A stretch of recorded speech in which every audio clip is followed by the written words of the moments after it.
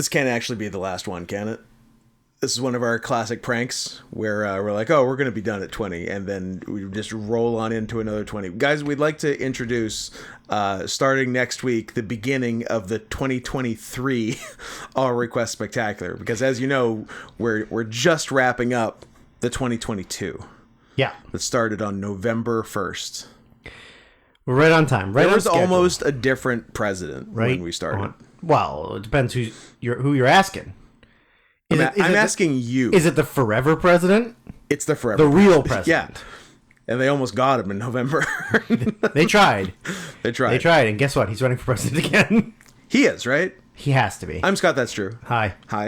Now, back to Trump. Back to the Donald. Mr. Don. He's going to, right? And he's just going to be he's just going to be mean to DeSantis. Yeah.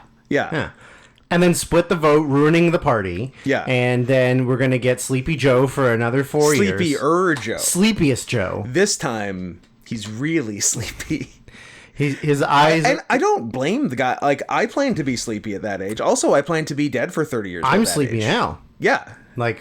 I don't know. I can't imagine what his life Imagine if you like. had to run a damn country. Imagine if you had to live for another 40 years. Imagine if you had to live for another 40 years and then pretend to run a country.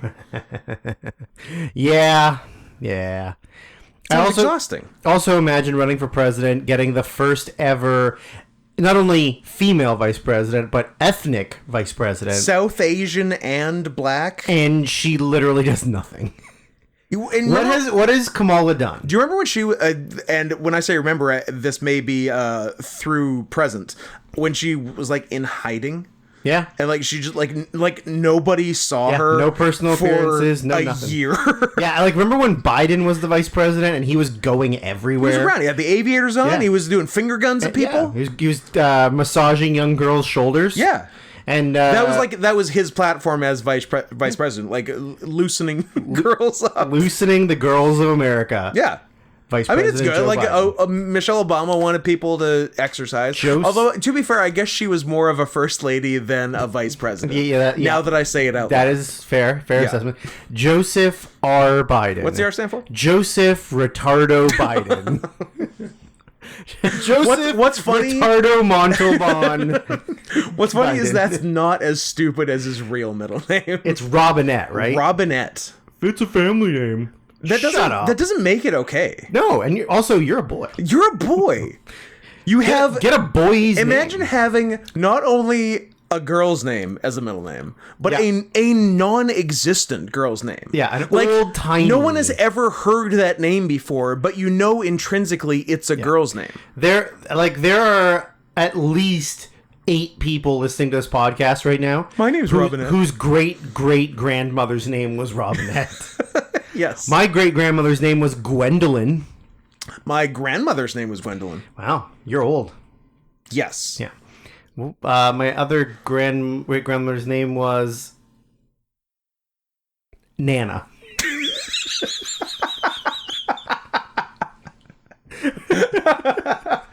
One was Nana, one was Gran. One of my great-grandmothers was also named Nana. Was it the same? We have the same great-grandmother? Are we second cousins? We're kissing second cousins. Okay. Better than first cousins. First is dicey, but after first, you're pretty in the clear.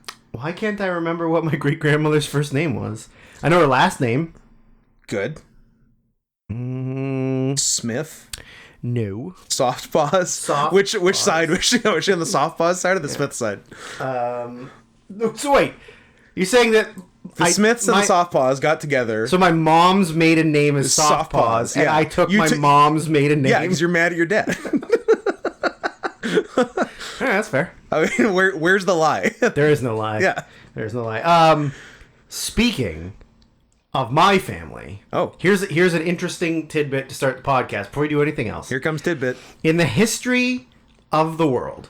In the history Part 1 or part 2? 2. The good one. Someone told me 2 was good. I've heard that too.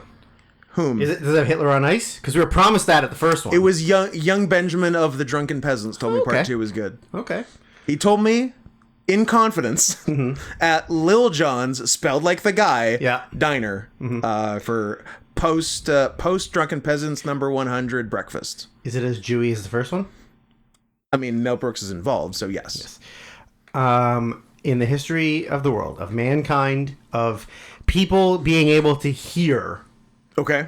and podcasts being recorded. First of all, how many episodes do you think, realistically, not jokingly, in the whole time that we've recorded any form of audio, Yeah.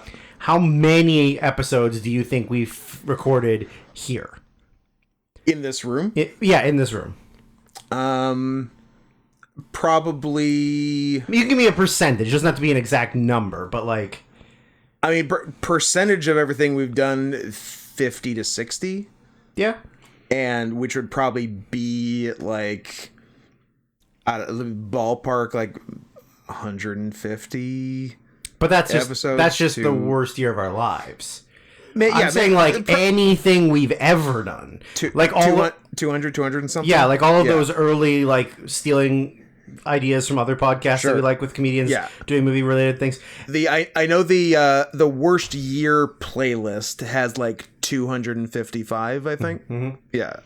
So of those, do you think that we are the first and only and last ever podcast to record while 69ing their episodes in the same place that one of the two co-hosts' estranged uncle suicided himself in? Oh.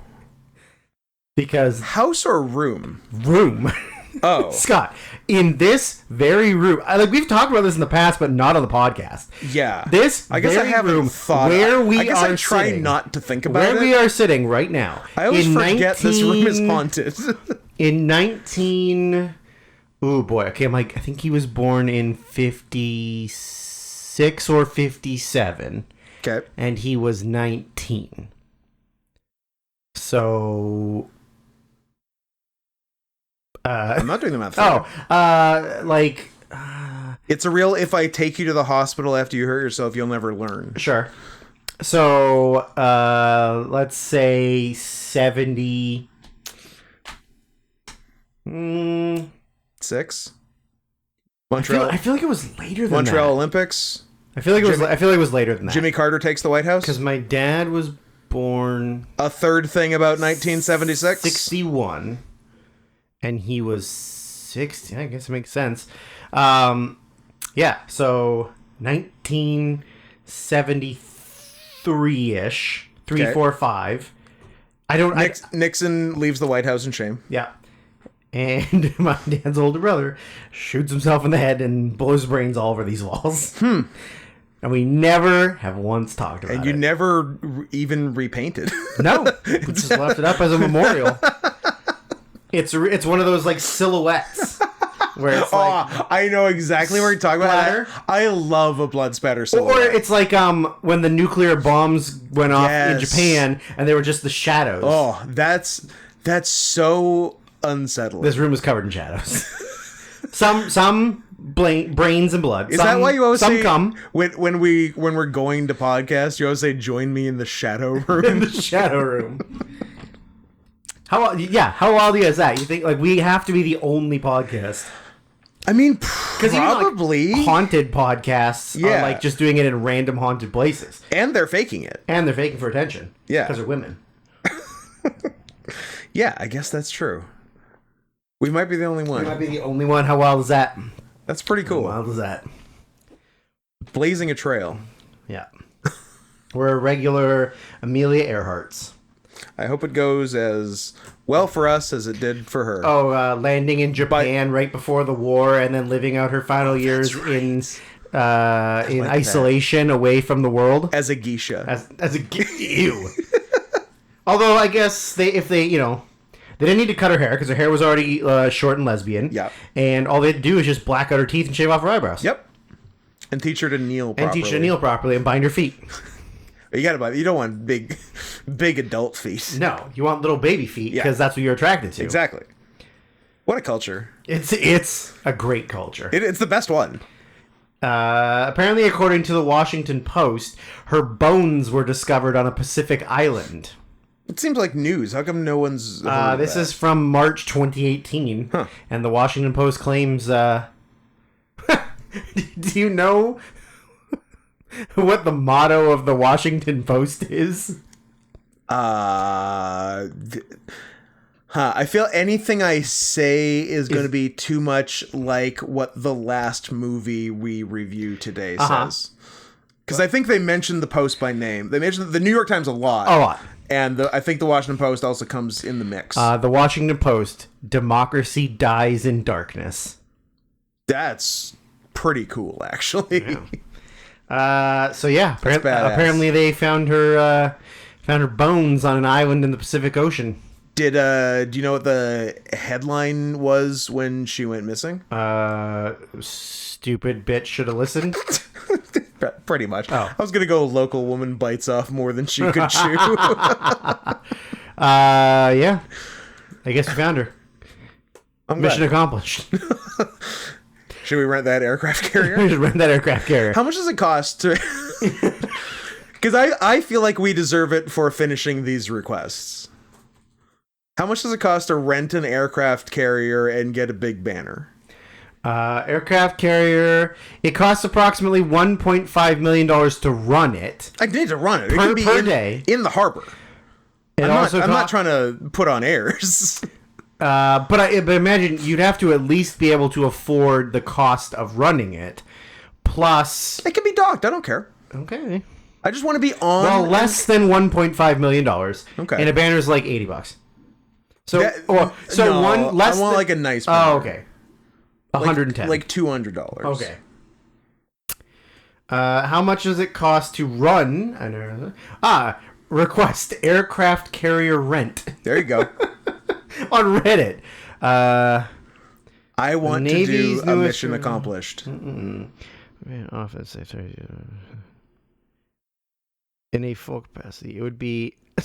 This person figured out the math, nerd, of how much rent would cost per month To live on an to aircraft live carrier? on the Navy's newest aircraft On the carrier. USS Intrepid? Yeah. So, per month... How much did it cost for Lex Luger to body slam Yokozuna how in much? 1993? How much did it cost that Pittsburgh Penguin guy who tried to slam him and almost did? Yeah. And then they had to panic and referee was like, no, illegal, put him down. And then Crush almost did too. Crush almost. But see, at least Crush is a work. He's a worker, thing. yeah. This guy is I'm gonna lift this fucker. I want to see his name. I can't. He was not a Mario well-known- Lemieux. No, he had cancer. He couldn't do it. Oh.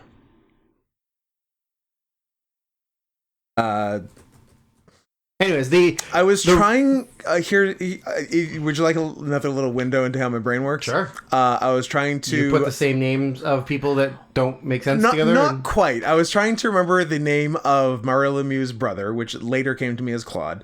But at the time, That's not his brother, but okay, just same last name. Oh, no relation. No relation. Does he have a brother? Yeah. Does he play? Did he play? He did, but he was garbage, like Gretzky's brother. Oh, okay. Anyway, the only thing I could think of was Pepe Lemieux. I like it. I liked it too. I like it. No, I think Lemieux is a very common last name in Quebec. It's like Smith or Softpaws. Yeah. His brother's name was Alain Lemieux. Elaine? Alain. Don't like it. It's French. And Claude's just like another guy. Claude's just another guy with the same last name. This is me learning that today. And his brother played, not a lot of NHL games. 4 games. Each of which he was asked to leave. He played 6 years and he played 119 games. What's and that that's about? 72 points. What's that about 19.83 recurring games per season? Yep, you nailed it. And he played for the St. Louis Blues and the Quebec Nordiques, and he played 1 game with his brother in Pittsburgh. How nice. Cute. That's cute. Oh, gosh, that's cute. And Claude Lemieux's son plays in the NHL now, but he's terrible. Claude Jr.? No, Brendan. Alain Jr.? He's boring and fucking... Brendan? They're not related. So you're saying Claude would not name his son Alain Jr.? No, he named his son's regular white people name, or English people names. Good, assimilate. Christopher, Brendan, and Michael. Nice. His brother's name, Jocelyn Lemieux. I just remembered that. There's a lot of It's Quebec. almost girls' names It's going on. Quebec. Jocelyn, Elaine. It's Quebec. Don't like it. Huh. Finished out his career playing for the Long Beach Ice Dogs. Ice Dogs, roof, roof. Roof, roof. With noted former first overall failure Patrick Steffen. Anyways, I love a first overall failure. So the I love a Ryan Leaf. The hockey player in question was Peter Taglianetti. That's a type of noodle. Well, that's his last name, so I don't tell you. He's a noodle. He's a noodle boy. He's a regular noodler. He played I don't even really know him, so he wasn't very popular. And the rent, he played 451 NHL games. Look at that. I didn't know that.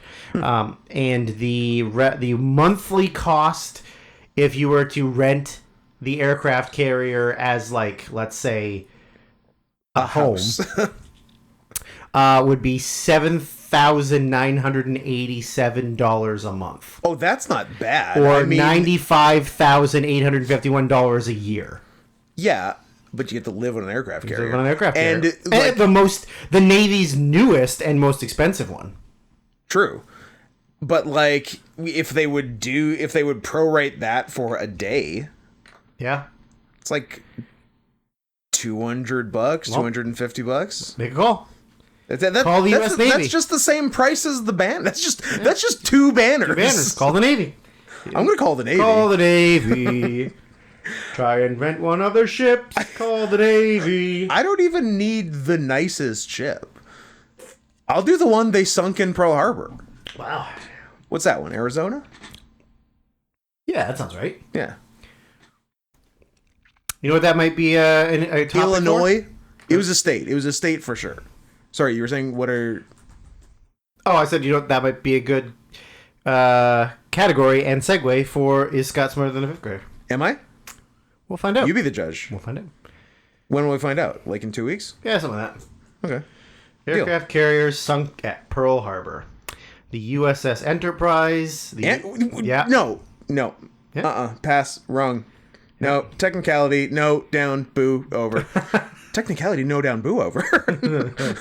France, Germany, Italy, Japan. I don't want Japan. I want America. I want America! The USS Enterprise? Yeah. But that's in space. What did you think it was? You thought it was the Arizona or the Illinois? Although, no, the Arizona is standing, so it's probably not that one. I would say maybe the Illinois, though. Enterprise doesn't sound right. Let me find Pearl. Nope.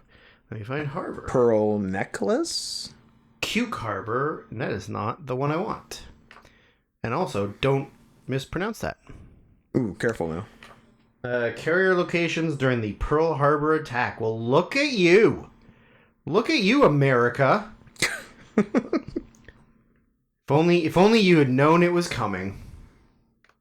Why was there no the Japanese are coming during Pearl Harbor?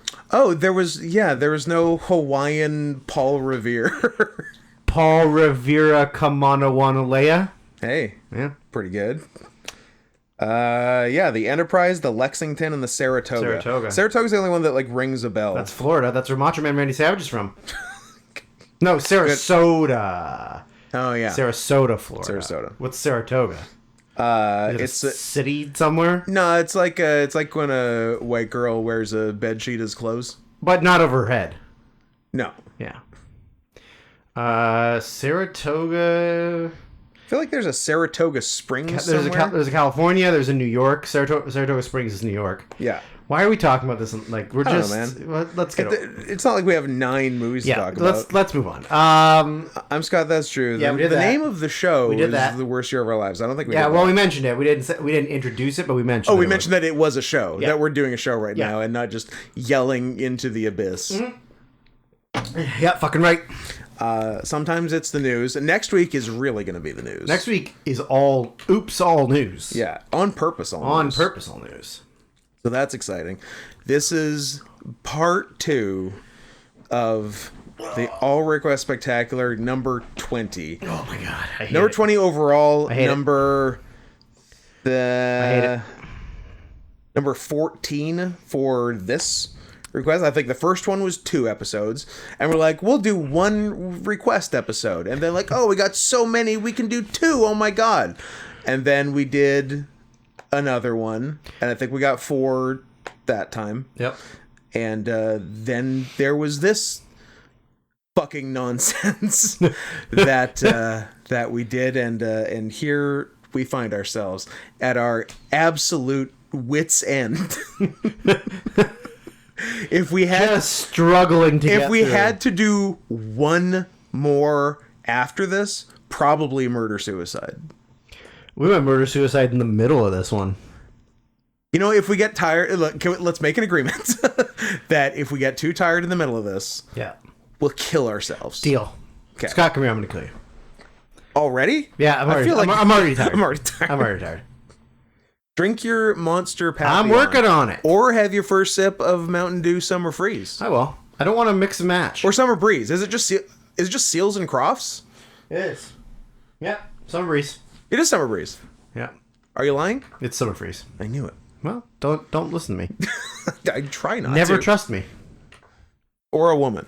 Wow, that goes without saying. You must never trust Andrew. But you can hit a woman. I can hit you. I'm not a woman. In many ways, you're a woman. I must never trust you. I can hit you. I mean, that is true. You have a vagina. Yeah. What is a woman?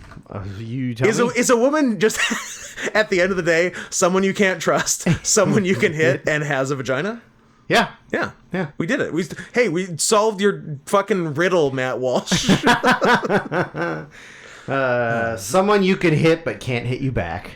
Well, you can try, but it's not going to hurt. Oh, you could try, but you're going to look foolish. Yeah, you look hella stupid. Just limp-wristed flailing. Limp-wristed. Which was the alternate title of this podcast. Oh, write that down. Welcome to the worst year of our lives, or limp-wristed flailing.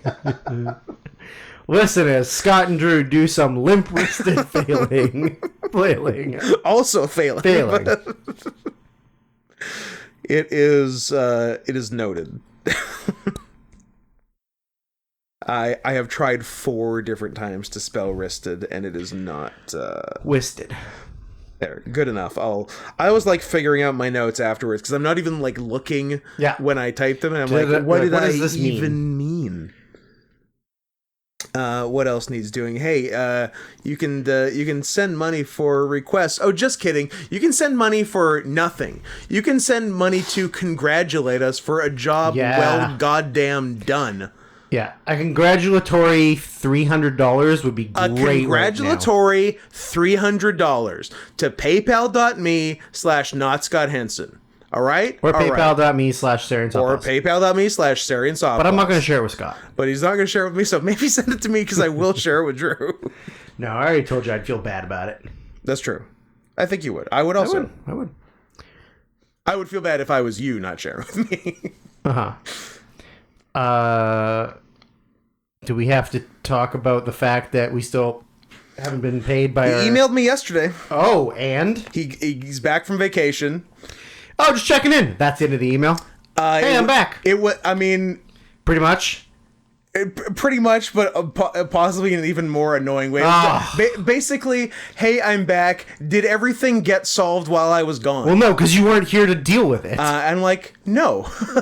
So no, in he's fact. he's going to talk to accounting. And then maybe one day Manscaped.com, the fine people whose website you can go to and buy something using promo code CATS20 for 20% off and free shipping almost any goddamn where. Almost. Except Thailand, you know what you did. You know what you did. They don't want them boys shaved. They will maybe one day send us for coming on 5 months of back pay. Nah. But if We're never seeing it. But if we do, what are you gonna do with it if they do? Let's promise ourselves things we can't have. A second PS5. Second PS5. I like that. PS10. PS10. I'll go tape them together. No. That's the rookie mistake. Peanut butter. Peanut butter them together? Peanut butter them together. Okay. You'll thank me later. I'm already thanking you now. You know what? I appreciate it. Yeah, maybe they will. I don't know. There's still communication. Sure, but it's not great communication. It's barely communication. Yeah.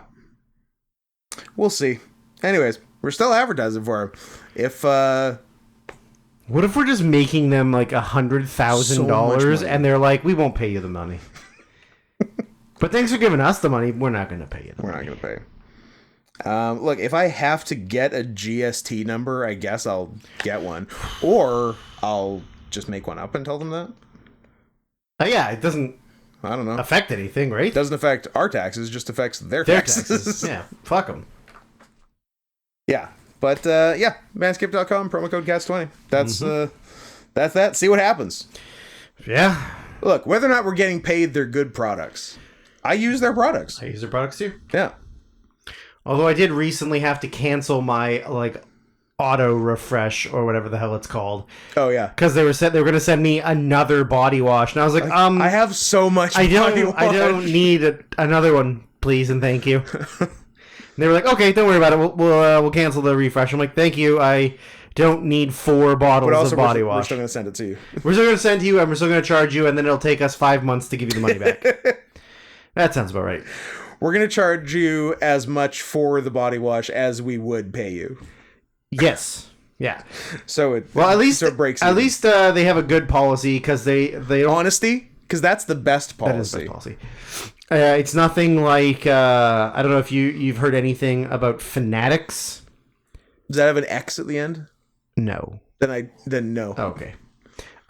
Because the sports merchandise and memorabilia thing. WWE use them. WWE uses them. Yeah. They just got the exclusive rights to everything in NHL. Okay, And do you know what their policies are? not honesty. We'll send you the wrong thing and then Yes. charge you to ship it back to That's us. fun. Yeah. You showed me like a bunch Yeah. of misprints. Yeah, there's a great Twitter account that is just Fanatics sucks, and it literally it is responses from the company, like corporate company, saying like, oh, we're so sorry that you ordered a Toronto Maple Leafs hat and we sent you a Boston Red Sox slippers. We gave you a Boston Cardinals. a Boston Cardinals shirt that's printed Backpack. backwards. We will gladly deal with the return. It's Just send it back at your expense. It's just going to cost you $10 to send it back to us. Yeah. And we'll get it all fixed up. And it's Love like, okay, but am I getting refunded for the thing? Well, no, because you're sending it back to us. Yeah. Yeah. Like, Makes sense. I'm on their side. yeah, it's fucking retarded. I like that kind of. We need to adopt a business model like that. Yeah. We need to record. Give us money for a request. We do a bad job. We do a different movie, and you say that wasn't what I suggested. and then we're saying, oh, yeah, of course, just pay us for the request and we'll do it. Yeah. But I already paid you for the. Well, no, No. you paid us for that other one that we did wrong. Yeah. Yeah, you're paying for the other one. This one you get back for free. Exactly. Yeah. And we'll return the first podcast. Yeah. We'll go into the archive and delete the first one. Yeah. I think everyone should adopt the Fanatics business model. Yeah, I like it. Any other stuff? Nope. Probably not, right? Nope. That seems fine. You got a cameo, and that's about it. I have a Cameo, cameo.com/scoot. I guess Did we say where to follow us on we things? didn't.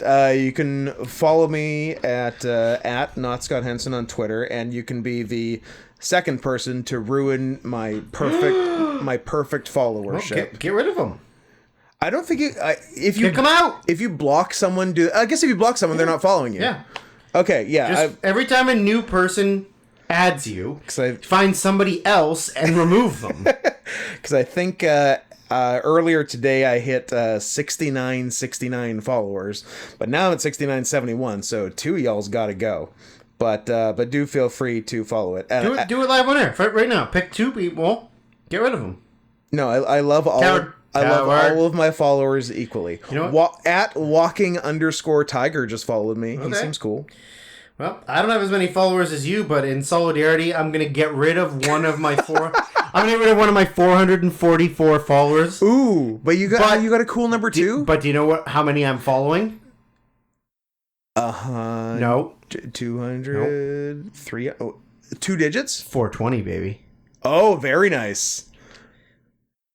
And your followers I'm following too many. I gotta get... Your followers are terrifying to the Chinese. Yeah. 444. 444. Death, death, death.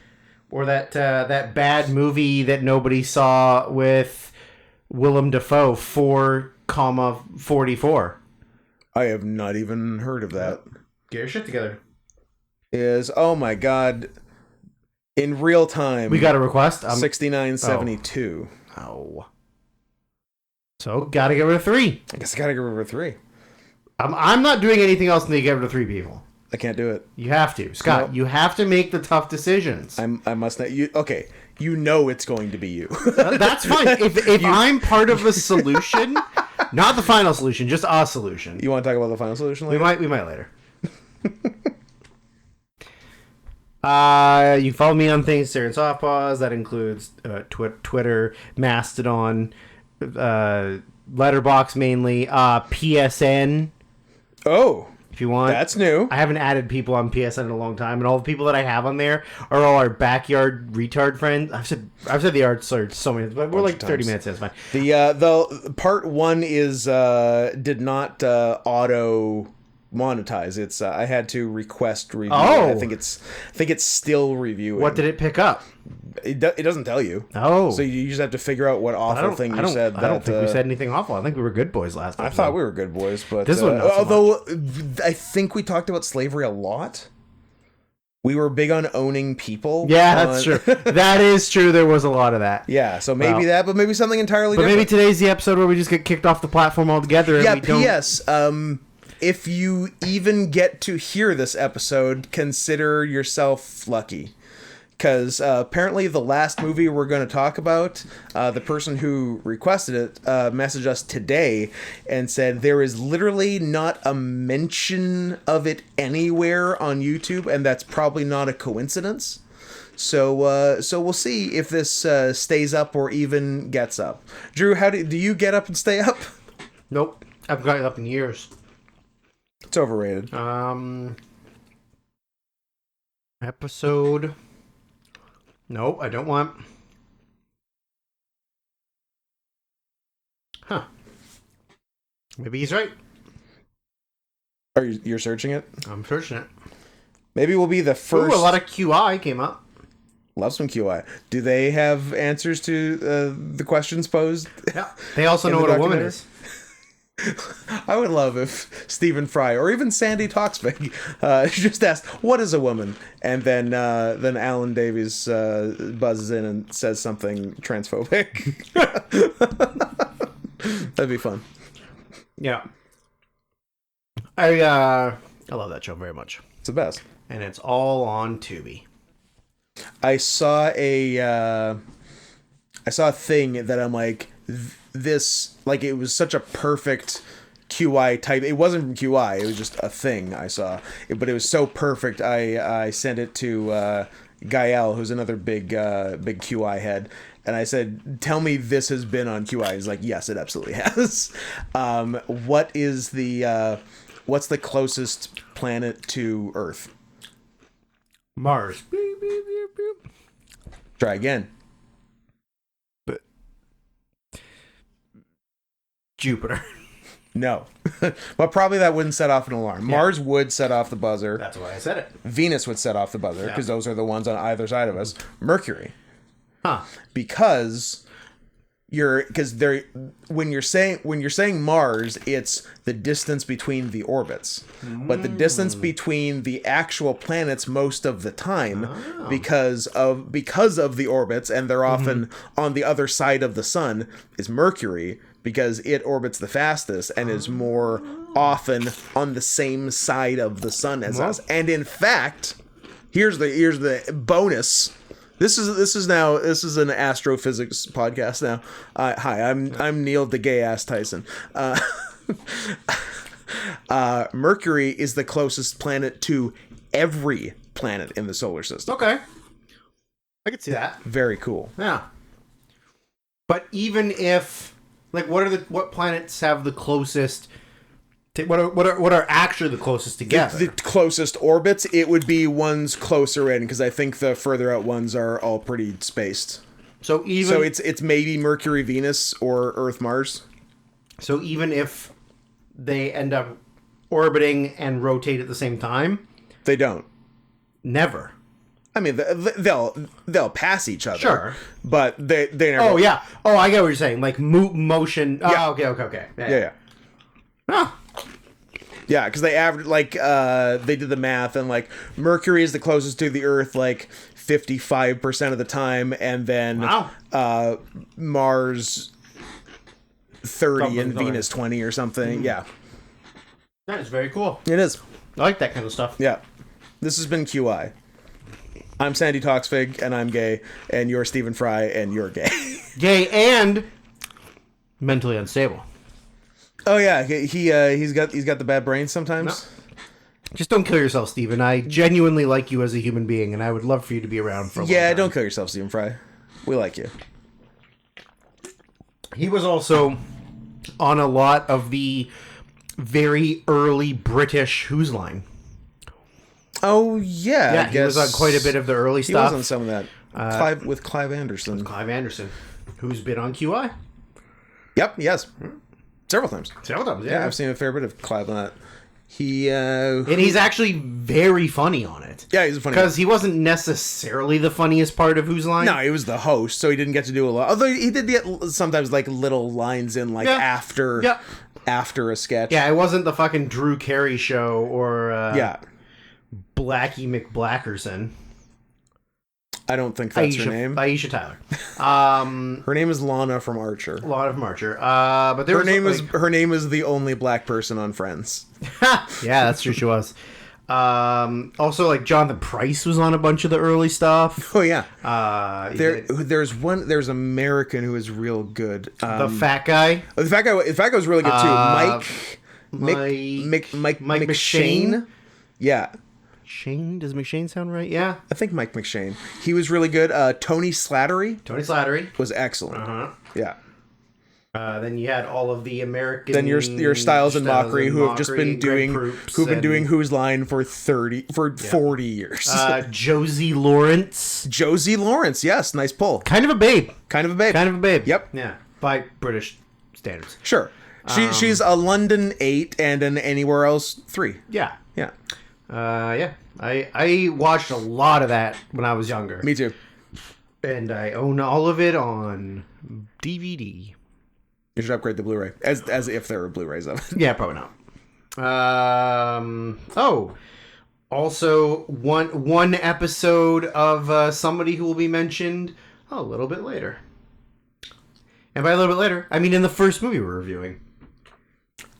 Oh, someone in the first movie was on British Who's Line? Huh. Interesting. Well, who's the only British actor in the whole fucking... Oh, yeah, British actor in the whole fucking movie.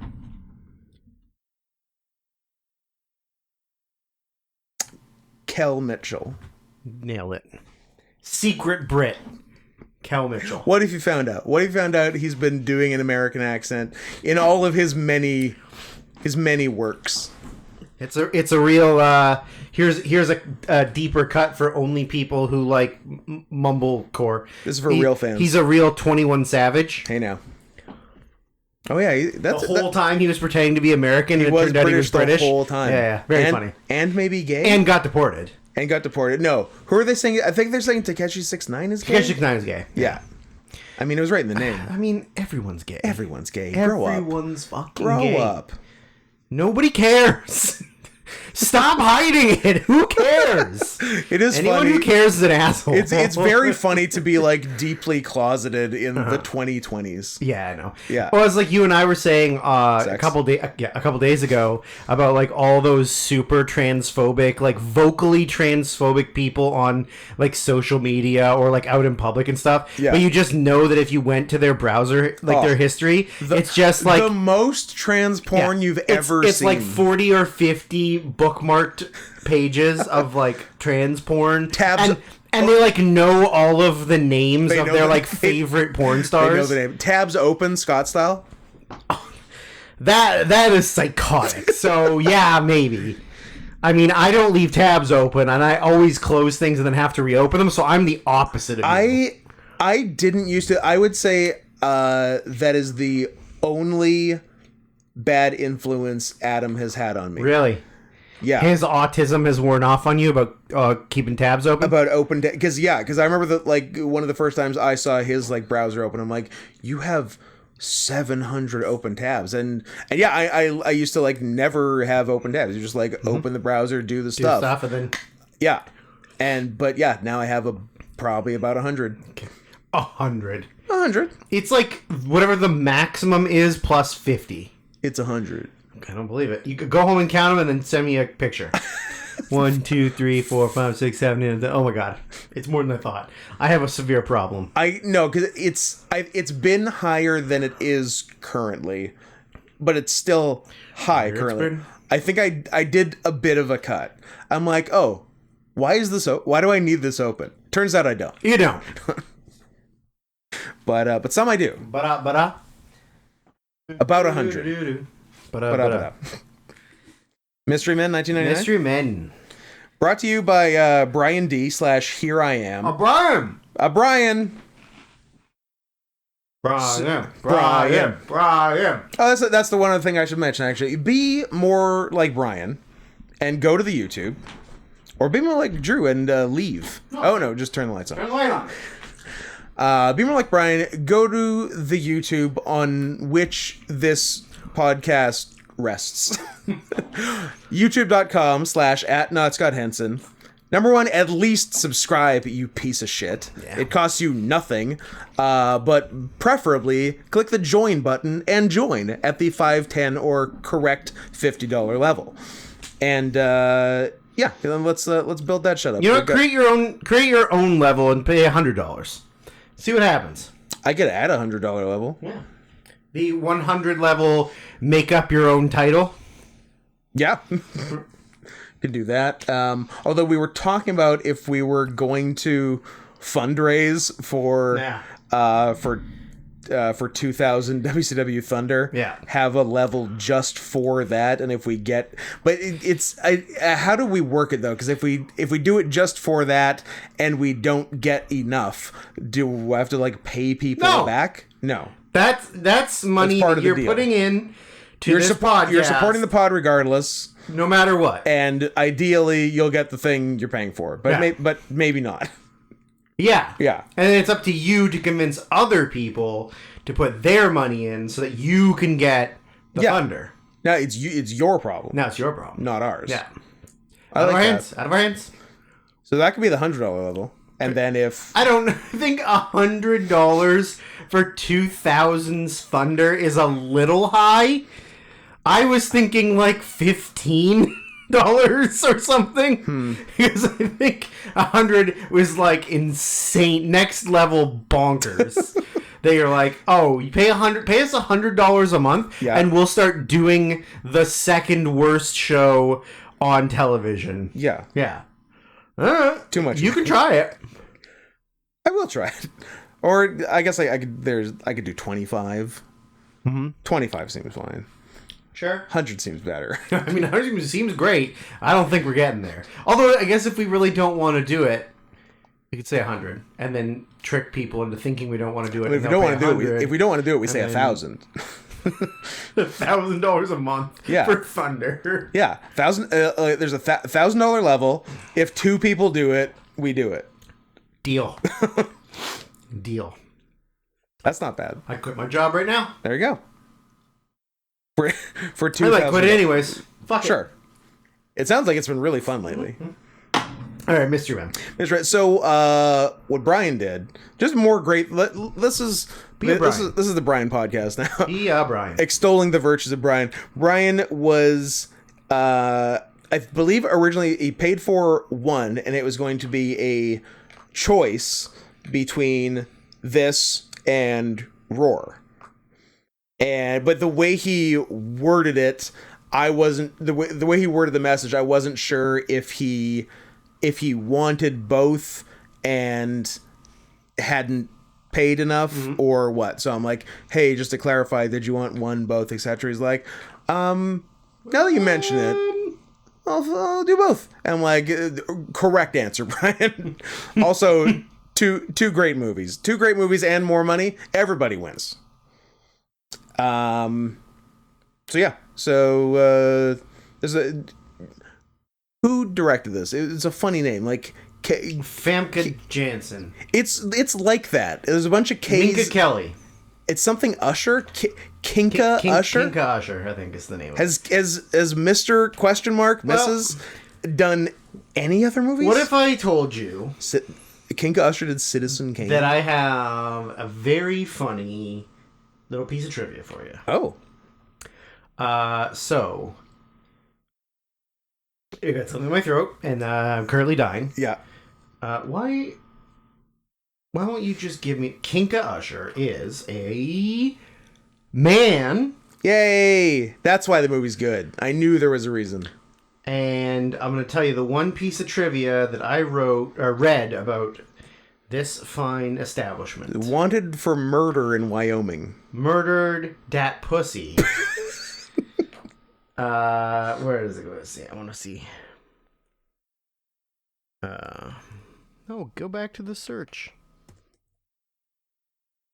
In a 2011 interview, What's that, about 12 years after this? Hank Azaria I know him. claimed that during production, Kinka Usher declared, "I'm going back to commercials when this is done. I've had enough. I'd much rather do my cool little 1-minute shorts that I make than deal with all of this nonsense." So he did commercials. Mystery Man. He did a couple other movies that nobody saw. Then Mystery Men. Then- and it was such a nightmare that he's like, "I'm going back to doing commercials to for commercials. the rest of my life." But it's so good.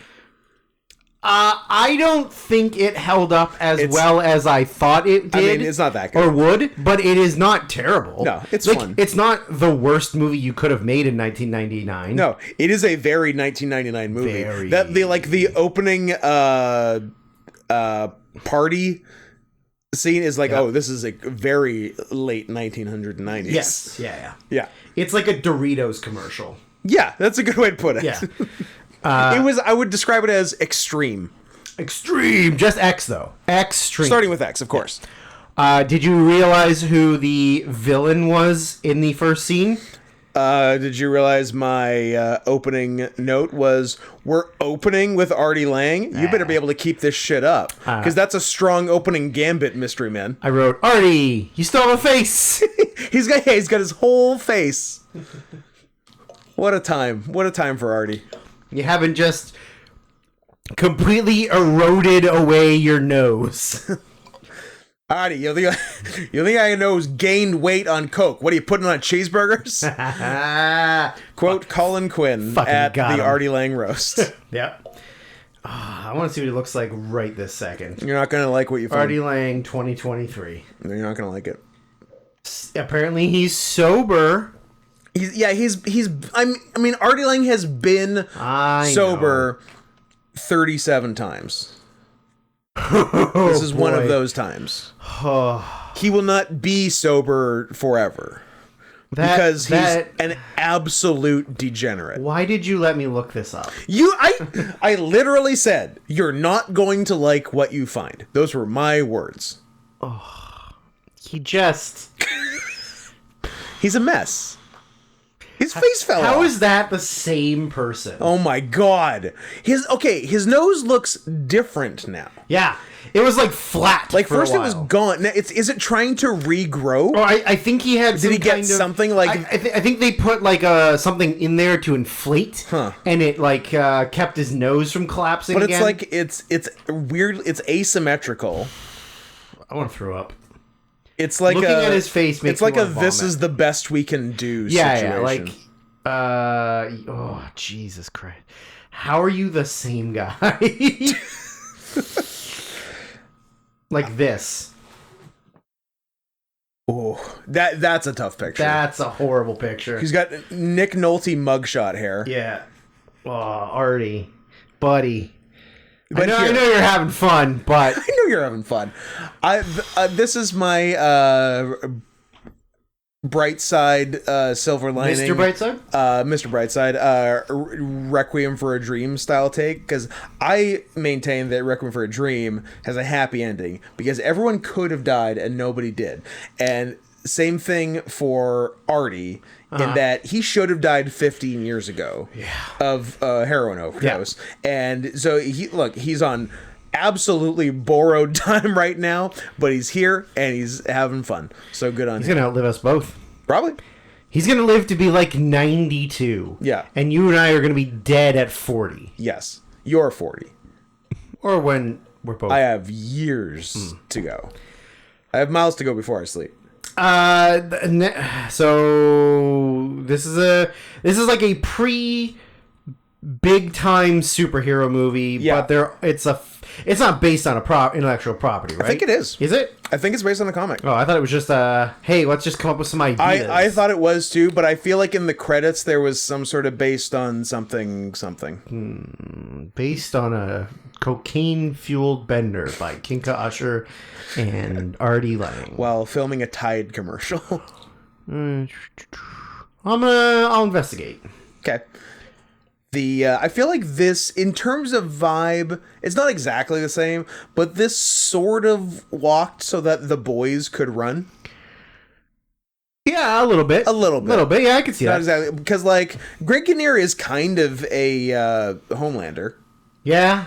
Like he's got corporate sponsorships. He's an asshole. He's very arrogant. Yeah. He would kill people if it came to it. He would definitely kill people if it came to it. Mystery Men were the supporting cast of an underground superhero comic book called The Flaming Carrot.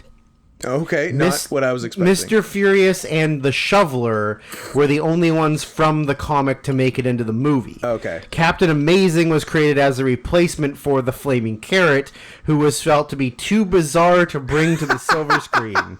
Nice. Let's see what it looks like. Yeah, let's see what the Flaming Carrot's all about. Is it just a guy with red hair? It is literally an anthropomorphic carrot human guy. Huh. I guess that would be trickier for the story they were telling. That's a goddamn carrot. His head is a full carrot. Yeah, and he's got like a human body. And his hair is flames. Yeah. And he's got his feet are... What are those? They're like flippers. Yeah. Yeah, that would have been tricky. That would have been pretty weird. That would have drawn a lot of attention away from the Mystery Men. Yeah, and also you wouldn't have had Greg Kinnear in there. Greg Kinnear fresh off of being in As Good as It Gets, was the year before? 98? That was 97. This was 99. Yeah, he had a nice little 90s run. Yeah. I think he's a good actor, and I don't know why he fell off. He really fell off, but yeah, did he do something? Like Did he is he got bad politics? Is he got I don't know. Bad brain? Is he gay? This is a weird thing to say, but he doesn't look like he has bad politics. No, not I feel like I can look at someone and tell their politics. Is that fair? I think there's some people that you would be surprised. Sometimes you get surprised, but like more often than not, like because I can tell if someone is gay by looking at them. So well, because it takes one to know one. Because game recognizes game. Yeah, it takes one to know one. And if I feel like similarly with politics, like there'll be liberals can smell out liberals. Yeah, there'll be an versa. outlier every now and then, sure, but I feel like I feel like I'm really good at judging people. Yeah, you are. Like if there was, you're gonna wear that. Gay. Like if that was a job, well, I guess judge. I was thinking, man, if there was a job where I could judge people, I would love that job. But I guess that's judge. That is in fact judge. But I don't want to. I don't want to be a judge in court. I want to I want a job where I can like look at that guy and say, oh, he has bad credit. Like like that's the job I want. Street judge, I guess. Now, let's go through... So, man, he was in Beavis and Butthead Do America? Good for him. He's in one of my guilty pleasure movies, You've Got Mail. Love it. Now, what... I mean, if you want to go in reverse of what he's done... The last fucking thing he did that The last thing anyone's heard of. the last I can think of, he's probably done stuff since then. He's done lots of things, but there's but it's worthless. nothing you've heard of. I feel like it's probably mid 2000s. Is it called Stroke of Genius, Flash of Genius, where he's the guy who invented intermittent windshield wipers and gets fucked? 2008. 8. Okay. Flash of Genius. Flash of Genius. That's the last like Kinnear vehicle Right. of note that I can think of. After that, the only thing that is of any note was he had a segment in movie 43. Nice. He had a small character in Anchorman 2. We're doing movie 43 on Does It Hold Up? No, because it doesn't. And the last movie he was in that I've seen was 2017's Brigsby Bear. No, I've also seen But that. that's it. Yeah. And then I'm like, but I haven't looked at television yet. So I'm like, I want to ask you this before we look. Uh-huh. Is Greg Kinnear currently on any form of network television or like, Stars or something like that has been 5 or more seasons that you and I have never heard of? Is that what he's been doing this whole time? That's very possible. Network, I'm going to say no. Okay. But if he's been on a Hulu show Yeah. since 2015, I'd believe You it. believe it? Yeah. I don't know. I haven't looked. No. Not really. Huh.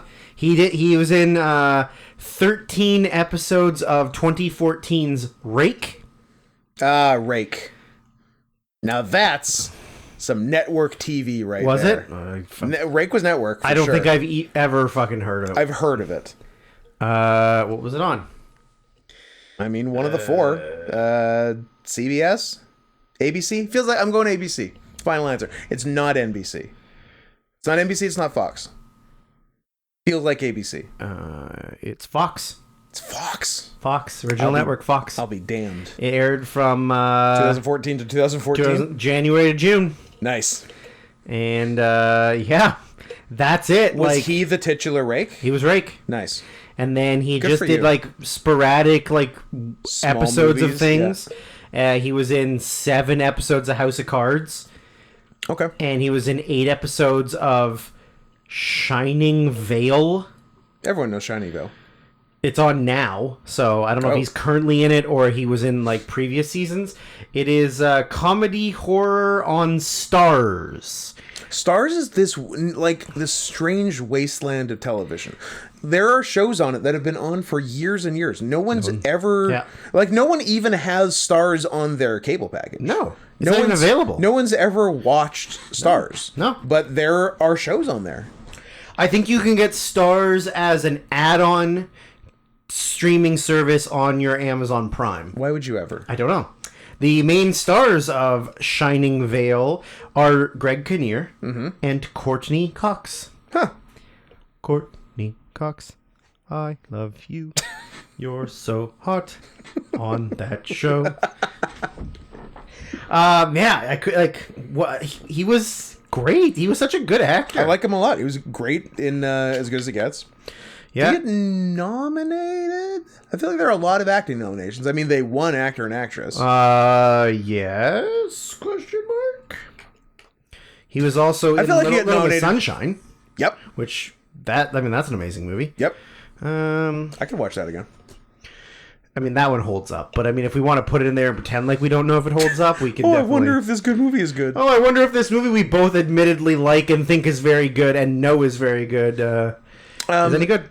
Abigail Breslin. Biggest hits in the world, yeah.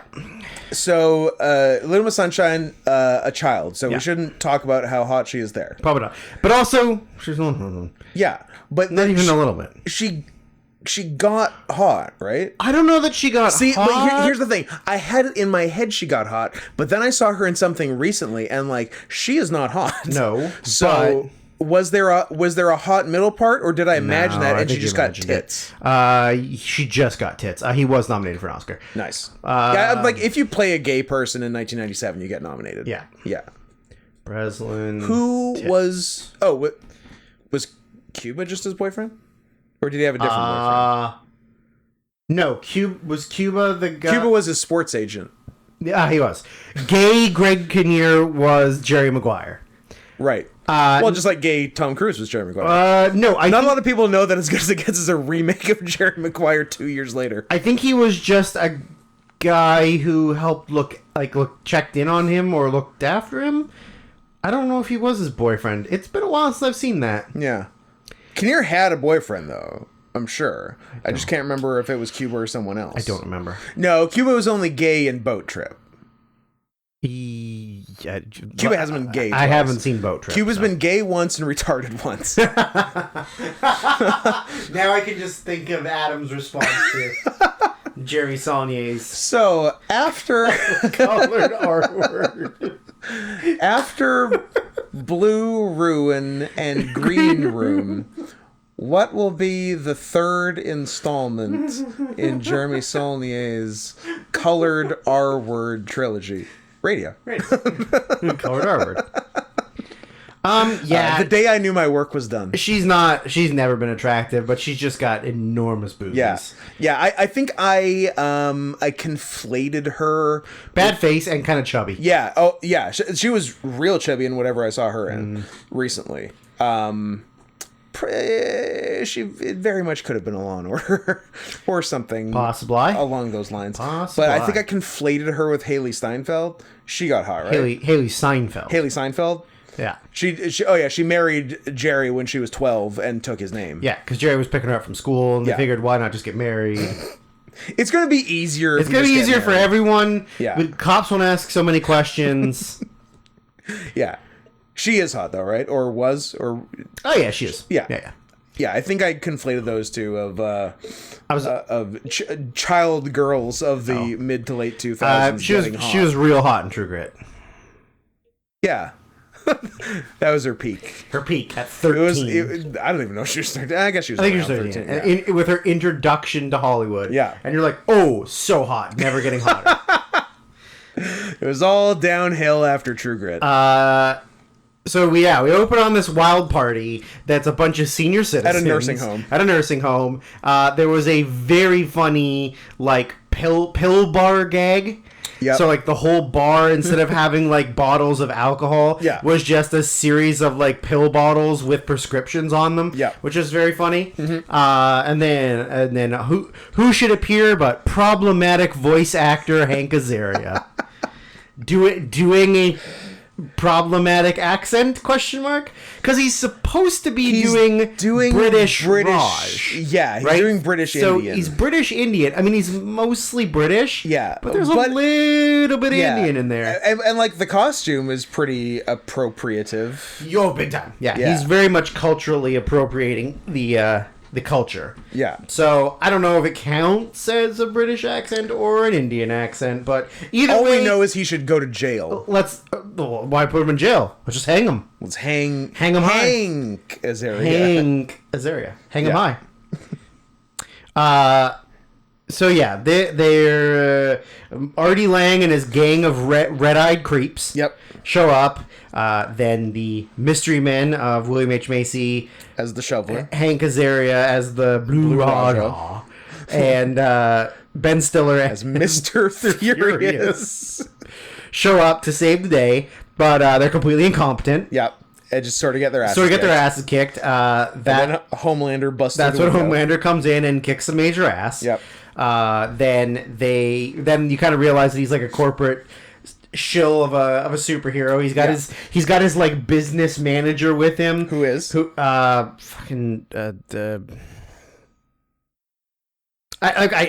don't know what you're referencing him, but he's just the actor's name, or he's less an actor than a performer. The little Jewy guy. Ricky Jay. Magician. Ricky Jay.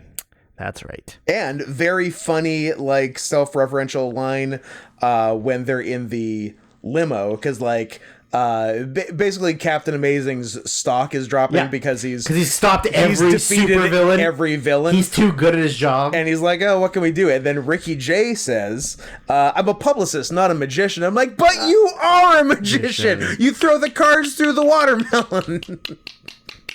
Yep, that's right. He's great. So they're running down like all of the super villains, and then they're like, "What about him? Oh, he's dead." And I was like, "What about Mr. Death?" And he's like, "Oh, he died." He died. And they're like, "So and so, like he's in an insane asylum. Yeah. Converted to Islam or something." He did a And then, Cat Stevens. Then they're like, "What about Casanova Frankenstein?" They're like, Such fun names in this movie. well, I forgot his character's name was Casanova Casanova Frankenstein. And I was like, Frankenstein. "That's so good." Like, I bet the actual comic artist is a fun guy with his flaming carrots and Mr. Furious and Casanova Frankenstein. There's definitely fun names afoot in this. His name is Bob Burden, and he kind of just looks like a normal guy. He there's nothing weird looking about him. He just looks like a comic book writer. I bet he's from the 80s. I bet he's a good hang. Probably. Yeah. I could see that. He also wrote Mr. Flaming Carrot Comics, Mystery Men Comics. He worked on the screenplay for this movie. Makes sense. What else did he do? He wrote... I hope he was just yelling at them to put the carrot in the whole time. Make Greg Kinnear a carrot. Make him a carrot. He also worked with Stephen King on some stuff. So The Lamp Monster movie? the Lamp Monster the movie. But yeah, he looks like a regular guy. Well, way to go, Bob. I bet you're fun. I bet you're a funny guy. What if Casanova Frankenstein was a thing in the comic books? It seems. I mean, I'm talking based on that. Maybe it's not. Maybe some clever movie writer thought. Well, of like that as a fun name. they were saying that They're saying that the only ones were the Shoveler and Mr. Furious. yeah. So maybe all these other characters were made up for the movie. Regardless, great is name. there a picture of him? I mean, there doesn't appear to be any comic book pictures of him. So Well, probably maybe he's for the movie.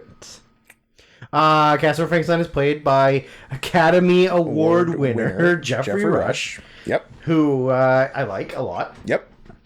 Except for when he's in boring period piece movies that I'm forced to watch for this podcast. How about when he's a squid monster? I like when he's a squid monster. Okay. Do you like when he's the Marquis de Sade? I do, only because I know what his MO is, and I very much like it. Do you like when he's a piano retard? I don't like when he's a piano retard. Did he win for that? Yes. Yeah. I do like when he helps the king with his speech. Me too. He's in a really interesting Australian movie called Candy with Hard Candy? I like that one. R.I.P. Heath Ledger. That's with drugs and making your girlfriend have sex with a guy for drugs, Okay. so you guys can both get high. It's pretty fun. I like It's it. a nice, lovely romp. It's a rom-com I find it relatable. that you have sex with guys for drugs, or Yep. that your boyfriend. My makes you have boyfriend sex makes me have sex with guys for Gotcha. drugs. Yeah. Gotcha. So they are convinced that they can become like a big superhero team, and they're like, "Listen, Captain Amazing told us that like we're doing the Lord's work. Keep it up, boys. Keep it up, And, boys," like, even though he was mocking us. Yeah.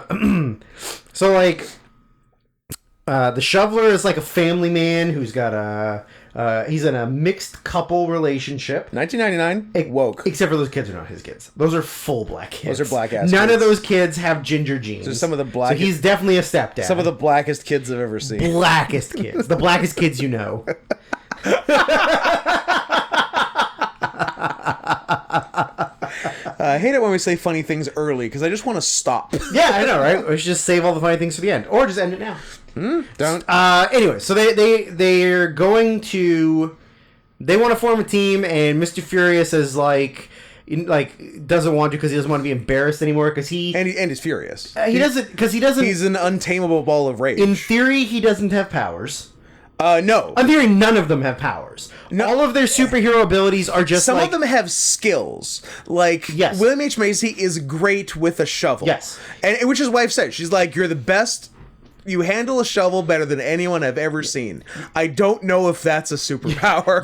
You're the best person alive that can handle a shovel. Yeah. Also, stop fighting crime. Yes. Also, get a job. And then, like, the Blue Raja throws forks and spoons. Not knives. Not knives. Because what is he, Stab 'Cause what is Man? he, Stab Man? And then, yeah, Mr. Furious is just, once he gets his rage levels up, he just goes insane. Yeah, but it has no like extra bonus strength. And like isn't tough really, or like isn't good at being rageful. He just punches really fast. Yeah, but not hard. Like, and like loses the fight. Yeah, yeah. And so they're kind of delusional about who they are. Meanwhile, they don't help Casanova Frankenstein escape, right? I mean, he doesn't escape. He gets paroled. But do they help him get paroled? I mean, Captain Amazing does. Yeah, that's right. Yeah. So, and Captain Amazing votes for him to get paroled as his mild-mannered alter ego. Yeah. Burt Lancaster. Burt Lancaster. Or whatever. It's a very gay name, whatever his Lance something. Henriksen? No, that's a very manly Lance. Armstrong. Not very manly, he's only got one ball. That's true. Yeah. Quite feminine, that Lance Armstrong. I think it's Lance Armstrong. Is he trans? Is Lance Armstrong trans? Well, he's only got one ball. I mean, he's halfway there. He's halfway there. Is that what Living on a Prayer is about? It's about almost being trans. It's about Lance Armstrong becoming trans? Yeah, why not? Huh. Yeah, so Captain Amazing alter ego votes for him to get paroled because he's on the board or whatever. Yeah. And then also Casanova Frankenstein's psychiatrist at the hospital votes for him to get paroled. And also she's like fucking him also. Well, she's Harley Quinn, I think, is the idea. Yeah. And so, but he wants to get him out so that he can go on like a crazy rampage. Then he can stop him and look like a hero, like get his stock back up and be back because get that Nike sponsorship. Well, because he loses the Pepsi sponsorship. It's Pepsi, that's right. Yeah. And so they're like, "This is a great plan. We'll get him, set him free." So they set him free. He like regathers together his posse of the disco boys. I think it might just be the Disco Boys. Disco Boys? Yeah. Which one of them is... oh, look, it's Mr. Eddie Izzard. I went the other way. I said, oh, my favorite actress, Eddie Izzard. He was the one who was on the original. Whose line? Yeah. I would assume. And the other Disco Boy... which lets you know that this movie was made in 1999. Literally the only year in human history that this person could have a major movie role. Yeah, I've already forgotten. Praz Michel. Of the Fugees. Fugees, that's right. And Ghetto Superstar fame. Yeah, so they're like literally disco guys. Yeah. Who are just like his, number one and number two. Yeah. There's I don't know how, but I forgot how into Claire Forlani I was growing up. She was and is so hot. Very hot. She's very hot. She's the waitress at the diner that they all hang out at. Ben Stiller's love interest, even though Ben Stiller's a fucking dud, and she's right to ignore him for most of the movie. Correct. What I don't know what this next note is. She gives me vibes of the woman I think is very hot, and I can never remember her damn name because it's foreign. Natalie Imbruglia. No, but nice pull. She's hot too. Yeah, she's torn. She's torn. I'll tear her some more. Deadpool's girlfriend. Oh, Marina Bakaria. Something like that. Baklava. Marina Baklava. Yeah. Her. Claire reminds me of her. What if I told you she's Israeli?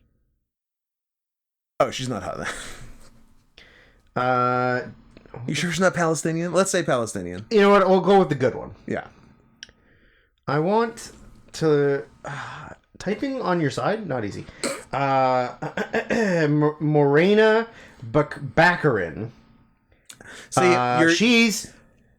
from Brazil, so you're fine. Oh, that's pretty far from Israel. Well, she kind of has a vaguely Israeli name. No. What if her... I said she was... she's of Italian descent. Italian-Brazilian. Italian-Brazilian. Fun. Good for her. Yeah. But similar vibes between the two, and I think they're both very hot. Oh, do you know who she's married to? I've literally already forgotten her name. Morena Baccarin. Baccarin. And she's married to Ryan from the OC. Oh, I thought you were going to say she's married to Ryan Reynolds, her boyfriend in Deadpool. Anyways, that's all the news I have. Oh, that's it for the That's news. it for the news. Just telling you who she's married to. Because I assume you watched every episode of The OC. I Because watched. you're kind of, Don't do the so hand No, gesture. I believe it's a Figgle. I have never seen the OC. Good, me neither. My sister was big on the OC. I was too busy getting bullied for being a loser to watch the OC. I don't remember the context of my next note, but at one point there was a radio playing where somebody was talking about the fact that Lance blah blah blah had gone missing. Yeah. And it was Hank Azaria doing a racist Indian accent. Oh yeah, it was. But it wasn't the Apu accent. It was a second completely different racist Indian accent. Yeah, very good. I mean, you got Hank. You use him. You use them. Yeah, he should be every voice Hey. on the radio. Hey Hank, just do a bunch of Simpsons characters, please. Yeah. So Frankenstein just like immediately captures him. Yeah, so well he shows up and it turns out that Casanova Frankenstein has created a like big ass laser that he's going to use to like take over the whole city and kill Captain Amazing. Yeah. And Greg Kinnear, like, you know, like they go. I like that scene a lot, actually, where like he shows up at his place and he goes, "If you wouldn't mind, Let's be civil about this. Yeah, let's be too civilized. Do you mind turning off the evaporation ray that you have attached to your left leg?" And he goes, "Of course. Why? I would never even think about using it. Your poison dart remote and your That's in your drink. Do you mind?" He's like, "Yes." And he's like, "I remove your like something ring that you have on your finger." He goes, "Yeah. Oh, I would never even imagine to use that." And then he puts it down and goes, "Great. Now that we're thing," and then whatever. And then he goes, "Oh, what's this thing? It's right here." It's like it's designed to just and he pushes the button and it like chloroform. He's like, "Oh, it's just chloroform." And he goes, "Oh, and then gone. I like that scene a lot. That scene's very funny. It was good. Yep. So then he wakes up. He's strapped to a chair under the laser. Yeah. And he's now captured him. And he's like, I'm gonna bring all of the bad guys in town together and show them that like I'm gonna kill you and that I'm gonna be so powerful I'll take over the whole city. Yeah. But Mr. Furious has followed him and saw that he went inside and got kidnapped. So now he's convinced like the rest of the team that they need to do something about this, even though he was the one that was like, we're all losers and we're never going to be superheroes. Losers, yeah. So what they do is they have tryouts. We need to recruit. And they're like, well, so first what they do is they go and they find... One of them knows of the Invisible Boy. Who's Kel Mitchell of Kenan and Kel. Yeah, who's the more famous member of Kenan and Kel. Yeah, the one who's had the most work in the last 15 years. Yeah. And not the other guy whose name no one even knows. Yeah. And is not the longest serving member in the history of Saturday Night Live. Thank you for your service. Did he beat Dale Hammond? He's well past Although Hammond still technically works there. True. But he's not a cast member. He's fake Don Pardo. He is fake Don Pardo. Yeah. Musical guest, Hooba Stank. And the host. And your host, Ezra Miller. Not a problem. Nassim Pedra. And your host, Ezra Miller, and the 13-year-old girl he kidnapped, but didn't have sex because he's gay. Yeah. What's the point? I think just so you can say I kidnapped I the girl? almost respect it more if the kidnapping isn't for sex. You're kidnapping. It's not. He's gay, Scott. I know. You're kidnapping. That's why you have to respect him. You're kidnapping for the love of the game. For the love of the game. I like that movie, even though it's dumb. But you know why? Because his catcher is John C. Reilly, and that's pretty great. So then, when they're talking to the Invisible Boy, a very, very good line. Because the Invisible Boy is a boy. Well, he's like late teens. Yeah, he's Kel, like I guess, 17 or 18 or something. Lives with his parents. So like they go to his parents' house, and they're going up to his room, and Kel just says to his dad offhandedly as they're going up, "Hey, Dad, I'm going to my room with 3 strange men." His dad like, yeah, I don't think the dad doesn't even answer, acknowledge it. Just keeps reading the Go to my room with paper. 3 strange men. Yeah, very funny. So where they learn that Invisible Boy's power is that he can turn invisible. Yeah. as long as nobody is looking. No one's looking, and then they're like, Can't, so "What if you catch a glimpse of yourself?" yeah, how do you know you're invisible? Do you look in a mirror and there's no reflection? Like, oh no, if I look at myself, I reappear. yeah. Then how do you know? You just feel it. I can feel it. Yeah. It's so good. It's so good. Yeah. So they go to the diner to sort of discuss, like, you know, they're running down a list of like, oh, and then there's this guy because Invisible Boy's like, oh yeah, we all have like a group, like we all get together and I know everybody. I have like their phone numbers and whatever. So they're like running. We're down all on a this, Discord server, and then they're like, oh, like the Sphinx. And they're like, well, what can the Sphinx do? And they're like, he's just very wise. He's very mysterious. Very mysterious. And they're like, uh-huh. And I think he can cut guns in half with his mind. Well, that's important. Besides being mysterious. So this is when we get introduced to the spleen. Which is noted non-perv Paul Rubens. Non-perv, falsely accused, did nothing. What was he even doing? Did nothing wrong. Oh, Paul I'm Rubens. sorry. You jerked off at a jerk-off theater? Jerk-off theater? Yeah. Paul Rubens Perish the thought. And Fred Willard are heroes. Heroes. National heroes. Agreed. If Pee Wee Herman wants to get his rocks off in the back of a goddamn movie theater in the middle of the day in full costume, then that's his choice. Yeah, that's his prerogative. His body, his choice. Yes. 100%. That being said, I'm not surprised. Of course not. Although I'm sure he must have gotten a lot of punani. For sure. Definitely, there's a lot of girls that back in the day were like, who want to fuck Pee Wee Herman? I want to tell everybody I fucked Pee Wee Herman. Although, is he gay? I want to say no. I don't know. But I He can't. seems like he might be. I think he's just a weirdo. Well, I think he's just like an emo Phillips style weirdo. That goes without saying. Oh wow. I don't know that Emo Phillips and him are in the same class. I mean, Emo's weird. I think Emo is like S tier. He's a freak. And everybody else is below Fair it. enough. I don't think that you can compare the two. Okay. Paul Rubens is...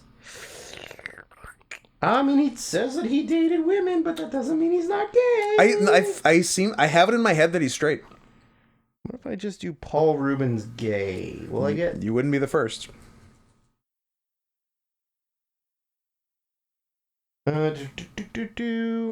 Ex-wife, so maybe not. Paul Rubens gets pussy. I bet you he's had a lot of pussy in his life. Yep. Yeah, there's a lot of girls that find it like weird, and they're like, "Yeah, I want to see what that's about."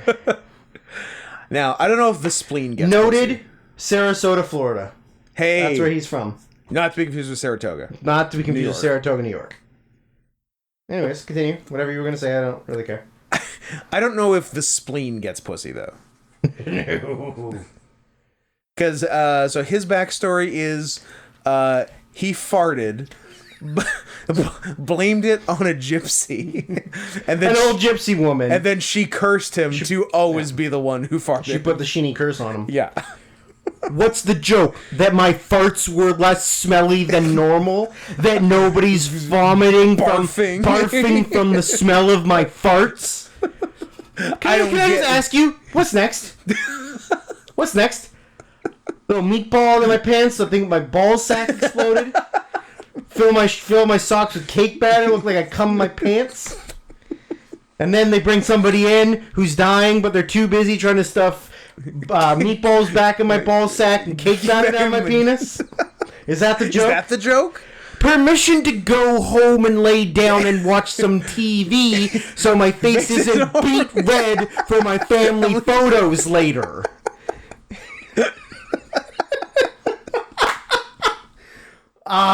Season 3's almost out. We got a week. We got a week. It's just a week? A week. Holy shit. May 30th. Podcast is canceled until we watched all of I Think You Should Leave Season 3. No, it's not a joke, though. You don't go out on pub crawls in them. It's not a joke. It's not a joke. Anyways, so the spleen has been, I guess, bothering them to be a part of the group for a while. They don't want to involve him, but then he kind of demonstrates his ability. So he's like deadly accurate with like distance, trajectory, airspeed, velocity, and if you pull his finger, he like bam, and it like immediately just, like, incapacitates everybody like out. 7 people at the counter. So they're kind of like, shit, he does kind of have he can do something. something. Yeah. So they let him in. Then they go and have a barbecue in the back of William H. Macy's house. Because it has a pool and it's nice. And they invite a bunch of people to just show up. For Now you tryouts. get a montage of people showing up. Yep. We got 3 very funny appearances. I wrote down I wrote down 3 names. Okay. There were more people. There were more than that. people, Yeah. but like not all of them were of Yeah. recognition. Obviously, Dane Cook is the Waffle. Dane Man. We got our second Dane Man. Second Dane Man. I love him. I love that His brother doesn't love him. No, he doesn't love his brother. And he doesn't love his brother. Hey, happy 20th anniversary to Dane Cook and his 26-year-old girlfriend. Congratulations. You know what? It's a big milestone. And a happy 20th anniversary to the Harmful If Swallowed album.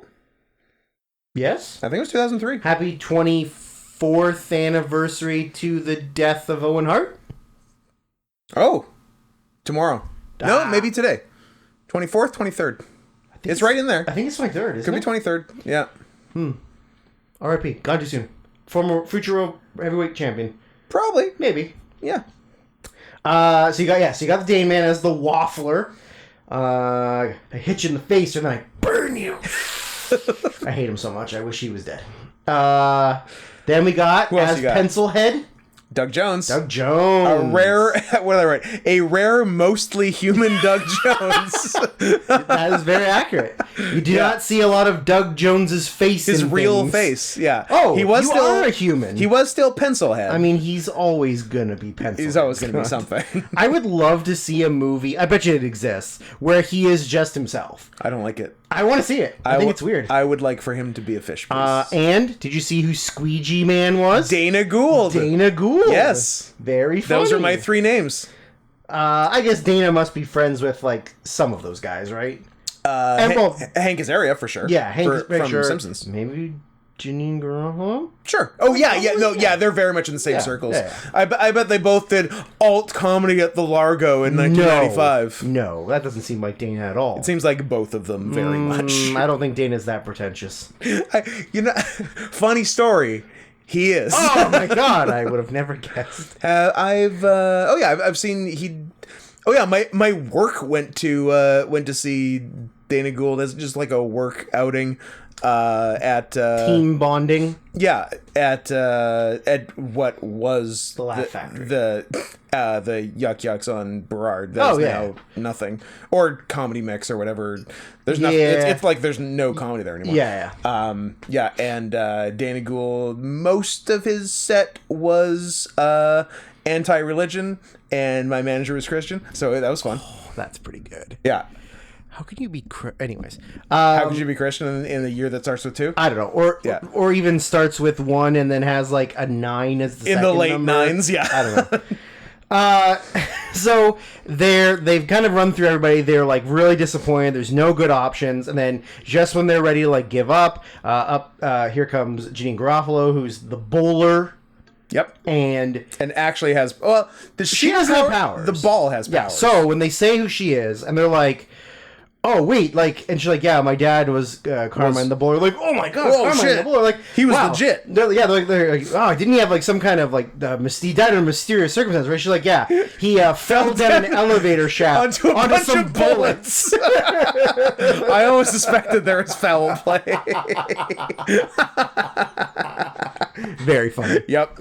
So it turns out that her dad's skull is inside of a custom-made bowling ball. Yep. There was a funny line about that too. They're like, wait, did you put your dad's skull inside of a bowling ball? She goes, no, the guy at the pro shop did. Yeah. I can't do that. Yeah.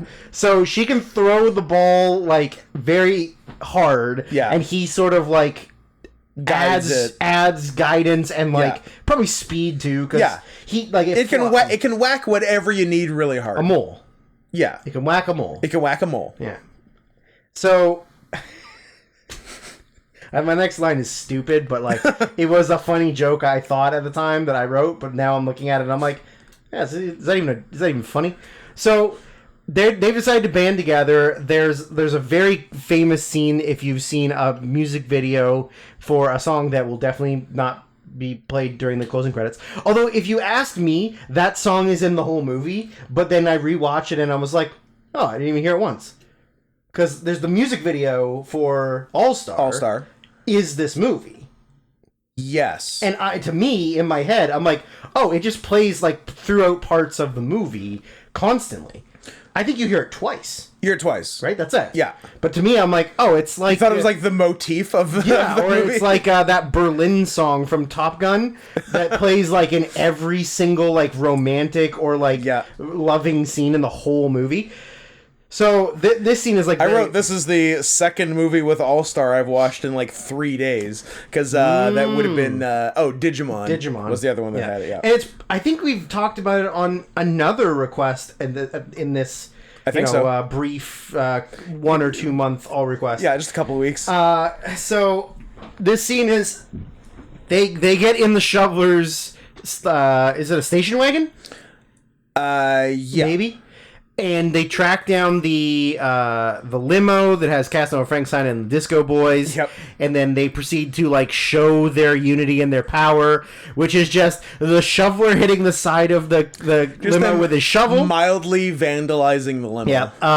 And then you got the spleen, like they roll down the window and he farts into it. Yep. And that's, of course, comedy. Sure. And then... is this where Mrs. Izard says he's the one who killed Janine's dad? I think it's after because later when they go confront? to celebrate and then they confront them and he says it then. Okay.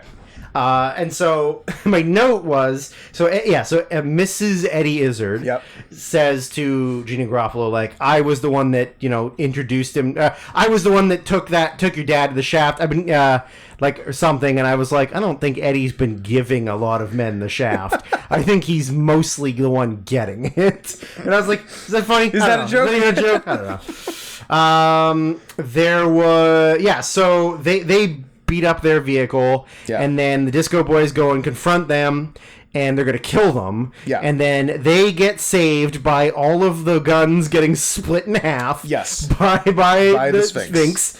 Which is funny that he is the only one with an actual power. And it's Wes Studi, noted, highly accomplished American Indian actor playing a fake pharaoh in a blue costume. American Indian, not to be confused with the Hank Azaria style of American. No, that's a different kind of That's a different kind of American Indian. Yeah, those are the kinds that have jobs. Yes. So he, the Sphinx kind of becomes their like mentor and their like montage trainer kind of guy. Kind of bands them together to utilize their powers. He gets them like new costumes and like upgraded weapons and stuff, and now they're finally ready to go like take out Casanova Frankenstein and save Captain Amazing, Captain Awesome, Captain Underpants, Captain Amazing. And is Captain Underpants a kid in underpants? I don't think. Should we be doing that? I don't know. Don't worry. There's not going to be any weird kids related stuff anytime soon. Good. There was a very weird, funny, like Pee Wee Herman-esque gag of the tornado of farts. Yes, there was very much a tornado of farts. That I was like, oh, like that's something that you would do. Although I don't know that you would do farts. You might do something else. But yeah. So, anyways, they eventually they break into the mansion. Oh no, it wasn't. It was the fart guy in a regular tornado because they went to weapons expert Tom Waits. Who didn't entirely sound like a monster yet. No, he was pretty normal. Yeah. Yeah, he didn't have gravel voice yet. Yeah, so he has a bunch of crazy, non-lethal weapons. Yeah. One of which was a tornado in a can. Yeah. Yeah. There was also a blame thrower, which gets used a flamethrower that makes you fight. Yeah, which gets used later. Yeah. In a very stupid scene. Yes. Also, apparently the character Tom Waits is playing, which is just like a weird old man who, I guess not that old, but a weird old guy who just takes like random garbage and mechanical things and makes stupid shit out of them. Apparently is just what Tom Waits does normally, and that was kind of based on him. Oh, Tom, just play yourself. Tom, just do the thing you do. Because, yeah, I guess he apparently he owned like like this, I don't know, a property where he was just making like random Weird like shit. art pieces or like machines that did nothing but were like made out of mechanical parts and stuff. Love it. So they're just like, yeah, just be yourself. Just do that Do your shit. thing. So yeah, they eventually go to Casanova Frankenstein's mansion. He's assembled all the gangs. He's got all the gangs, and the variety of gangs are great. Fantastic. So there's 10 out of 10. There's the sussies, which are like sissy gay Asians, yeah. sissies but suspect. Yeah. Then you got the suits, which are like Old, like a bunch of like mobstery, a bunch of Monopoly men, basically. yeah. Then you got the furriers, which I don't like it. I know. It's like It's just girl, it's, hot women's in furs. but not furs. Just like No, they like- have furry like- accent. Like yeah, Like furry boots fur, and like fur coats and yeah. and each one of them was a different mink color. stoles and mink stuff. stoles. Yeah. Then you got the frat boys. Did you? That's what I said to you. recognize Hey a frat Scott, there's boy? 2 funny cameos, both of them in this scene. Michael Bay and Ricky Rackman. Oh, I didn't even say Ricky Rackman. Oh, So Michael Bay is the leader of the frat bros. Ricky Rackman is another frat boy. even though he's like 60 years old. he was He's very- not. He's like 40. but he looked old. Like He always he's looks old. he's funny looking for a frat Yeah. boy. So I enjoyed Then that. you get the not so goody mob. who is literally just Goody Mob. Yeah, do you know who one of them is? CeeLo. CeeLo. Yeah. CeeLo Green. Yeah, and the other 3. Oh, I love you. I love you. You're so good, CeeLo. I love all of your song. That's from Yeah. the Sarcastaball episode when Yeah. he sings the international. And the other Yeah, the rest- 3 guys. yeah. There's a T-Mo. There's a T, yeah. And I think maybe one of the others also did a little something solo, but I Yeah. can't remember whom. after CeeLo got popular, and then he was like, I can also do solo Yeah, stuff. but CeeLo and his T-Rex arms were in full effect. oh, CeeLo. Such a strange looking man. He is, and he's gay. I don't know if he's gay, but I don't think he is. you don't know. I think he's. But I do like the he's a fact Paul Rubens I do type. like the fact that one of the gangs is just like a rap group. It's yeah. Cujo, but spelled Khujo. Okay. Timo, Yeah. and Big Gip. Turns out none of them have done anything. I recognized one of them, but I couldn't tell you which one's which. Uh-huh. Because one of them I thought like, oh, is that like a basketball player? But It's literally just Goody Mob. yeah, I know. Yeah, none of them really done. Unless, am I missing something on Cujo? I'm thinking not. I mean, he's maybe the one that's put the most stuff out, or did Timo put out more? No, Timo has put out the most music, Okay. but it's like nothing. You haven't heard it. None of the songs and none of the albums have links on Have Wikipedia Wikipedia. links, yeah. So they could all just be wrestle-wise. Like Oh yeah, I put out a mixtape in 2020, and then I put out a full album 2021. May I hear it? Well, you got to find it, but yeah, it's out there. okay. Yeah, you can find it. Just look for it. Just go to Napster, type in It's Timo, all on Napster. and you'll get it. Don't let Lars find out. No, he'll be pissed. So they start kicking a lot of the the frat boys' asses and the sussies, and then they eventually all of the baddies flee into like a room. Yeah. And they close the door, and there's like a giant glowing ball above the door, like an eye, that they turn on, and a couple of the frat boys are like, "Oh, don't go without us!" And they run, and this like laser They get comes out fucking and zapped. yeah, and vaporizes them. Yeah. So then they're like, "Oh, What are we gonna do?" They're like, "Shit, how are we gonna get past this?" And then Invisible Boy goes, My time. It's my time. They're like, "What do you mean? No, don't." He's like, "No, trust me. This is my time. Don't look at me." And they're like, "Oh, okay, yeah, sure." So they turn around, and sure enough, he goes invisible, but Yep. all you see is a pile of You clothes, see his clothes fall off him. and he just disappears. Yeah.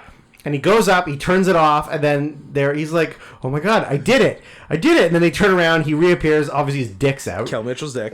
You don't see it, although I imagine maybe there's a cut of it that you, maybe there's a cut. yeah. So when they break in the room, they get back in the room, then they get cut off by the furriers. Yeah. And they use the shrink gun on them. And P.S. This is what the gun is designed to do. Yeah. He doesn't shrink Doesn't shrink people. He used like dry cleaning or like that's right. dry cleaning technology to shrink your clothes. So it shrinks their clothes on them. And they're already wearing like skimpy tops and skirts, and so they start like shrinking and like pushing their tits up and showing their butts. And I believe Mr. Furious goes like, "Oh, I feel like my pants are shrinking too." Yep. Yeah. Dumb, but funny. the invisible boy gag is very good. Like I remember, that's one of the things I remember as a kid thinking like, that's very funny. Yeah, that's a very funny gag.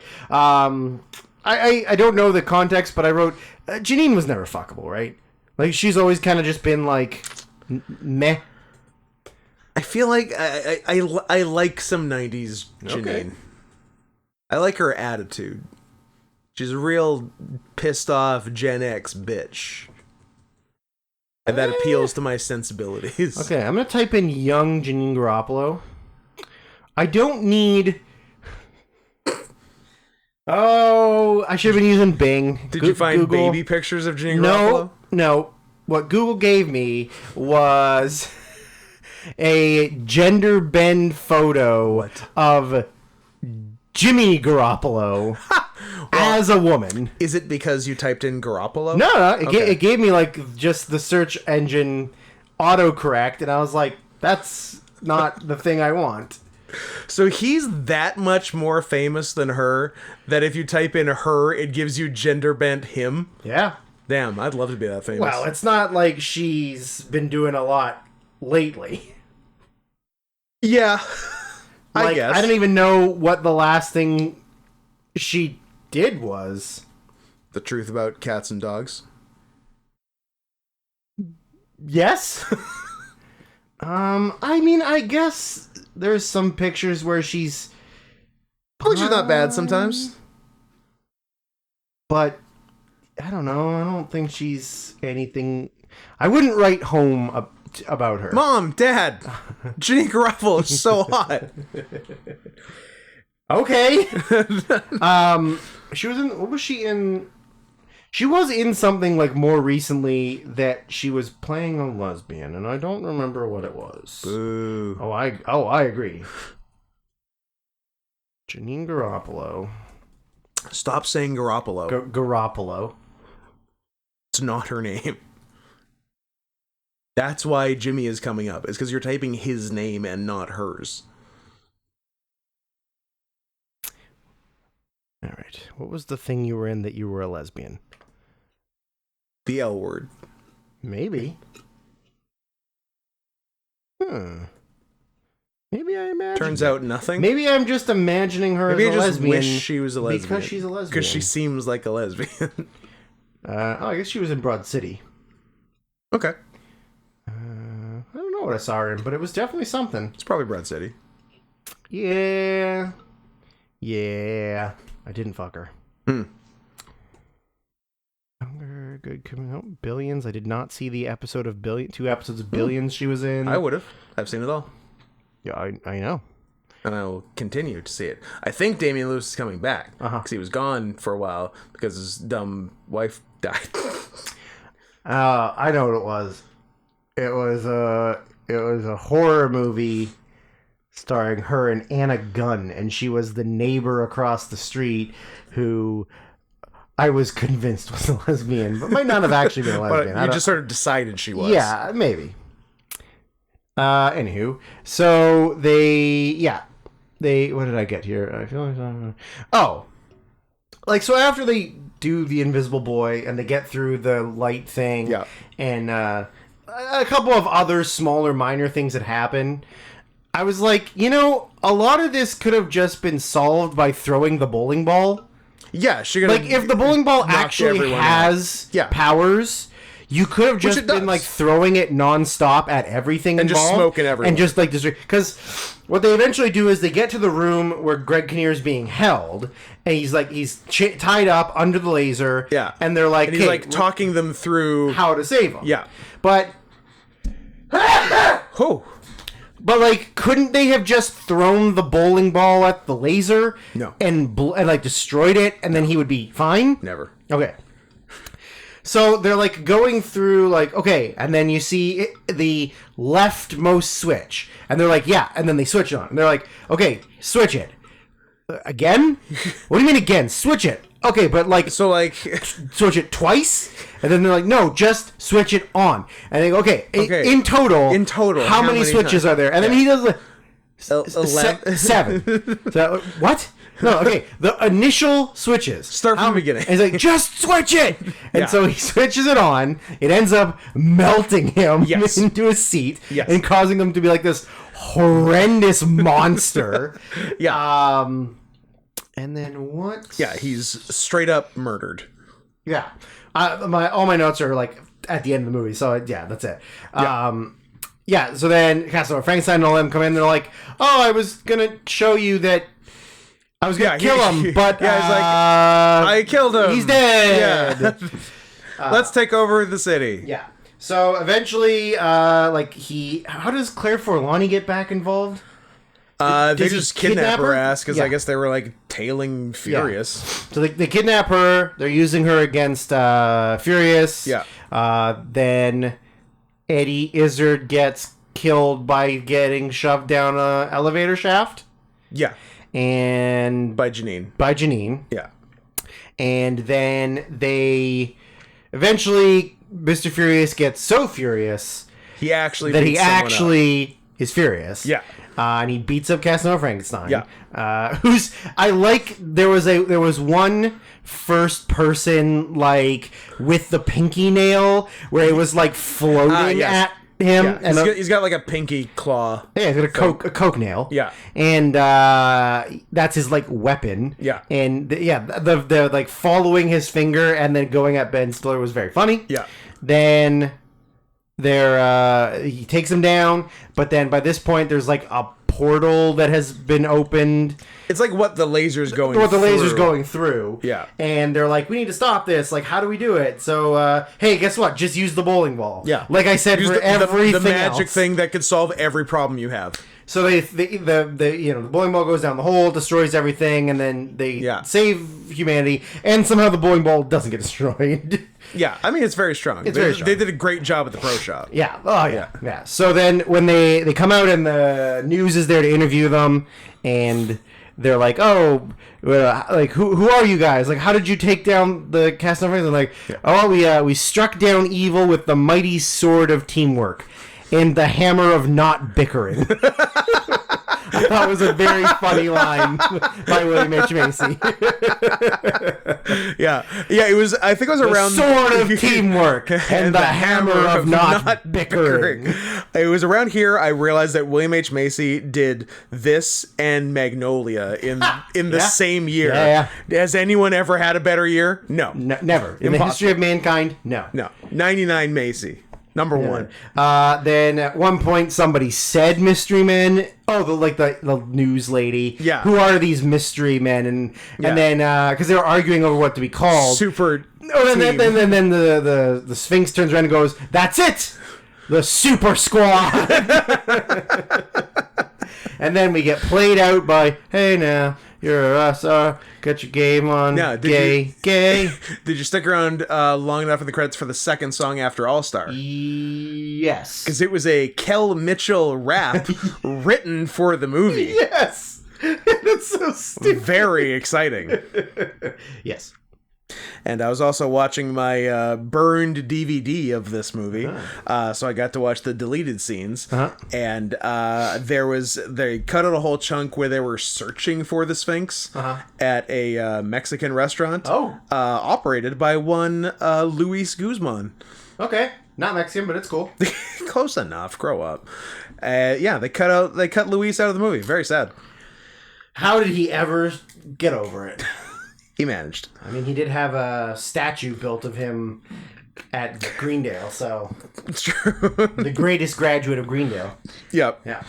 So that was 1999's Men of Mystery. Sure, but what do you think about the other movie that Brian D. / Here I Am gave us? The greatest movie of all time. 1981's Roar. So our Which we original... have 1,000% talked about on this podcast before. For sure. For like a lot. Like A lot. in detail. Yeah.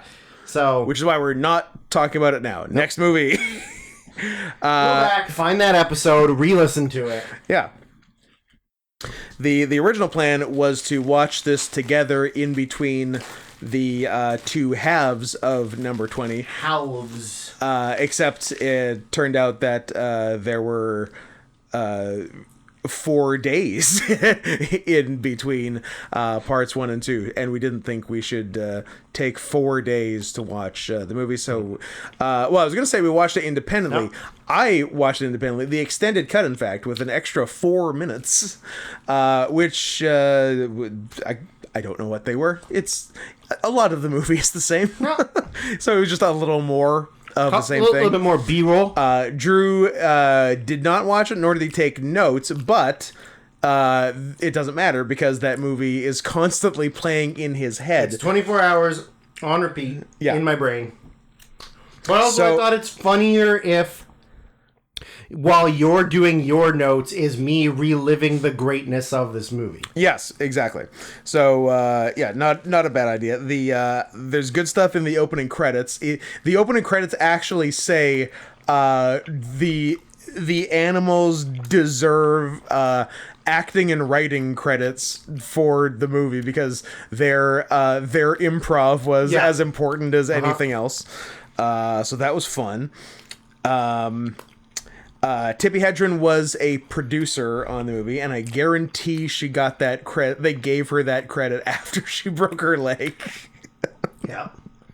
Also, your husband and son-in-law, or stepson, made the movie, so no shit you're gonna get. I guess that's also why.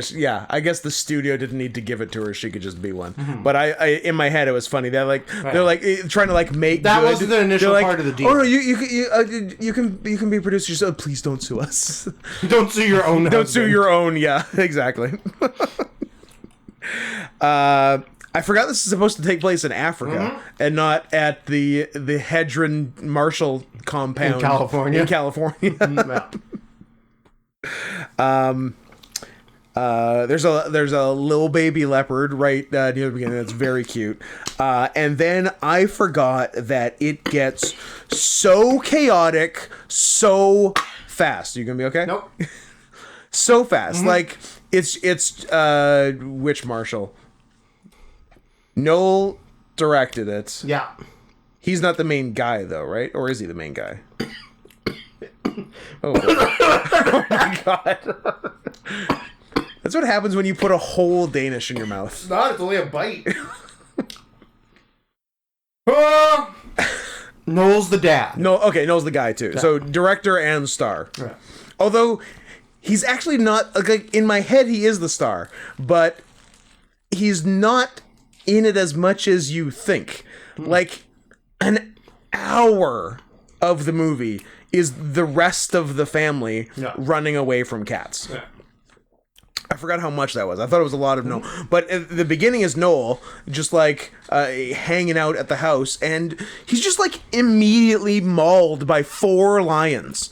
Like the movie goes so crazy so fast that you have to remind yourself as it goes along to not get desensitized to everything that's happened, because any one thing that happens in this movie is the craziest thing that's happened in any other movie. Yeah. Like it's nuts. Like like you can see, like, I don't care how trained they are. Like, everyone on screen is in danger of dying at all times. I don't know that most of them were actually trained. I think they were just so used to being around him that they just, like, it was just another Tuesday to them. Yeah, but there's multiple times where they just fucking bowl him over. Oh yeah, but they're playing. They are playing, but they're very big and they play hard.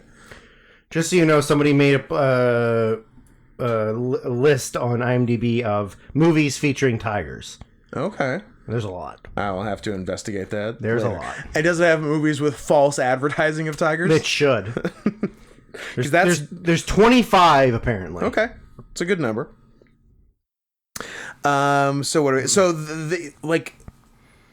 The plot is so unimportant. It's not even really a plot. It's just he's gone to a preserve in Africa. Yeah. To raise big cats. Yeah, but like every big cat, Every big cat, even big even- cats that don't live in Africa. Not even African cats, just big Yeah. cats in general. As a blanket statement, big Yeah. cats. And his family is coming to visit from America. Yeah, and he thought they were arriving at 8 p.m. and they arrive at 8 a.m. And so he's off doing shit all day when they get in early to a remote African airport. Yep. And they're like, I guess we'll just wait a long time for Where's him to show up. Dad? And the airport man is like, you cannot stay here. No. No white people You- here you must- after dark. You must go. So so they just like, I don't know, if I can hitchhike to the They take a compound. bus for a while. Yeah. And then they get there and Noel's not there. And then then it's literally an hour. Insanity. An hour of Insanity. running away from 100 Yeah. wildcats. Yeah, yeah. I mean, mostly lions, Mostly lions, but there are tigers, there are leopards, there's tigers, there's leopards, there's cheetahs, yeah, panther, yeah. one or two panthers, yeah. There's a couple of black panthers, a couple of cougars, cougars. like literally everything. Everything. It's nutso. How they're not all fucking all the time, I don't know. I think they had to That's a different cut. very strategically shoot around it because there had to be It's in that corner. Okay, let's just pan a little. and we're good. some major cat fucking in that movie. So I guess the main thing to talk about, like instead of the actual plot, is that all of these animals were owned by Neil Marshall. Yeah, so they were on some. Noel Marshall. Neil Marshall's a different guy. Noel Marshall. Noel and Tippy were on some like African safari thing in Mozambique. Yeah. And they saw cats and they're like, let's do that. Those, please. Yeah, literally. I'll take all of I'll those. have all of your cats. And so they did. And so they did. Like over the course of the 1970s, Yeah. they just acquired every cat in the world. in the world. They just had a giant property in California where they Yeah. just let them kind of run free. do their thing. Just insanely, like you could never ever do that now. No. There's no, No. way in hell anybody's letting you not do a that. chance. But then back then, like everybody thought, oh, they're just being quirky. Yeah. It's kind of funny. It's cool. They're raising all these death machines. Although, to be fair, most of them are pretty low IQ. But True. there were several high IQs. There were some that were high doing a IQs. lot of swimming. Yeah, big swimmers. Yeah. But like, yeah. So the idea is that he owned the property. He owned all these animals. He was like a stunt guy. Yeah. Like he and his sons were all just like stunt coordinators, and like that's all they did in film. And he was like, oh, let's just make our own with all of the animals we own. Because this is in some circles jokingly referred to as the most expensive home movie ever made. Yeah, the budget was $17 million, and it was described as the most expensive horror movie ever made. Home movie. Home movie ever made. Yeah. Yeah, it shockingly and upsettingly did not make the money back. This should be the #1 grossing movie of all time. I would imagine that there are so many people that are film people Yeah. that have never heard of this movie For sure. or never seen this movie. Yeah. Like We just happened upon it by luck. I think maybe showing it at the Rio and we're like, what's this? Yeah, I think I'd maybe seen the poster like years ago, Mm-hmm. but just kind of chalked it up as like, oh, it's like a bad 80s, like, Yeah. it's like a Jaws, but a lion. You know, Yeah. like, I was like, this looks stupid. And then, yeah, you guys saw it without me. You saw it before me. Yeah. You and Kelly and... Me, Kelly, Dan, Chewy? Because I Maybe? think there were 4 of us. And if you were one of the 4, What it about was probably the Lenneth? 4. What about Lenneth D? I don't think it was Lenneth. Yeah. And it was amazing. Yeah. And then you guys were like, we're going to see this thing. You should come. Yeah. And I was like, yeah, okay, fine, deal. And I came and it was like, it was legitimately the greatest first time of a movie experience for Yeah. me in my entire life. Yeah, it's- like it surpassed Borat. It surpassed Team America: World Police. Yeah, it's Cabin in the unbelievable. Woods. Yeah. It was like the great because I didn't know anything going in. No. Didn't expect anything. He was like, I think there's a lion in it. Yeah, and that, The and end. that was Yeah. like, and there's like actual people in this movie. Yeah. Like 2 actresses I actually know of are Yeah. in this movie. That's crazy. Yeah. So of course there's like no safety guidelines in place because these are all trained animals. So many people got hurt. Now, do you want to do the rest of the plot? movie or talk about all of the insane things that happen? I'll run through the rest of my notes, and Okay. then we'll talk about cast and crew injuries. I have so the trivia page on IMDb is so It's long. one of the longest trivia One of the pages longest trivia of all pages time. I think of all time. Yeah. So yeah, what do we have for my actual notes? No, that's a tough name. is. No Macho Namato. is just Woo woo ramen. casually delivering lines to his African friend Yep. while while a jaguar is eating him. Eating him alive. It's eating his head. Yeah. Yeah, then he gets fucking painfully tackled again. And it's, all the initial shots are outside the compound and just out in the wild. And then we go into the big house on the compound. He opens the doors on the it's like it's an open concept. It's a big open middle area with stuff all around, like a hotel or motel type situation. Yeah. And the big open area ground floor, there have to be 40 big cats right there, Immediately. just like at the door. Bam. I'm like, that's crazy, and that's a real man going into that room. Like, that's the craziest thing in any movie. And not even doesn't even bat an eye. He's fine. It's just a regular everyday for Yeah, him. and then once again, like 6 lions tackle him. Yep. And he's like, you guys. All right, boys, calm down. It's so nuts. And then we go back outside, and and his mild plot thing is like they're maybe taking away his government grant or something. So some random people come in boats to discuss it, and some people are on his side, and then 2 people are mad and want to shoot the cats. Yeah, all of them. Kill out every single one. Yeah, and then a bunch of tigers come swimming. They sure do. And between Sink a boat. and sink a boat, and I'm like, that's what you get. Oh yeah, I said, don't get mad at the tiger for tipping your canoe over. He was just trying to do a life of pie. Yeah. Yeah, and between the swimming and the leaping versus the lions, I'm like, tigers are so much better at everything than lions. It's crazy. Yes. Not even a conversation. No. So that was that, and then he. I think and then sort of the other people like get more cat than they were hoping for and leave, and then the 2 who wanted to shoot the cats, now they really want to shoot the cats, which comes back in the last 5 minutes of the movie. There's so much between that point and when they return. When you see them that again. But it seemed like 5 people got their faces ripped off in that scene, and some probably did. And when he takes all the cats out of the house and puts them outside, basically. Yeah. And he does a lot of that, right? He does. He does a lot of just like a lot of yelling. Yeah, a lot of yelling.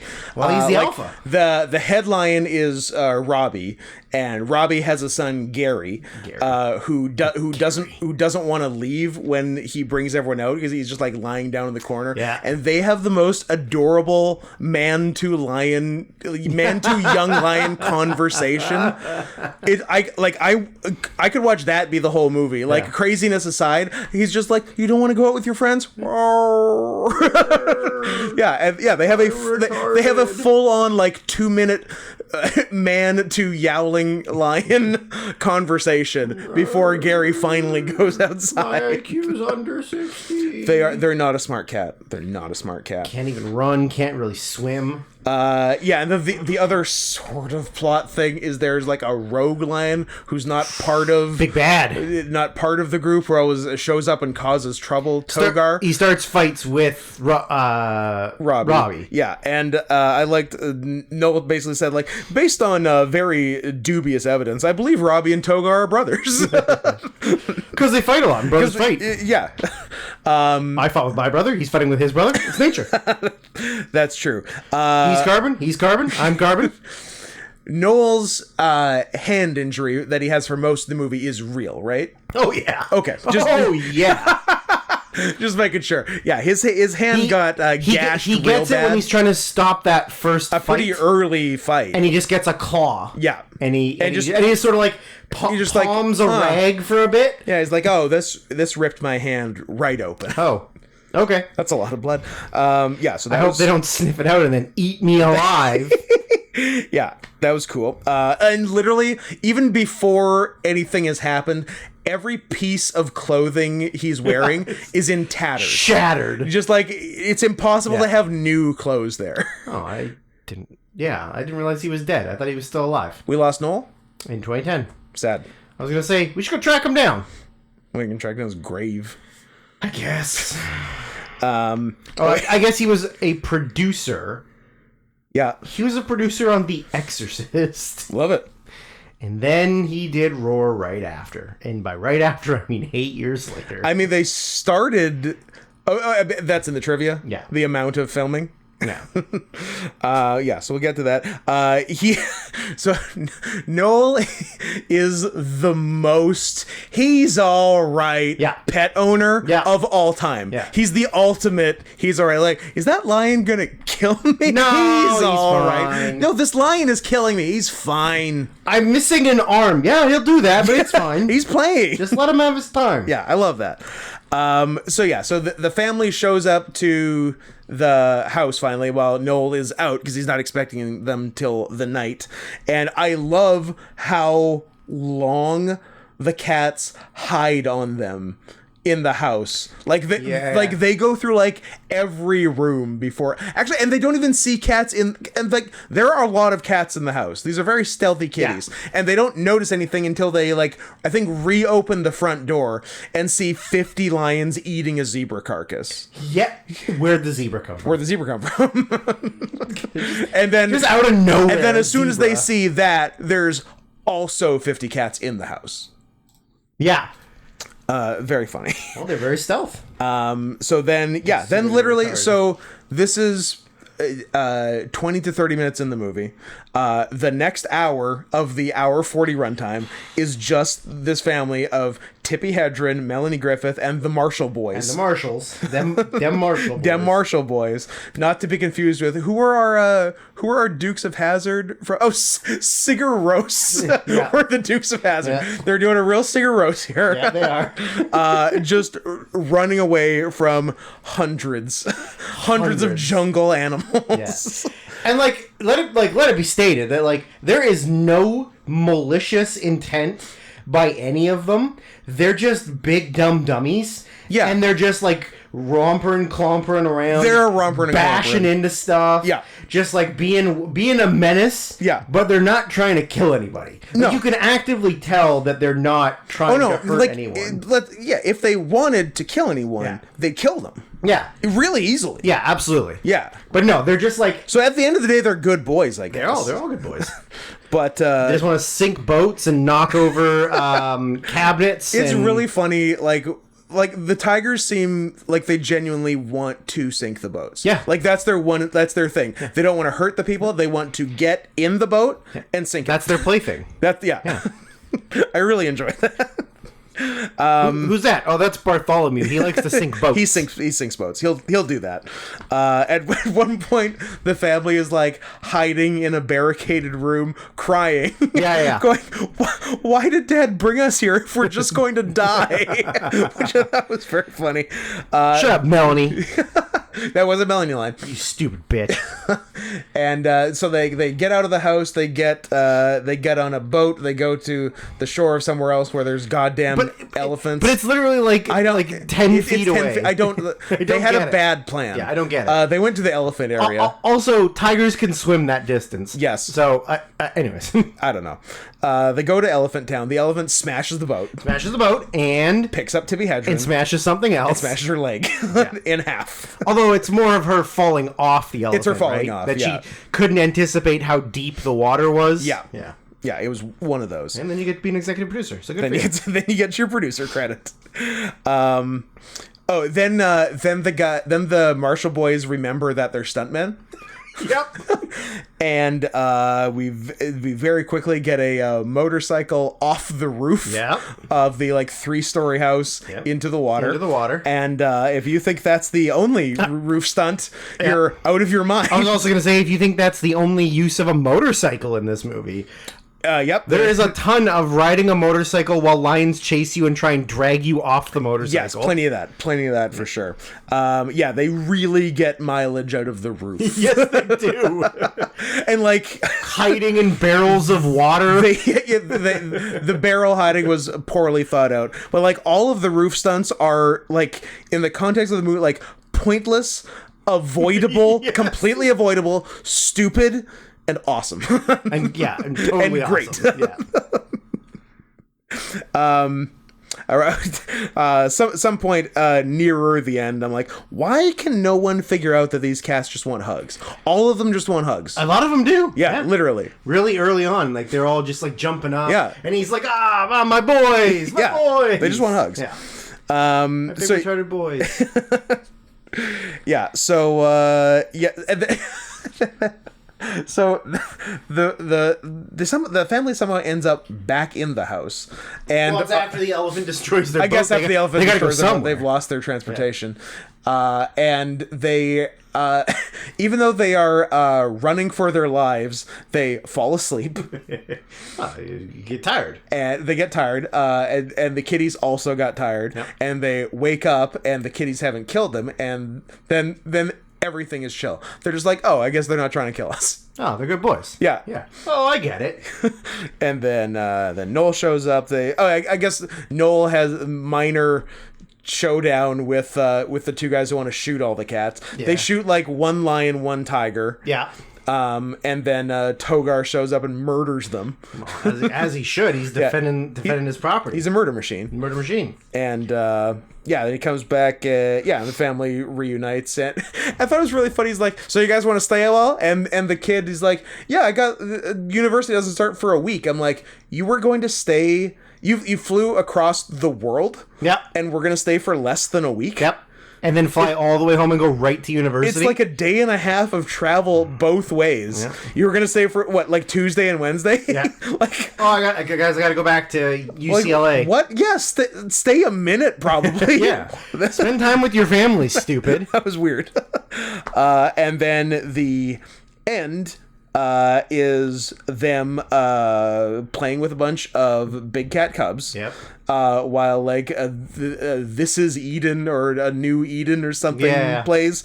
And I said I would gladly sacrifice 70 crew members to get to play with a bunch of big cat cubs at the Yeah. end like this. Yeah. And that was Roar. And did anything interesting happen on set? No, it was pretty easy. Okay. Pretty chill. So I'm just gonna read these down the list. Most of the lion attacks are real and Yeah. usually resulted in actual injury to the cast and crew. For sure. Cinematographer Jan de Bont was mauled by a lion on set. Yeah. Over 120 stitches were needed to sew his scalp back in place. After That means, to be clear, his scalp wasn't in place. it was removed by a lion. I want to take his scalp off. After medical Scalp treatment, off. de Bont returned to the production to complete his director of photography duties. He's like a real... Fucking boss. Yeah, he's like done. Because, like, I know that name. He's done real things. I think he's still Yeah. alive. I think he might still be. alive. Yeah. So he did Speed. He did Twister. He did Minority Report. Oh, he's a 90s action man. He's let me see. Let me remove all of his non-cinematographer things. So, I mean, he hasn't made anything since 2012. Not the movie 2012. A movie in 2012. Of course. But he did 2009's 2012. Of course, he did Lethal Weapon 3, the best one. Sure. Basic Instinct, Flatliners, The Hunt for Red October, so Die Hard. He had a 90s and some 80s, apparently. Yep. Ruthless People, The Jewel of the Nile, Cujo. Nice. Khujo. Yeah, the other one, the good one. The goody one. The goody one. And then a bunch of stuff that you've never heard Yeah. of that's German in the Sure. 60s and 70s. But he did some real movies. Or German or Ooh, Dutch. Dutch. Well, also German. All right. Melanie Griffiths was mauled by a lion during filming and required plastic surgery. Oh, that's right. She reportedly received 50 stitches to her face. It was feared she would lose an eye. Oh, my God. But she recovered and was not disfigured. On another occasion, a lion grabbed her hair and wouldn't let go. Then you got Ripped her entire hair out by the scalp. Yeah. Noah Marshall was attacked by wild cats so many times during production that he eventually developed gangrene. In one incident, he was clawed by a cheetah while protecting the animals during a bushfire in 1979. All the animals were evacuated, and it took several years for him to recover from the injuries. Holy shit. The production filming schedule for this movie was originally projected to require 6 months. It ended up taking 4 years to complete principal photography. 6 months, 4 years. What's the difference? Assistant director Doran Cowper was attacked and mauled by a lion during production. He had his throat bitten, his jaw bitten, and one of the lions attempted to rip an ear off. He was also injured in the head, chest, and thigh. Although it had been reported that the attack nearly proved fatal, the newspaper locally reported from a nurse saying that his injuries were not nearly fatal. Okay. Although what this really means is that his injuries were sudden and traumatic. He was also reported as being conscious and in fair condition the whole time. In 1978, a flood from a dam break killed many of the lions in the film, washed away the sets, and destroyed nearly all of the movie, including sets, completed film footage, and 3 key lions, including Robbie. The picture was set back several years, and the damage amount... Several years. And the damaged amount was approximately $4 million US. So that is probably why it took a little extra time to film. I imagine. The movie was entirely financed by husband and wife combo Noel Marshall and Tippi Hedren. Deputy sheriffs had to shoot 3 lions during the flood of the ranch. One of those lions being Robbie. They murdered Robbie. I guess he was in a bad situation or was gonna die anyways. Because they put the first thing on screen during the credits. No animals were harmed during the making of this production. They're playing that real fast and loose. It wasn't during the production, though. It was because of the flood. Fair. During that. Tippi Hedren fractured her leg during the production when an elephant bucked her off its back when she was riding on top. Moreover... Also during production, Hedren was bitten on the back of her head by a lioness called Sherry. Back of her head. Hedren received 38 stitches to the open wound. The incident can be seen in the finished picture. Hedren is hanging to the branch of a tree when 34 lions run across her. The 35th, oh, that's right near the end. Yeah. The 35th lion bites at her head. She screams, and then blood is seen. Oh, my God. Hedren once said of being bitten by a lion, "Let me tell you, it hurts when you're bitten by a lion. It's not only that you may have an open, gaping wound plus shock, but the pressure of those enormous jaws is so strong that it hurts." No shit, Tippy. Before filming, Noel Marshall's son, John Marshall, was the first victim. He was attacked by a lion who clamped its jaws on John's head. It took 25 minutes for the lion to let go of his head and resulted in 56 stitches. God. Let's see what we got here. That's not the best way to spend 25 minutes. No, not so much. Director Noel Marshall's concept for this film was to allow the big cats to do pretty much anything they wanted to. No shit. Got your wish, pal. During production of this picture, Tippi Hedren stated that there would never be a Roar 2. That's fair.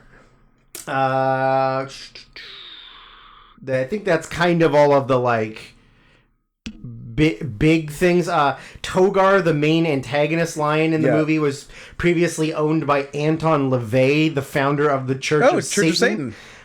He kept Togar in his house, which was in a very residential neighborhood in San Francisco. Nice. There was 150 animals in the picture. That's about right. Mostly big cats, but a dead zebra and an elephant. I think. Melanie originally dropped out of the project, telling her mother that she was afraid of the big cats and that they would hurt her. Her role went to her childhood friend, who shot a few scenes, but later Melanie changed her mind and joined the cast, and her scenes needed to be reshot. She did get hurt on the film, and after reconstructive surgery, came back to finish the film. Wow. So, good for her. So maybe she was right the first Maybe time? she was the first time. What we got here? You got, so lions, tigers, leopards, cheetahs, cougars, and jaguars. Yeah. No, I always forget that panthers aren't real. aren't a thing. Yeah. They're black leopards. They're black leopards. Yeah. Noel Marshall and Tippi Hedren acquired a number of big cats from zoos, pet shops, circuses, private homes, and animal control officers, especially for the making of this movie. Pet shops. I mean, the good ones. Apparently. The great ones. These included unwanted animals. The first cat they acquired was a 3-month-old lion cub. Jerry Marshall, while wearing tennis shoes, was bitten on the foot by a lion during filming. He later joked that that the lion had tennis shoe fetish because it kept apparently going for his shoes. My shoes. Yeah. It was the first Hollywood movie done by Jean de Bont. He'd only done non-American stuff at the time. Eurotrash. I think the rest of these are just like non-big cat attacks. But there was one time that was like the total number of cast and crew. I believe it's about 70, because I think once they didn't know how to market this at first, but in later releases they very much did. Yeah. Because there's definitely a poster that says no animals were harmed in the making of this movie. 70 cast and crew members were. It is the poster for it. It's actually the Blu-ray I think that I have as well. Yeah. Yeah. And it says the most dangerous movie ever made roars back into theaters this spring. Yeah.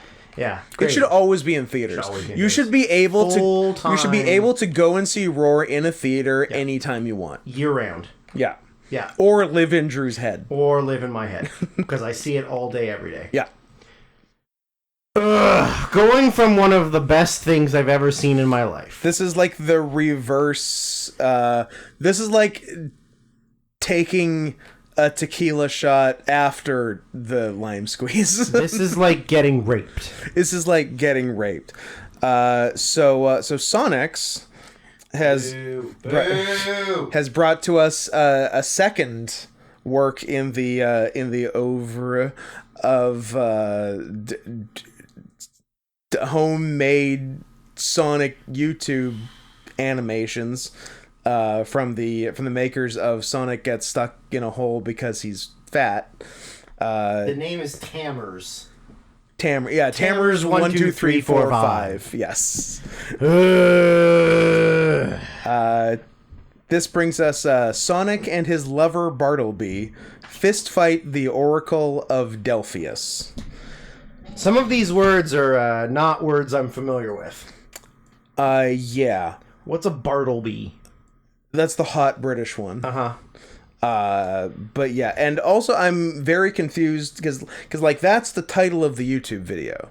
But then there's an actual title card in the video that just says Sonic Goes to Egypt. Yeah, I don't Did that not like sell as well and he had to change the YouTube title? I don't know and I don't care. Yeah. We got to I learned some things about Sonics from recent YouTube comments. I guess in relation to us asking if he actually enjoys it and what sort of person would possibly enjoy it. Let me see if I can find it. A sex pervert. A sex pervert. Scoot, do you really think I like Sonic the Hedgehog? Yes. Do you really think I like Sonic the Hedgehog gets stuck in a hole because he's fat? Uh-huh. Kinda. I find parts of it funny. Fun fact, I'm not that big into Sonic. I used to be, like, when I was 15, but, now I'm 27, so I kinda have other things on my mind now. But I like to act like a big Sonic fan on the internet because I think it's funny, smiley face. Double PS. Sorry, Drew. I know Scoot can handle the weird Sonic stuff, but you had to suffer with him. The only reason I recommend good stuff is because of you. Drew emoji, different Drew emoji. So I still have to suffer through the bad stuff, though. I respond, so it's ironic. I get it. Winky face. Are you telling jokes? He responds, LOL, of course it's ironic, Scoot. It's the same thing you do. Instead of racism and little girls, I do Sonic. But I'm like... maybe I get that more now. But I'm like... But mine isn't ironic. I think you might just be a Sonic weirdo. So yeah, so just to set... I think I might just like little girls. To set the record straight, Sonex is not a... late 20s autistic Sonic weirdo. He's just doing it as a joke on the internet. What a gag. Which I think is how the alt-right started. As a joke on the internet. Maybe. And then some people forgot it was a joke. Huh. Us, for example. Yeah, that's true. That's true. So they go to Egypt. They go, like 30 seconds in my first note, I'm already so fucking mad at this. So fucking mad. Isn't there like pants shitting like the 10 first seconds the first in? thing is do you want to hear a joke? Yes, but it better be so funny it makes me shit my pants. Yeah. Okay, here's the joke. The 19th Amendment. You know what? Kind of funny. Women voting. And then shits his pants. So yeah, so that was cool. And then I guess the Oracle shows up and he's trying to abduct a baby from the playground. Drew's giving a thumbs up to that. It's my kind of Oracle. Only because then there'd be less babies because I hate kids. True. And I'm like, oh good, a pedophile.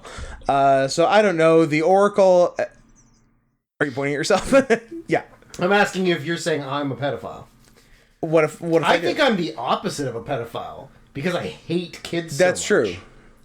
Yeah, you might be the first reverse pedophile. If there's ever a case locally of a series of children being raped, it's never you. You know it's not me. You're the last person 100% it's not me. anyone should ask. Yeah. Yeah, that's fair. You're kind of a hero that way. I'm very much a hero. I don't use the term lightly. So the Oracle has an evil doppelganger who's in the Great Pyramids. Yeah. And he's ousted, I don't know, the King of the Pyramids. King of Pyramids. So does the Oracle send them there? Yeah. The Oracle sends them there, and then twist. Oh, and the Oracle doppelganger is spanking the king who he has usurped with a paddle labeled Yowie. Let me ask: is the king or the doppelganger? They have giant asses. Great big butts, like every character drawn. Yes, they have big fat asses that even stick out if you're looking at them head on. There's like a big butt to one side of them. Yep, that sounds alright. Yeah. Hate it. Are all of these even real Sonic characters? I don't know. Is there? Knuckles. There's a Knuckles, but then there's like Bartleby. Is Bartleby a thing? I don't fucking know. There's Green Sonic, Manic, I think. Oh. There's then a couple of girls, and then I know there's a pink one, but Knuckles, Shadow, yep. Tails, Sonic. Done. Oh, can I tell you a thing I really enjoyed? I don't want to know. Not in this. Not in this. I enjoyed zero things in this. In Walmart in the United States of America, where I was on just this past Friday. Brag. A bit of a brag, to be honest. I saw like classic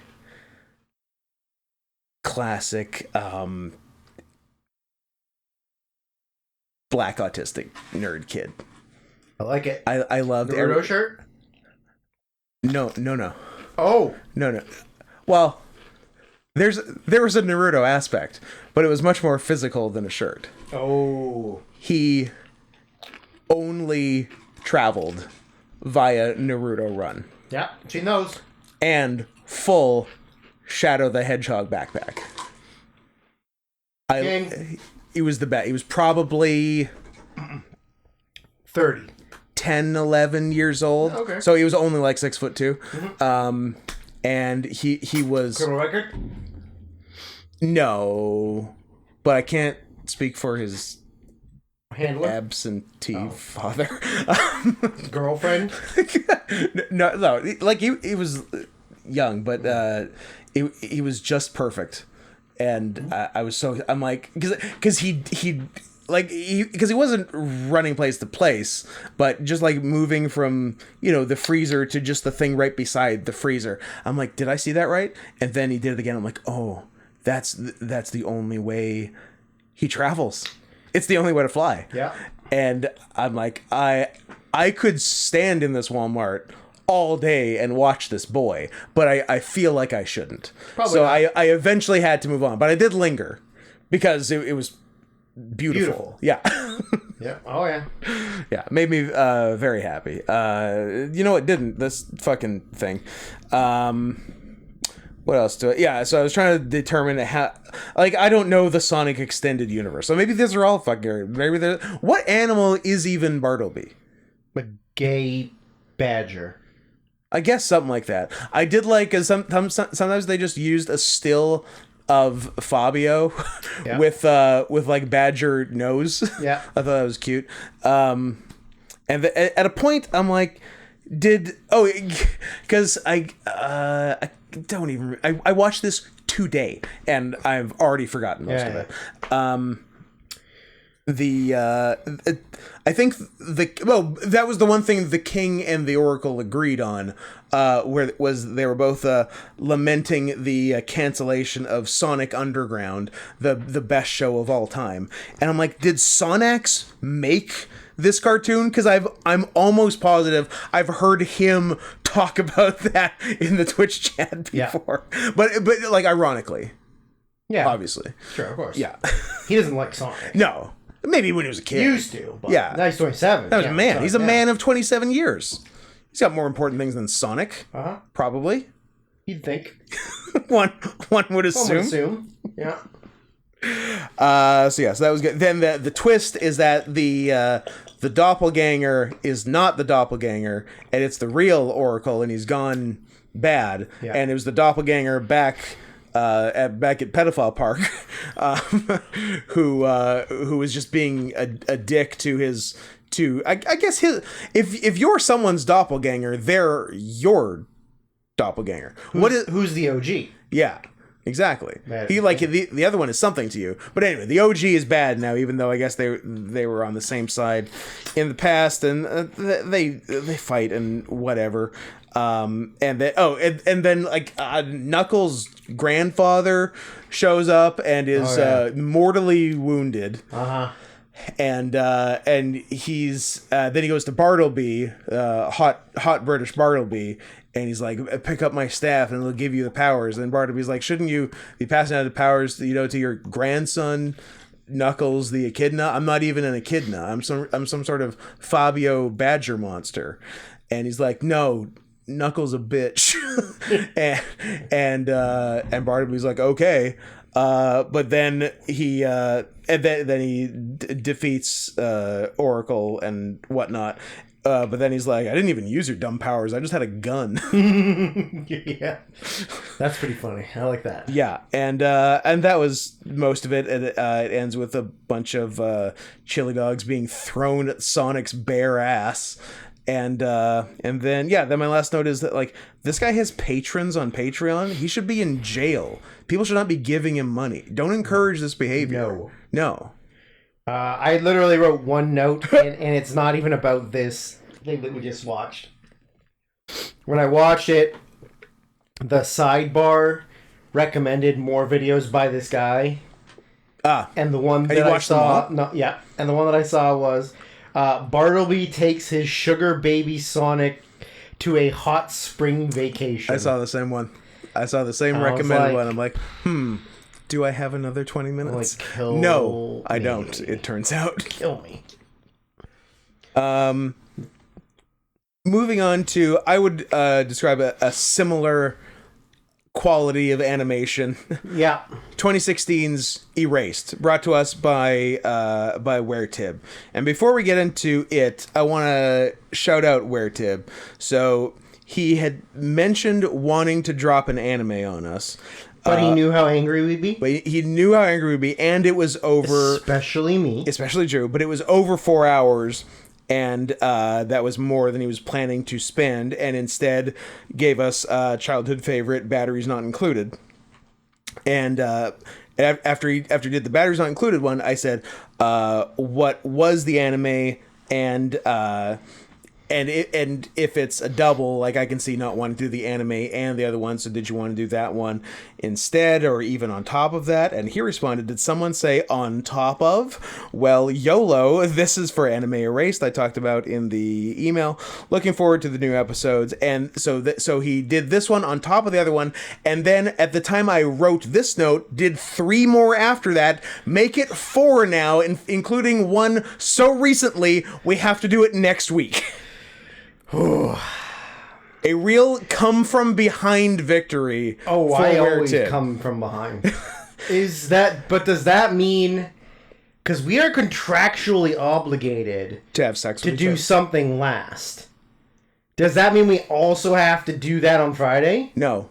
But we're contractually obligated. It's the last one of the Our Request Spectacular. Okay. There's a bonus request on our season finale next week. Ah, okay. I gotcha. So it's all fine. Was I just trying to get out of having to do another one today? I might say it's all kosher. Maybe. Except, did you just look at the time and have an aneurysm? Yes.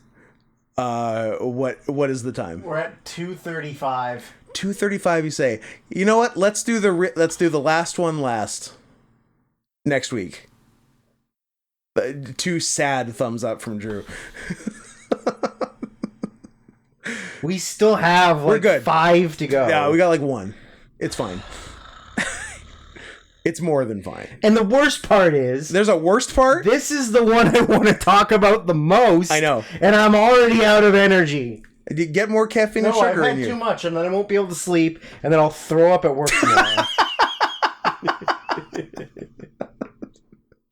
Fair enough. All my notes for this are on my phone, because I didn't want to turn the computer on to write my notes down.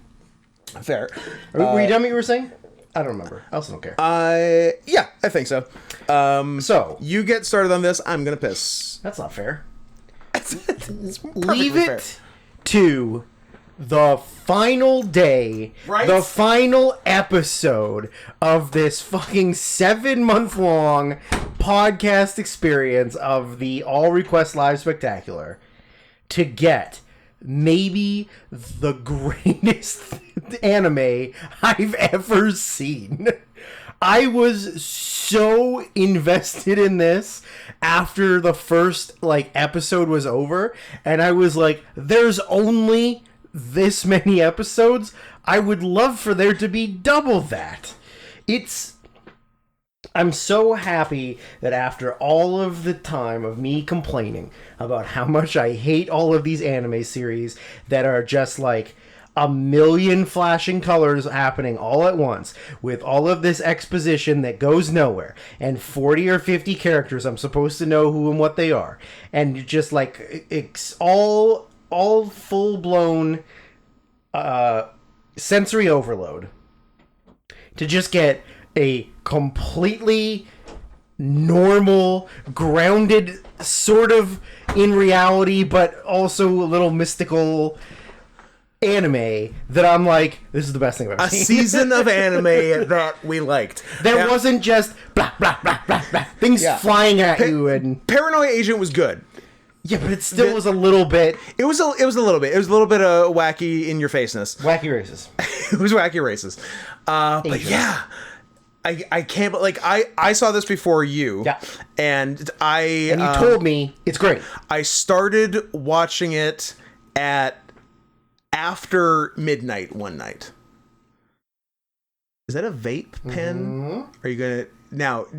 Has this ever worked out? Yeah. The answer is no. I started it after midnight. Okay. It's 4.5 hours. Yeah. So at 5 a.m. I was not intending to watch the whole thing. Would you? I had to watch the whole thing because it was so good. Yeah. I'm like, well, it's 4 and I have 2 more episodes. I can do it. And it was the equivalent of not being able to put down a book. Yeah. Like, I had to keep watching. And then I messaged you the next day. I'm like, hey, when you get to Erased, it's great. And I'm like, man, I really hope Drew likes it. And I'm not a weeb. Oh yeah, no, I really And I liked was it. so happy to hear that you also thought it was awesome. Yes, I did. I like the things that are very much normal world, but with one very small Yes. twist. Yeah, I love that. I don't need one where there's like like time travel and like a secret underground society that controls this. But then, like, are they the bad guys or are they the good guys? Remember Fooly Cooley? No, I don't. Yes, I hate it. It was insane. Hate it. But yeah, like, there's just, I don't like that kind of anime. Like, Yeah. I mean, there's obviously exceptions to, like, certain types that I'm like, okay, yeah, it's crazy, but I can follow it. But I Yeah. like the ones that are like, I could see this being like an act, like a movie. Yeah. Like an actual real. And then guess what? There's also a live action Netflix. That we're definitely going to check out. For sure. Yes. My first note was, please don't overstimulate me. This is the last season of anime I might ever watch. Don't do me dirty. And it listened. It really did. I knew so nothing nice. about it going in. Nothing. I didn't knew- read anything about it. I knew it was by the Sword Art Online guy. Yes, which which I I haven't like. seen, and you have seen some of. I like Olive. Olive. I've seen Olive. Look at you. I like it. Yeah, I want to watch that now. If it's- Do I also have the theme songs from season 1 and 3 on a Spotify playlist that I listen to all the time? Yes, I do. Yes. Yeah, I didn't read anything. I didn't want to know anything about it because I didn't want to. Because like if I read it and it was just like too crazy, then I'd be like, I'm gonna fast forward through all. I'm of going this to and watch just, like, almost none of this. Yeah, just like let Scott talk about it. I'll say my 10 things and then I'm done. Yep. But yeah, after that first episode, I was like, I'm watching all of this now. And I'm glad I did because like I wouldn't want to stop and then like go to work the next day and then just be like, What's gonna happen? So even though there is a little bit of Magical realism. magical realism, I'm gonna sit up. Oh, Ooh, big squeaker. While I was squeaker. peeing, I had some very cute farts. all right. whatever you do in your spare time in the bathrooms is none of my business. But also, thanks for sharing. My pleasure. Like I was laughing at them. Oh, good. Oh man, maybe I should pee, but I don't want to miss talking about this. Pee after. I don't know if I can hold it. I'll try.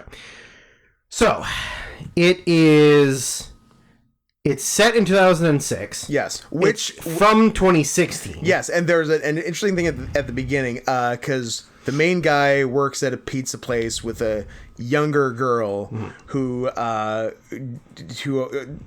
like he doesn't really relate to that well. And at a point he says, "What is that, a Gen Y joke?" I'm like, we weren't saying Gen Y in 2016. I'm like, oh, but we were in 2006. You Sure got me. were. Good thinking. Pretty clever, Japan. I wrote. Good job, Japan. Yep. So yes, Satoru's our main character.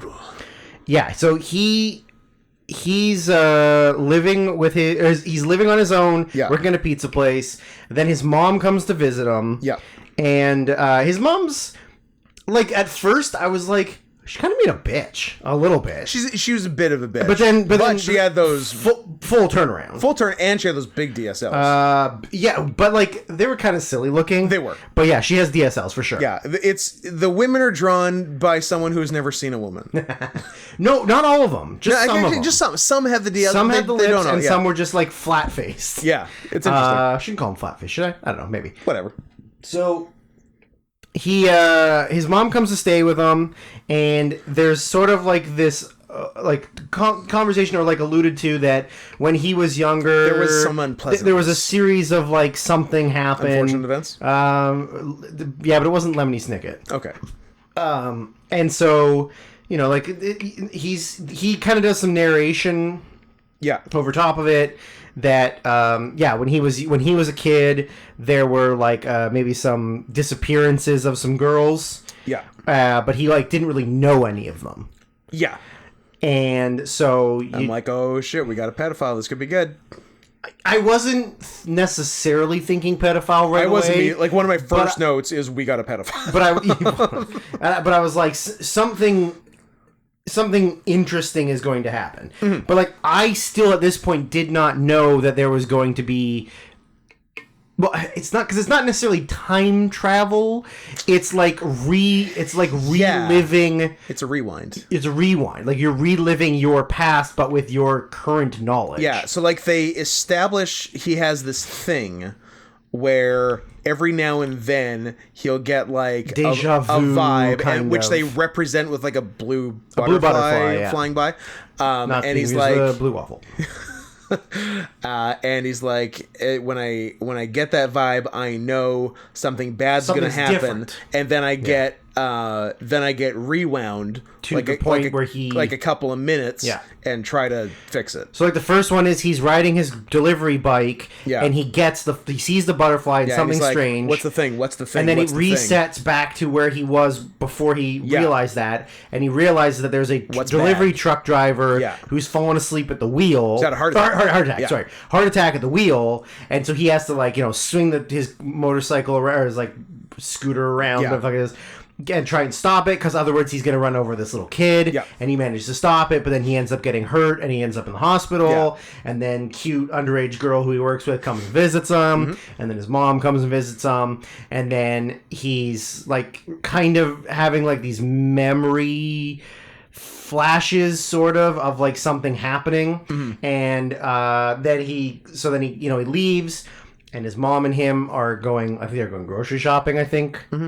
And they're in the parking lot, and he kind of gets the feeling Yeah. again and says like something like, something strange is going on, and what's so he says the that to his thing? mom. Yeah. And she goes, "You know what? You said this to me before. Like, Yeah. when, you remember when this stuff happened when you were a kid, and then there was like a fire, and Right. you sensed it, right?" And so she kind of like, I guess, sort of believes him. Yeah, she doesn't just like dismiss it. And so they like looking around, and he's trying to figure it out, and she sees this little girl and this like strange looking man Yeah. go towards a van, and then she thinks that like something's happening, but then the van pulls away, the little girl's still there. She like takes a picture of the vehicle, Yeah. and she's like, this is like that's something like, I like the van was obviously a rental van, and Right. like she's putting all these pieces together about Something was up there. something's off, right?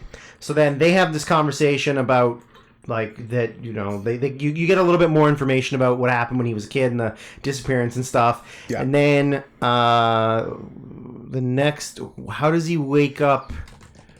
What's the thing that happens to him? Yeah, so his mom has kept information from him about that whole thing. Like, he doesn't fully remember all the details. Yeah. And so she decides, okay, like, I need to tell him the actual truth about what happened. And just before she can tell him the truth, she gets fucking murdered. Yeah, fucking stabbed. Oh Jesus, dead mom. Yeah, I did not expect that. No.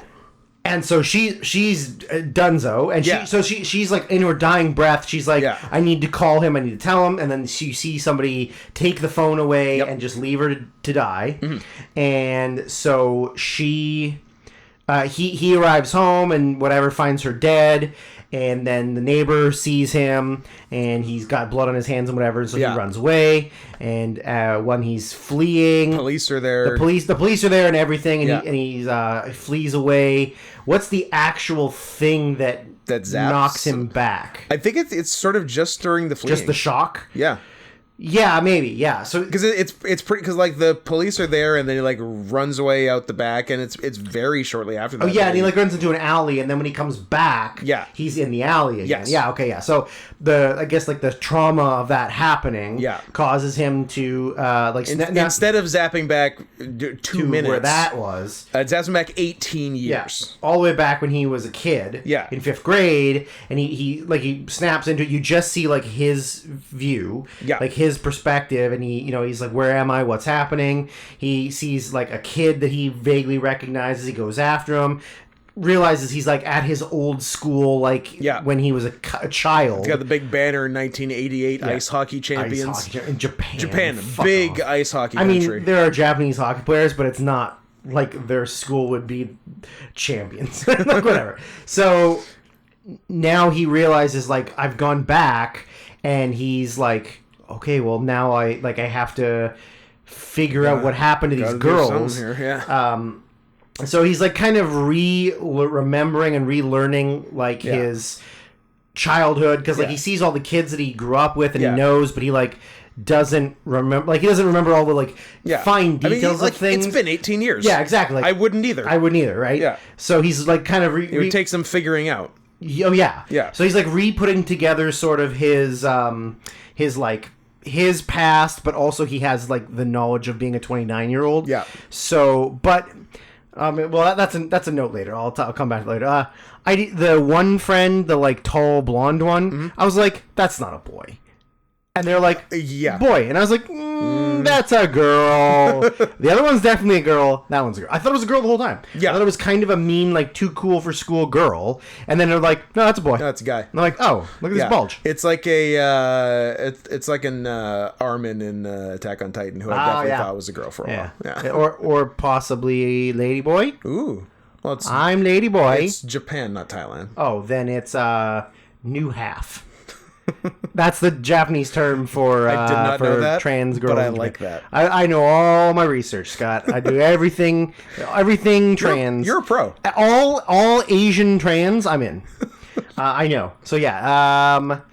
So then he realizes that, like, you know, the girl who initially went missing is somebody he sort of knows and is in his class. And so he's kind of trying to like piece together the time frame, because he can't remember exactly when. He's like, it was winter time, and he was trying to like put together the exact dates, but then he also decides that he's going to like protect her. Like, he can't let her get killed. Yeah, and then he or disappear, because at the time he doesn't know she's dead. He just knew that she disappeared. Yeah, then pieces together that she was actually killed. I think it came out that bodies were eventually found. Yeah, right? When the ice melted, when the snow melted. Yeah, but he didn't know that. He didn't know that as a 29-year-old that she had been killed. Yes. So that was what his mom was hiding from him. So he kind of tries to befriend this girl who's like really kind of shy and weird and quiet. He sees she's got leg bruises. Yep. And I'm like, ooh, we got pedophiles and child abuse separately. Well, I went there are too many 10-year-old upskirt style shots in this. Sure, but because I know they're showing the bruises, but like also, it's like all the way. Like the bruises aren't like just at the edge of where the skirt would be. They're like all the way up to her buttocks. It's not the best upskirt in today's episode, though. No, that would go to tiny toy Johnny 5 in the opening credits of Short Circuit 2. Yep. Don't worry, we'll get there. Yeah. Then there's a very weird scene where he's like in the bathroom, like washing his face. Classic elementary school urinal grab ass. But like, why do you need to show? I don't know. Why can't he just be in the bathroom washing his face alone? Why do there need to be two little boys peeing who are like grabbing butt and trying to pee on each other? Wish I knew. It's so fucking weird. It's a different culture. Maybe we shouldn't have dropped those bombs. We shouldn't have. No, but especially. Although if we hadn't, we wouldn't have this. We wouldn't have this. We wouldn't have Erased. I know. Is Erased worth the 2 bombs? Yes. Okay. It's worth. You know what? It's worth 3 bombs. Should have dropped one on. Let's go. No, Sokka's got too many good things. Let's go. You know what? Mount Fuji. Nuke it. Damn. Okay. Take out the mountain and explode the volcano. Blame it on the volcano erupting. Yeah. Done. False flag. Done. But then you know what? I'd never be able to go to the suicide forest and say that I survived. True. Because it wouldn't be there. A real Logan Paul. I'm not going to show the dead body. Okay. I'm just going to go, hang out in the forest, and then come out and be like, you didn't get me. I didn't kill myself. I'm not a coward. So now he's befriending this girl, trying to protect her. We're learning more about her backstory. So, like, her mom is, like, beating the shit out of her. On the ring. And her boyfriend, he's just there. I don't think he's really... Is he doing anything? I think he throws her in the shed. I think he puts her in the shed, but I don't think he's actively, like, beating the shit out of her. I think it's just I think that's mom's job. Yeah. Yeah. So...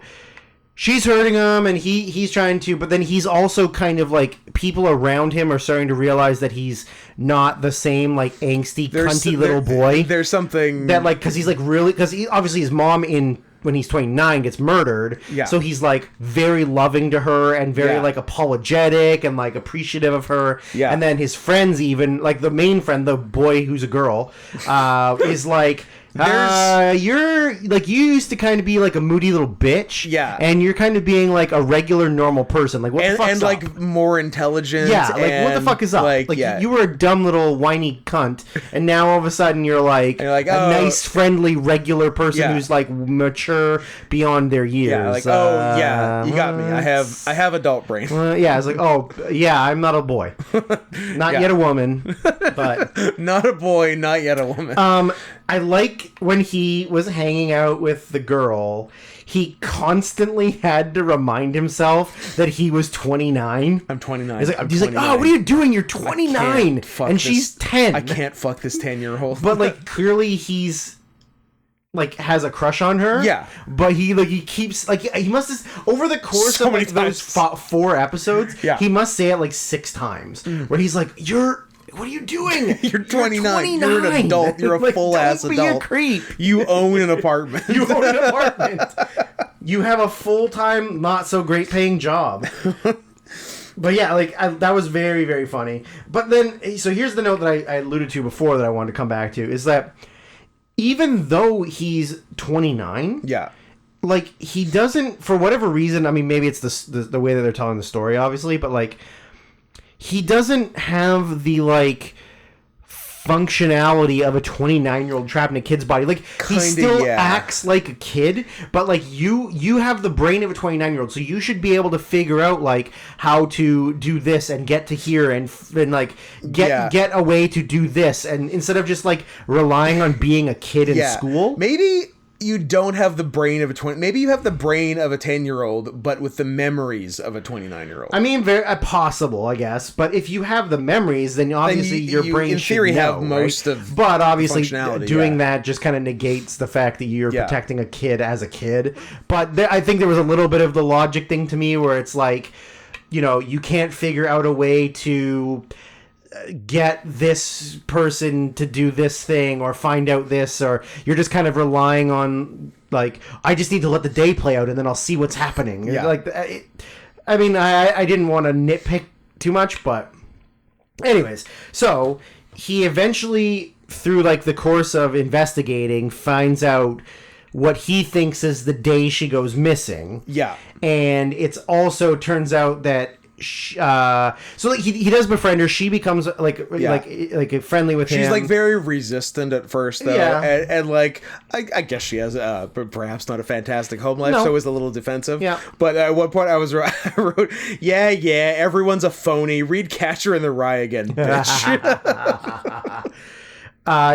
That's good. I like that. So she gets invited into their group of friends, and they all sort of like become very close. Yeah. And he realizes that it's his birthday coming up, but then it turns out that her birthday is also the same day as him. Yeah. And they become very close, and there is like a very nice, like, heartwarming like relationship between the two of them. Yeah. That, like, you know, she wants to make him a gift, but he's like that was, I thought, was a very sad scene of like they're hanging out, but he's hanging out with her almost 24/7 because he needs to protect her, and she's like, I need to go home because and he's like, no, let's just keep hanging out because he's trying to protect her. And then at the birthday, she's like, I was making you a present, I didn't have time, but I fell asleep, and because I got home so late because you kept me out so late. And like the night that he thinks she gets murdered, he like goes and stands outside her house with like a clock, and he's watching it go past midnight, and he's like, I did it, like I solved the problem, and then he realizes that, like, okay, I solved hers, but there were still two other girls who went missing, so I need to focus on saving them. And then somehow, like, well, I'm like, then because, like, you know, he's changing history essentially, or changing the past, that there is still a time where it leads to her getting murdered. Just not at the same time as originally. So what ends and he's like, fuck, what do I gotta do? So he's like, I need to figure out who it is so that when I go back, I can stop that person. But he still needs to protect the other two girls. One of the two being the girl in their friend group, and then the other one being some random girl he doesn't even know. Right. And so he's befriended his teacher in 5th grade, who's giving him like kind of advice a little bit. And he tells the teacher about her like abuse at home and stuff. And he's like, I've also noticed, but I can't. I can't. You know, like every time they go to do like a wellness check, like the mom finds out somehow and flees, has excuses, and so they're never around, so they can't do the check, and I can't do anything until blah blah blah. Now, should I say what I wrote down pretty fucking early on, or should I just mention it later on? I think mention it later on once you do the reveal, but I'll believe you when you say it. Maybe.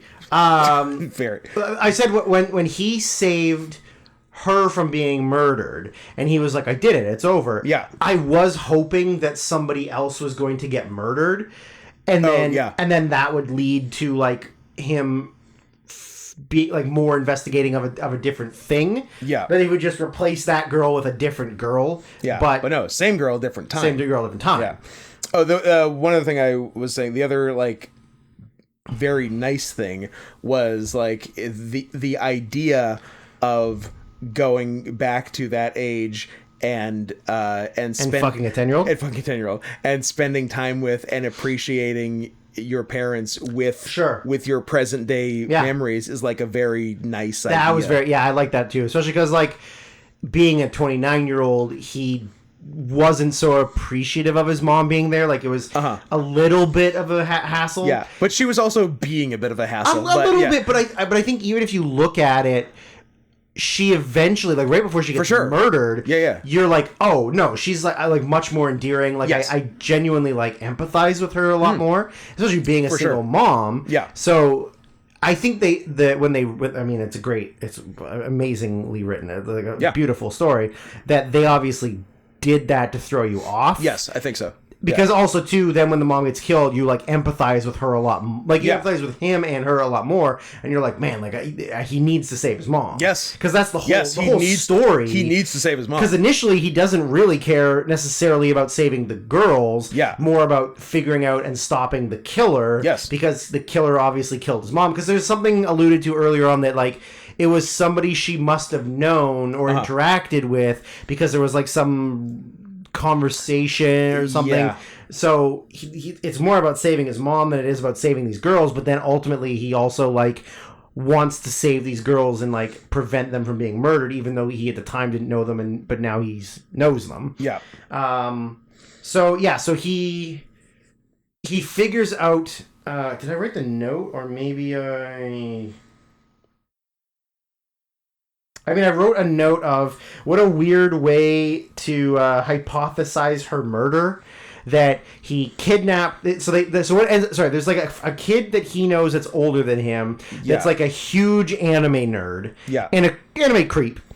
Yeah, well, not even really a little bit, but not even really a kid is what. I'm saying. Sorry, yeah, no, he is like 22. Yeah, he's in his 20s. But in the future. Yeah. Like in the present time, he's the one that's been accused of these girls disappearing. I think he's in jail. He's in jail and he's going to be hanged. I think so. Yeah. Because he's the one who he essentially got framed. Yeah, he was the one arrested and charged for the killings, abductings, rapings. Because of the works. Because the police found hentai magazines or books at his apartment. Yeah. But then I think it's later revealed that those were planted there.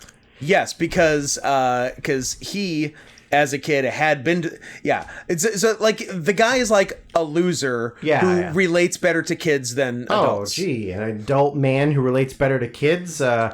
There's nothing wrong with that at all. but he is very like he's totally harmless. Yeah, he's just a nerd. He's just a fucking loser. Yeah, and like he like hangs out with kids and like makes paper airplanes and and some have been to his apartment and Satoru had been to his apartment and saw his collection and it wasn't so hentai-ish. It was mostly regular, but then there was like 2 or 3 that he like hid them and he's like, those aren't mine, I'm holding them for a friend. To which I wrote, oh dear, this child has seen my hentai collection. I must kill him and then make hentai with him. Yes. Yeah. So after all that, they're like hypothesizing that this guy, this 22-year-old who's accused of being the murderer, had she had been sleeping in the shed.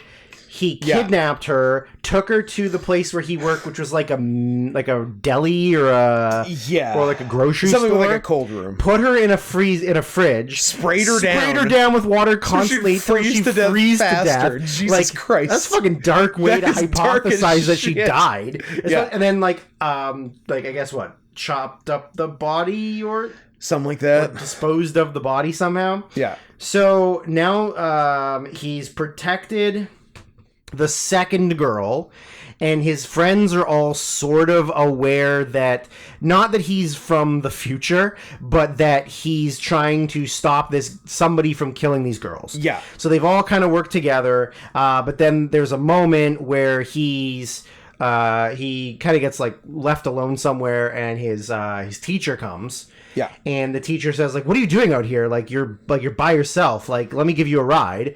So he goes, oh yeah, I'm just going to this place to make sure that, I think it's the girl in their friend group, is safe. Yeah. Right? And so earlier on, when his teacher had driven him and his mom home, and he was getting advice from him about, while his mom was asleep in the back seat, about girls and talking to them, whatever. And he finds a bunch of candy in the car. Yes. And he goes, yes, well, I just quit smoking, and this is my way of the craving, right? Oral fixation. Yeah, and he's kind of got he's a little twitchy, he's got some kind of weird quirks to him. Yeah. So when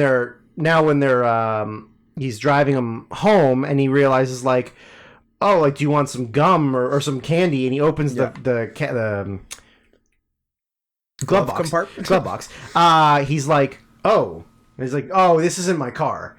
He's like, I actually borrowed it earlier. And he goes, yeah, because I needed to, be a little bit more off the grid a little, so people didn't know it was me. And he's like, because I know who you are, I know what you're doing. And so he's kind of Satoru's. I don't know that he realizes it right away, but he reveals to him that yeah. I'm the one who was after these girls, and you may have stopped me from getting them, but guess what? I'm gonna get you. You're the one now. To which I wrote, fucking called it. Nice. Because in the first scene with the teacher, where they're just chatting in the teacher's lounge, or whatever, I'm calling it now. Nice teacher is the pedo. I was very pleased with myself. I think I figured it out maybe the candy? No, it was the second episode. Okay. It was right after he had befriended her, and there was something in class that happened, and then he and the teacher were in the hallway talking, and when they separated, the female friend of his walked down the hallway past him, and so Satoru had gone straight. Yeah. The girl had walked in front of the teacher, and he sort of had an up and just turned and watched her walk away. And I was that's a weird look for a teacher to give just a girl, unless he's gonna try and fuck her. So I was kind of maybe there's something here. Yeah. I kind of thought that maybe he'd be a red herring. I kind of thought he might also have the the shining. I thought maybe he was could also go back and forth just or something. Use that chin of yours. You don't want to get sued, do you? So he so he's the seatbelt cannot come off. He drives him to a lake. Yeah. And just puts a rock on the accelerator and just shoots him in the lake. Boy in the lake. And then you're I'm holy shit! Did he So then we flash forward to the mom. Yeah. Initially, and I was oh shit! So he's dead. Now the mom is the main character. She's gonna try and see who killed the son. That's kind of where I thought it was going. Yep. But then what turns out is that he didn't die. Yeah. He was actually he was hurt in the car accident, but he got rescued, and he's been in a coma for 18 years. Not 18. Isn't that a little 15. 15? Because it's like 2003. Oh, yeah, you're right, 2003. So he's been in a coma this entire time. Yeah. And his mom has been looking after him. There was one line that I thought was a little creepy, but it's only because I have a fucked up mind. Where it's like my mom had come every day and worked out all of my joints and muscles. And I'm like, all of them? Yeah. Including your blue balls? But I was like, no, I mean, pressure needs to be relieved. Pressure needs to be relieved. So they had like given him some kind of thing that that when his heart rate accelerated so that he was waking up, his mom would know. And so he wakes up, but he has no memory of we're led to believe he has no memory of anything. And his mom's kind of explaining to him who he is, and then like people from the past that he had dealt with, like when he went back as a kid, like the kids from his friends from school, but also his mom's former like coworker guy who was in charge of the news, and like they'd interact with them to like get some information. So like all these people are kind of coming back, and he's like, I'm like playing it up like he doesn't remember anything, which is I thought was great. One thing I did hate is I hated his dumb glasses. I thought they looked stupid because they were just like slits with nothing on the top, and it looked like it was just like painted on his face. I hated it. I hated it. What was this one that was very funny? What was the? Was it before he? I don't remember the exact context of this, but like he must have been near. Was he near a school when he was older, or when he came back? Could have been. Or was he just in the hospital the whole time? Because I know he had to like relearn how to walk. Yeah. And he was trying to get his memory back, but there was a note that was what's a grown adult doing here in the middle of the day? Is he unemployed? I just hope he's not a pervert. But I don't remember what the context was. But like I think he was like maybe because it was definitely after he had woken up from the coma. Yeah. Maybe he was walking with the mom somewhere, or like he was going somewhere, or like maybe I don't remember the exact context, but I heard the line and I was like, "That's very funny." I like that. So what we had kind of I guess skipped over because there was so much to talk about is the first girl who he was trying to protect. Yeah. Like him and his mom confronted her mom who had been abusing her. Yes. And got like the eventually like the police or like the Child Protective Services got involved, and the mom was like, playing her bullshit games of trying to get away with it. Yeah. And then the way that they sort of fixed the problem was they got the mom's mom, who had like given up on her and like abandoned her, to come and apologize. That's this big emotional scene, and then they send the girl away with the grandmother to be raised by the grandmother, so she's like safe now. And then when he's like in the hospital recovering, like the grown-ass adult version of her comes back, and she's like has a baby, and she's like, like very thankful that he like protected her, saved her from getting raped and murdered. So he's now sort of spoiler alert for the whole thing. He was aware the whole time. He had his memory. Yeah. He knew exactly like who tried to kill him. Yeah. And who the villain, like who the murderer was. Yeah. So he had his teacher is now like he's got a hidden identity. He goes by a different name. Yep. He shows up to sort of like check on him, and he's playing dumb the whole time. Like I don't know anything. And he goes, let's go for a little walk, and I'll show you. I got some stuff to tell you. Yeah. And they go up onto the roof, and then he kind of has this big reveal of like, you played your hand, like, you thought you were playing me, but like, I know you have a phone in your pocket. Like I saw you. I wrote, I like how they headed off the cell phone in the pocket cliche. Yeah. Like I really, really liked the fact that he knew everything that was happening. Yeah. But then he knew he would know that when Pretty much, everything was yeah. happening. Yeah. So he's like, I'm gonna trick him into thinking he's won, but Yeah. then really none of that mattered. Yeah, Right. Like 'cause he's another step ahead of him. right? Like I Yeah. really thought that was really clever, and Yes. really well done. Yeah.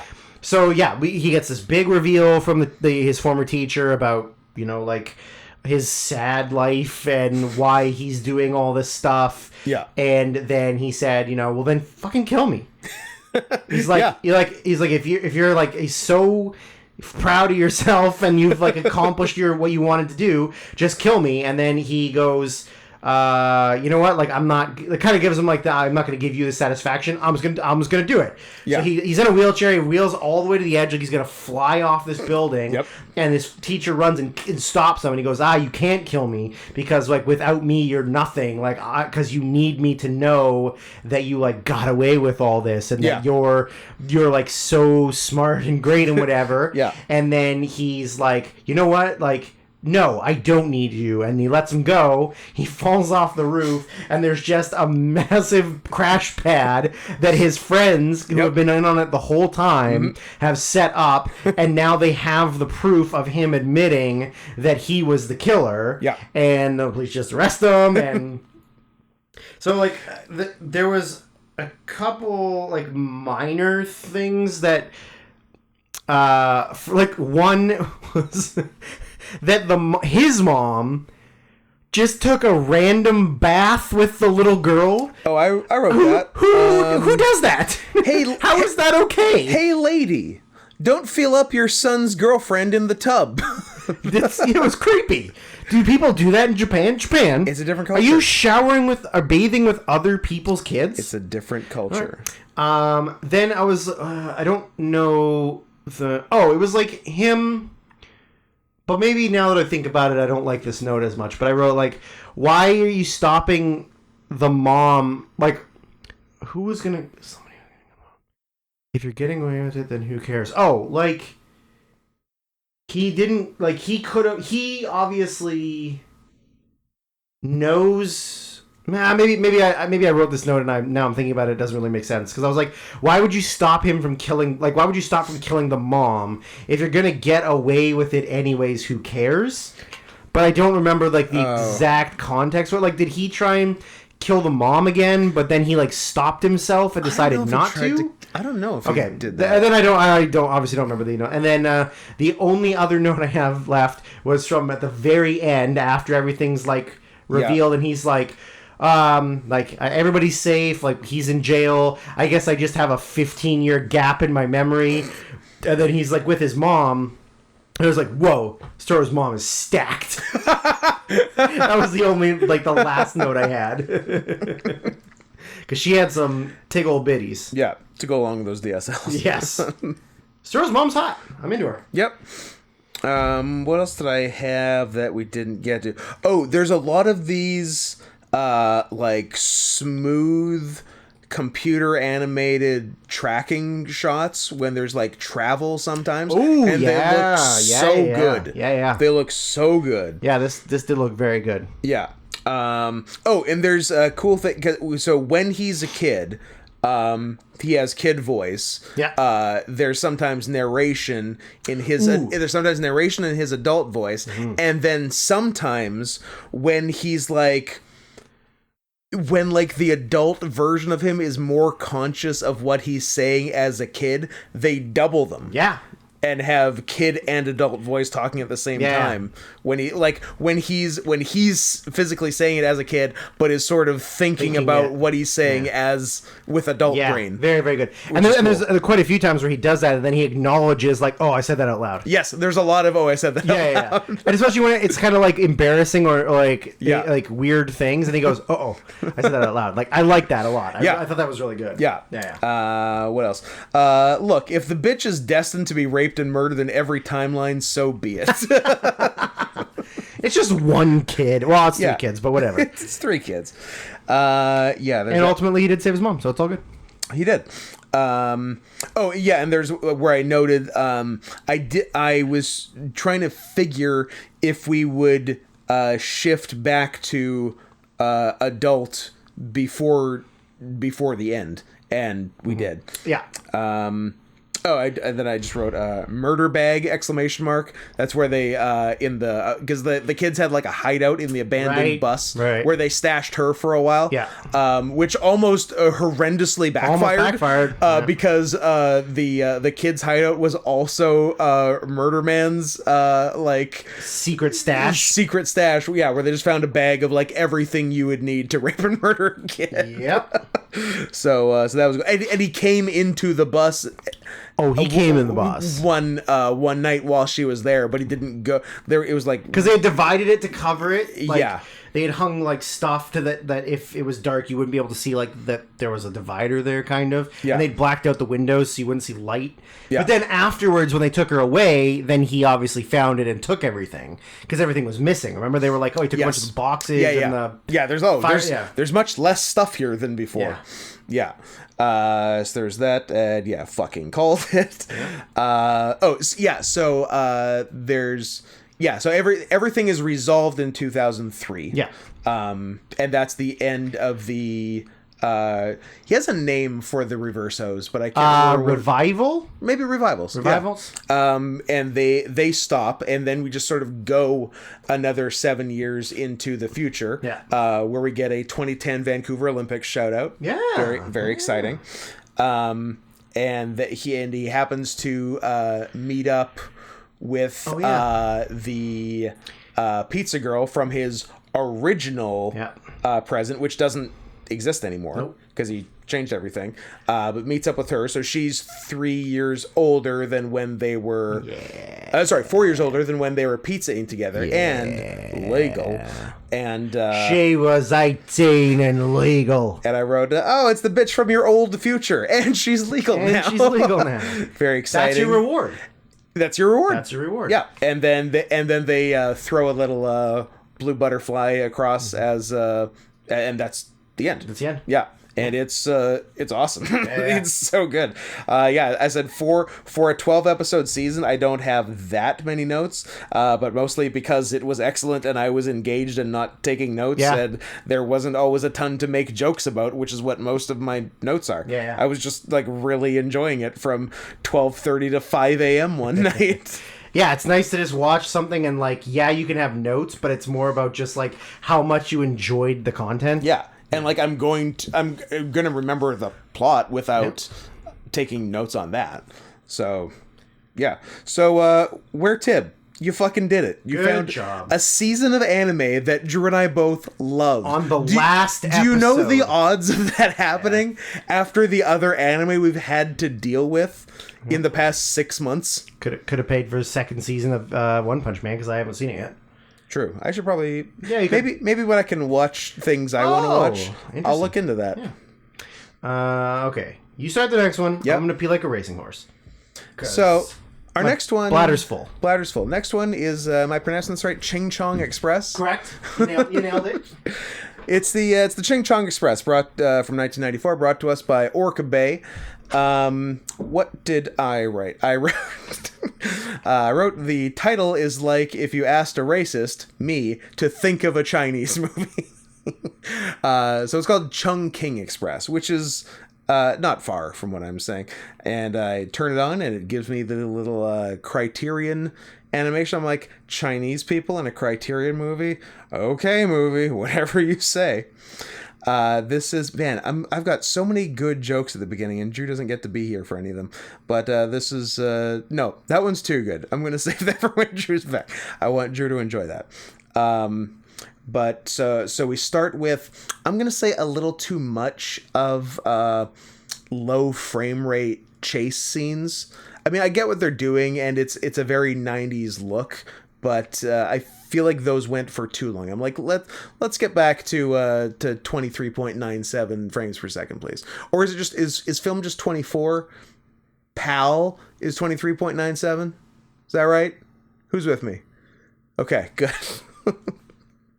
So there's a cop chasing bad guys, and he brushes past a Chinese woman in a blonde wig, to which I wrote, I am totally fine with this bitch in the wig being a dude if that's how things turn out. It wasn't, spoiler, but a boy can dream. So yeah, the cop is just a absolute loser. He's so lonely. He's like his long-term girlfriend broke up with him a month ago, and he's giving it a month to see if she really meant it or if it was an April Fool's joke, which is one of the saddest things I've ever heard. Now that Drew's back, I will say the thing I was saving. This Chungking Express was directed by Wong Kar-wai, which is what happens when most people drive. In Richmond. It's Something Wong. Yeah, it's Wong Kar-wai, but that doesn't work for my joke. Fair. Yeah, so not only is he waiting a month to see if the breakup takes, and checking his pager obsessively to see if she is called to not break up with him. Every day he buys a can of pineapple that expires on the end of the month, and like a normal person does. Do you know why? Because she liked pineapple. And because at the end of the 30 days he tries to commit suicide by pineapple. No. By eating every can of it. No. Do you know what pineapple does to a man's body? He tries to get the nicest comes. Yes. For who? Because if she comes back, he's going to powerhouse all of them and then go like, do you know how you didn't like it before because it was bitter? Check this out. Guess what? Bam. Check out Pina Colada. Penis colada. Penis colada. Penis colada. Perfect. So, yeah, at the end of the 30 days, he literally eats all 30 cans of pineapple, which I'm 90% sure would kill you. In one sitting. In one sitting. Like, absolute... Depends on the size, right? I mean, because, like... It'd give you diabetes. Sure, but, like, I don't know, 5 cans would be a whole pineapple? Something like that. So you're eating 5 whole pineapples? Some would even say 6. 6 whole pineapples? Yeah, it's too many. Yeah. Don't do that. And then separately, the bitch in the blonde wig appears to be just exploiting Indians. It's easy to do. I mean, they're truly one of the most exploitable people. Yeah, very much. So she's what? Buying their passports? Buying their passports, yeah. And then and doing drug stuff and out of the back of a weird electronics store. But yeah. It's a whole thing. Everything she does is very chaotic. Very chaotic. Yeah, she's involved in criminality, is what criminality. What we're led to believe. Yeah, I don't know if you heard. Because of the wig, I'm totally fine if she ends up being a dude. Yeah. I think it would be funny. It didn't happen, but it's not the crying game. But all right. What are you gonna do?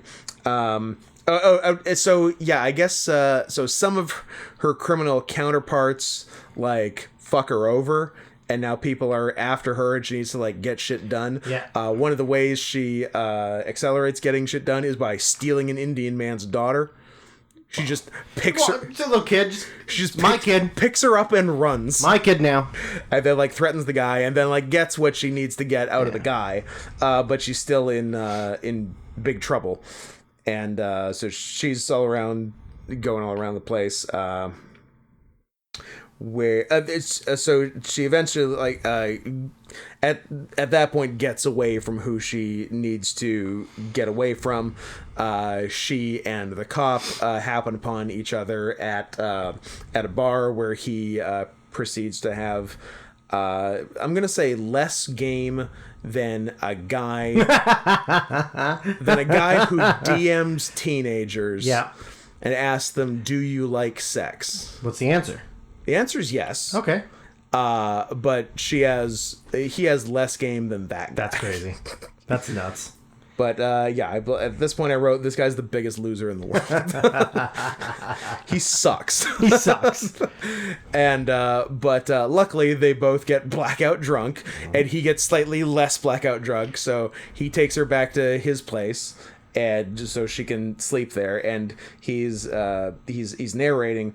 My mother said a woman's feet swell up if she falls asleep in high heels, so he takes her high heels off. And I'm like, yeah, but the only women who fall asleep in high heels are whores and drunks, and the least they deserve is swollen feet. Yeah.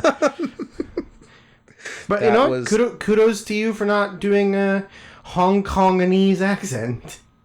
Oh, I didn't think about that. Next time. You said voiceover, and then I was expecting you to do it in the most racist way possible. And then he said, you did it in the nicest way possible. Then he said, do you want me to park your car? He sure did. Then there's some like extra horn going around. I got real mad that there was I got real mad that there was a white guy involved at one point. Yeah, I don't like that. Came in the mix, but it's the one white guy in Hong Kong. And luckily he got shot to death. Yes, he did. Well, don't be the one white guy in Hong Kong. Because he was trying to get one over on her or something. Yeah. And he went to shoot her, she shot him. Yeah. Then she shot at like a bunch more people. Yeah. Well, you're not going to waste those bullets. You paid for them. Certainly. And I said, get this white man out of my Chinese movie, and then 5 seconds later, oh shit, you listened. Oh, you listened to me. That was very exciting. And so she initially didn't show like much affection for the guy, but then he was about to throw away his pager, a sign that he had given up. Yeah. And but then as he's walking away from it, it beeps, and he goes and checks with the weird like old school like pager answering service where you get a page and then call a thing to see what they said. Yeah. So weird. And using his password, undying love, loser. And it's a criminal blonde wig lady saying happy birthday, and he's like, I'll remember this forever. He's such a loser. Yeah, huge loser. Yeah, he's like, oh, the slightest bit of affection has been shown toward me. We're getting married from a dumb girl. From a dumb slut girl.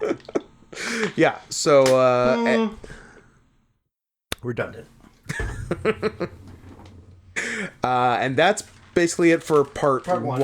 Yeah. Did you have any other bits in there? I didn't really take notes because I was just kind of enjoying it. Yep. So I didn't really write anything down. Yeah, it's good. It's one of those artsy fartsy nerd movies that they talked about a lot in film school, but that I never actually saw. Yeah. I think I just saw like little bits and pieces of it. Now you can go back to film school and sound smart.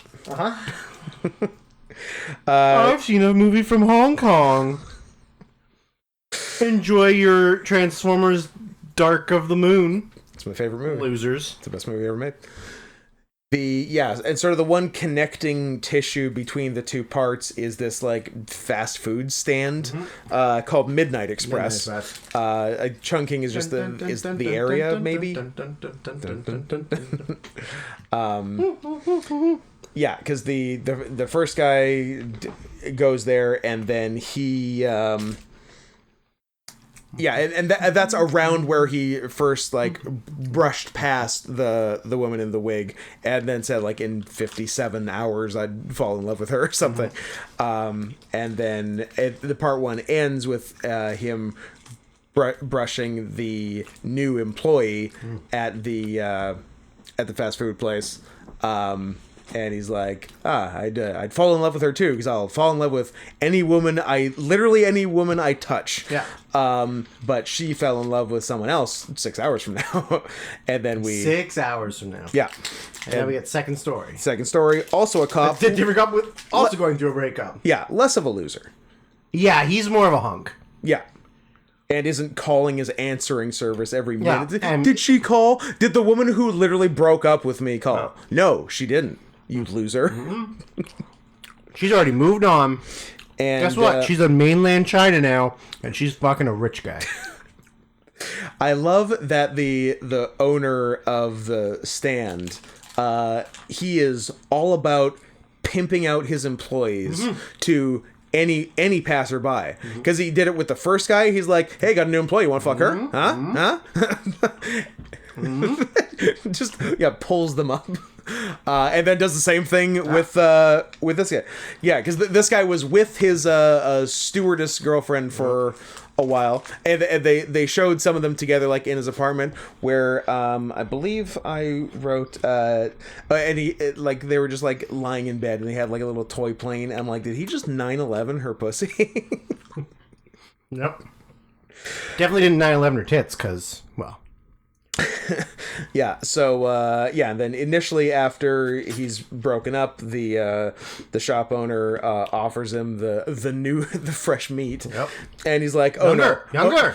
You take." He's like, "Oh, I don't go for boys." Like, "Oh no. It's a 12-year-old girl with a short haircut. It's not a boy. No. It's cool." And he's like, "Oh, okay." She turns out to be a manic pixie Chinese girl. Mm-hmm. Inventing the trope years before whatever the bitch was in Elizabethtown, where we coined the phrase. Nope, gone. Mary Kate Olsen. Sure. No. Who is it? It's not, because like the other one they point to Natalie Portman and Garden State. Kirsten Dunst. Is it Kirsten Dunst in Elizabethtown? Yeah. But this is years before either of those. China doing it first again. All I can think about is the suicide bike in that movie. Yeah. Yeah. Good stuff. The rest of that movie's pretty terrible. Yep. When he was before he's broken up, they showed most of it via him ordering at the shop, and he would always order her the chef salad. Yep. And they're like, so like that's her favorite, and he's like, huh, I never asked. This is what I was getting. They're like, why don't you try the fish and chips? He's like, what if she doesn't like the fish and chips? Like, get her both and let her choose, asshole, whatever. And then like, oh, she liked the fish and chips. And then next time, like, I'll have the fish and chips. Like, what about the pizza? And he's like, fine, get both again. I got like, this is why you don't give women choices. Yeah. He was doing it right the first time. Eat the chef salad that you don't like. Yeah, she was upset about it. She would just not eat it. Yeah. And but yeah, so then he and Matt, just she's a weird girl. She's super weird. She's a very weird girl. The way he is broken. Oh no, it's after the breakup. But after the breakup, his ex leaves a letter at the stand for him because she knows he goes there a lot. Yeah. With like, here's your key. Cease all contact with me. Yeah. Never talk to me again. Yeah. And so she goes to give it to him. The woman at the shop goes to give it to him, and he's like, I'll get it later. So the woman at the shop commits a felony and opens his mail and reads the letter, takes the keys, and go places starts breaking into his house and breaking in, hiding in the house, cleaning it, reorganizing, adding fish to the aquarium, doing a whole lot, all the while like lying to her boss about, because she's supposed to be going to pay the electric bill, and he's like, how does it take this long to pay the electric bill? There's lots of people, there's a line. I'm definitely not breaking and entering. No. So that's fun. And then he eventually like walks in on her breaking into his house, but then she like escapes like it's no problem. Yeah. Oh, well, yeah. So first she escapes, but then the second time he just like he opens the door to her. Yeah. And he's like, "Hey, what are you doing in my house?" And she's like, "I'm being quirky." Rubbing one in. Rubbing one in. And I'm like, but he realizes that the reason she's doing all this is because she really likes him, and blah, blah, blah. I'm like, that's great, but I think she might have the mind of a child and can't consent. So I would tread lightly. Maybe. Maybe. I mean, she listens to one song. Yeah, she listens to California Dreamin' at full volume wherever she goes. Yeah. Like an obsessive compulsive nutso. And what I love it when I go back and make myself laugh at my own notes. I hope this loopy bitch and the loser from the first half get together. They deserve each other. Yeah. Yeah, but they don't. There's also a recurring Chinese cover of the Cranberries. What song is it? It's not Zombie. It's not Linger. Is it Breathe? Is that a song? Yes. I don't remember exactly which one it is. I can hear it, but what's the goddamn name of it? Nope, that's Dreams. Dreams. Changes every day. Yeah. Every possible way. Yeah. But Chinese. Ching That, chong, but Chinese. Ching chong chow. It changed Ching every chong, day, ching every chong, possible chow, way. chow, ching. Yeah, so there's a bunch of that. So, Ching, yeah, so chong, they... chow. It's basically implied that they do... Yeah, no, there's a whole thing. There's a whole thing you're skipping over. I stopped taking notes. I'm not even alive. They're like, let's go let's go on a date at the California restaurant. California restaurant. And then she goes to California for a year. I've gone to California. She leaves him a note. Yeah. That he doesn't open. He throws it away. Yeah. Then he saves it. Then he changes his mind, but it's like soaking wet. Yeah. And it's like a handwritten boarding pass dated for 1 year from now. Yeah. And he keeps it forever. Yep.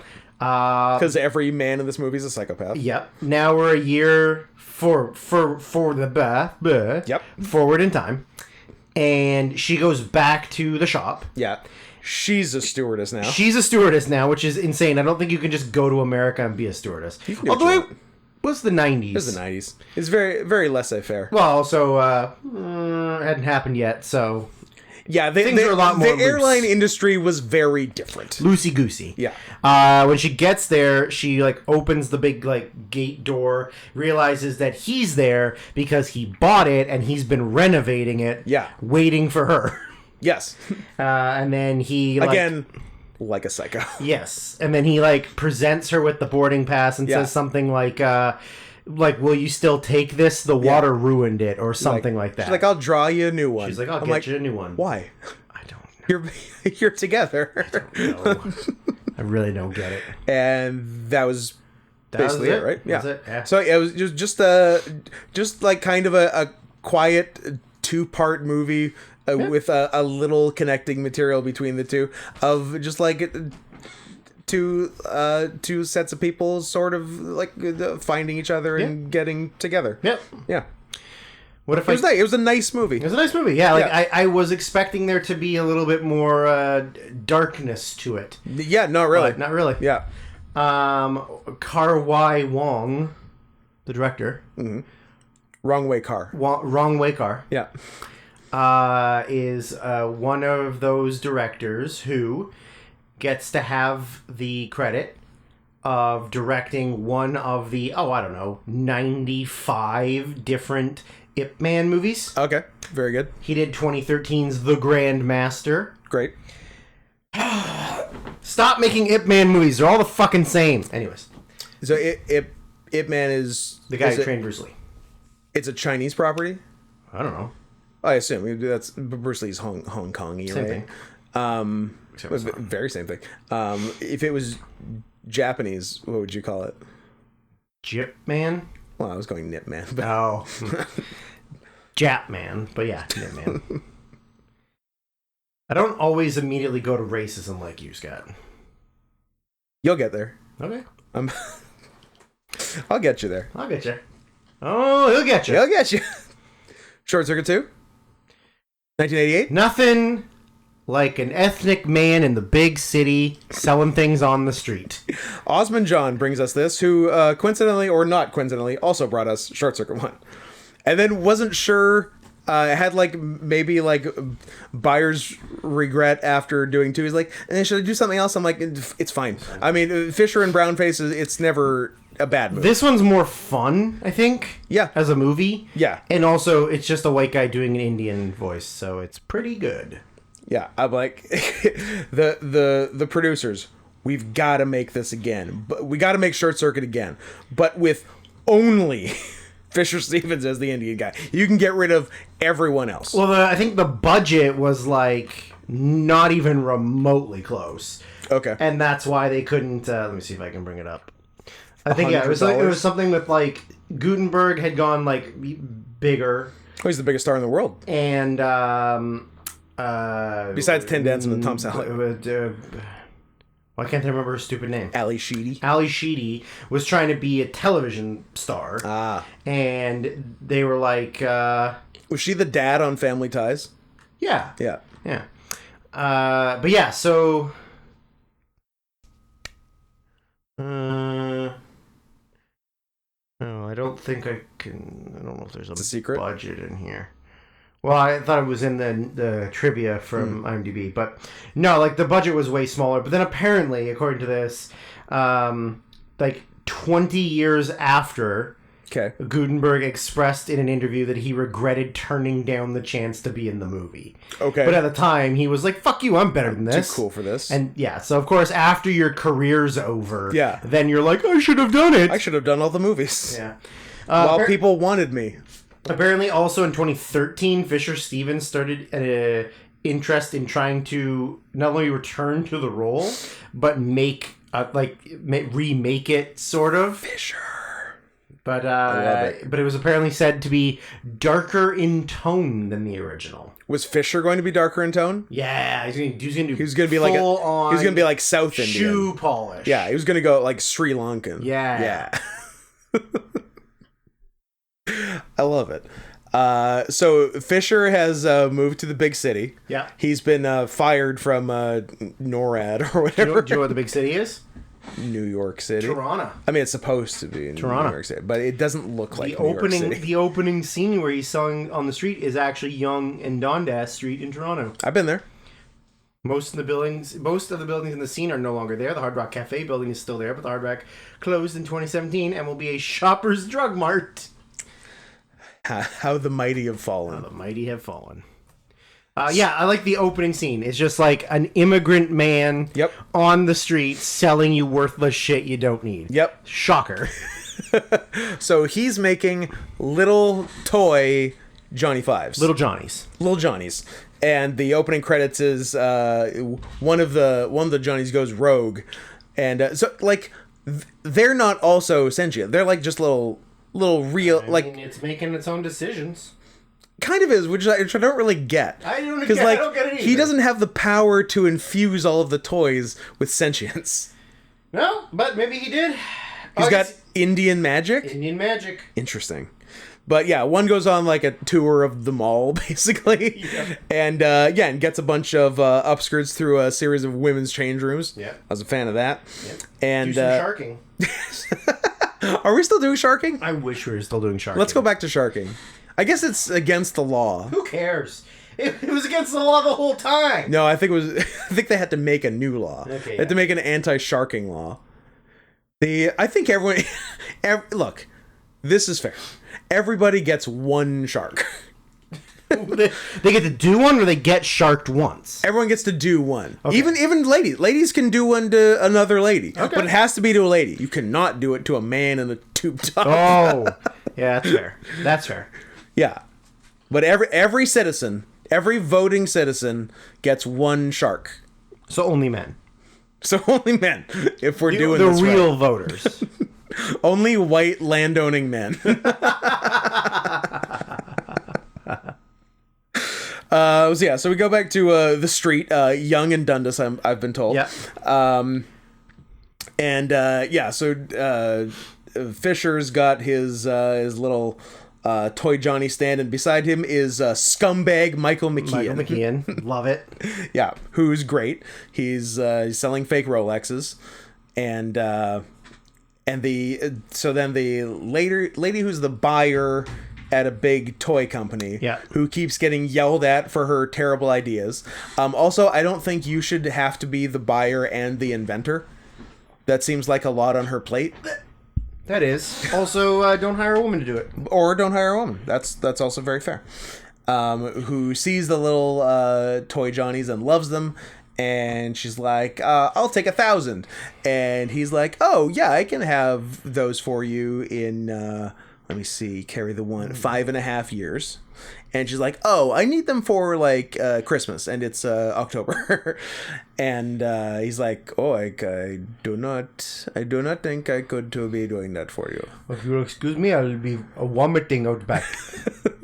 And Mr. McKeon says, "Oh, hold on, look, hey, how much are we? How much are we talking?" And they're gonna. This is an expensive toy. They're buying them to sell. Yeah. They're buying them at $50 a pop in 1988. Yeah. So they're selling them for at least $75. Yeah. $1988. I'm like, that's an expensive toy. Who's buying that? I guess rich Torontonians. I guess. And so the McKeon basically like just makes himself his business partner. Yeah. Like, hey, you'll get half of those zeros, pal. A white guy tricking a ethnic minority into giving him most of his business. Never happened before. Never happened before. Never happened again. Yeah. So they're like, how are we gonna do this? So McKeon, who's already in debt because he's a scumbag, gets another loan from a loan shark to rent a condemned building to set up as the factory. Hires a bunch of homeless people to as the workforce. But they're not making stuff that fast, and Fisher sends a wire to his friends in Montana, and the Goot and Ms. Sheedy. The Goot is nowhere to be seen, but very charitably, Ali Sheedy provides a nice little voiceover. One line of audio dialogue as they send Johnny Five himself to help with production, who has one recorded line from Ali Sheedy. And it is actually her, despite being uncredited. She wanted nothing to do with this. Here is Johnny Five. He can help you. The end. Done. Yeah. So that sets that up, and then it's actually going well when Johnny was telling McKeon about himself. And again, it's the thing where even though it's right in front of you, nobody understands what's going on. Just like when Ali Sheedy, it took her 24 consecutive hours with Johnny to understand he was a robot. Not an alien. Not even a sentient robot. A robot at all. Period. Which is psychotic. Stupid. But yeah, like everyone is insistent that he is remote controlled. And not sentient. But Johnny's describing himself to McKeon, I think, and he's like 500 megs of memory. I'm like, that's pretty big for 1988. Yep. That's good ass memory. Half a terabyte? Nope, pardon me. Oh, I was thinking 500 gigs. 500 megs isn't that big. Half a gig. Half a gig. But in 1988. Yeah, I mean that's 500 floppy disks. That's Yeah, that's pretty good. So then there's a couple interactions between Fisher and the buyer, who he's got the hots for. A horny Indian man discovering white women? The first horny Indian man of literally billions. But they didn't have the internet yet, so that's why he was the first. Exactly. Here's you got to be horny in person. Here's a big problem I had with this movie. I wonder if it's the same one I have. Didn't we spend... Mine's a weird nitpick, Didn't we spend an entire movie trying to flee from the prying eyes of a military corporation? That's literally why they're hiding in Montana to at the end of the immediately movie. Send him to a major North American city. The biggest city in North America. Like right out in the open. Rolling his ass down the street. I guess the government gave up. They're like, you know what? We tried once, couldn't get him. Can't do it. Let's just give up. Yeah. Let him... He's all right. He's all right. The Noel Marshall approach. Yeah. The one thing I found confusing was the toy company's like corporate headquarters are like inside the mall. Like just where the toy store would be. Oh yeah. I'm like, was just everything in a mall in the 1980s? That's just how it worked. But I thought that was weird. So Mall of America? Mall of America. They have they built that thing in New Jersey ? That was going to be bigger than the Mall of America. You've given me a look of confusion. I have no idea what you're talking about. I feel like they were building. They were going to do a bigger Mall of America. They were going to build the biggest mall in North America in maybe New Jersey, but I feel like maybe it got sidetracked by COVID. I'm going to search. Oh, recently. Yeah. Okay, first of all, why are you building a mall at this point in history? Why are you trying to build the biggest mall in history now? Yeah. That's like an 80s thing. It's pretty funny. Like, nobody... Okay, I mean... I'm searching Big Mall, New Jersey, by the way. Big Mall. The American Dream Mall. It's in East Rutherford, New Jersey. American Dream Mall. Pardon me. American Dream, second largest mall in U.S. Cowards. Opens in New Jersey, October 2019. They just beat COVID. Cowards. Why would you build this second? It has the largest indoor theme park in North America. You missed my song and I don't like it. You're doing American Dream? Sort of. Oh, we're doing American Mall? What? Do it again. Do it now. Okay, I'll do it, but you gotta do the cowbell afterwards. Okay. American Dream Mall. Dong, dong, dong, dong, dong. It's just a common mall. It's just a common mall. Yeah, Working so there you hard go. for its mall. So shout out to East Rutherford, New Jersey's second largest mall in the U.S. Is the West Edmonton Mall bigger than the Mall of America? Is West Edmonton the biggest of North America? No, I think Mall of America's bigger. Is it? I think so. I'm going to put that to the test. Well, how many live WCW Nitros have been in the West Edmonton Mall? 0? That's true. So shut the fuck up. In North America. Let's see. If it is, we're going right now. Although, why would we go to a mall right now? That's the list of largest shopping malls in the U.S. That's not what I asked Google. That's not Use Bing. what I asked. You know what? I might have to go Bing.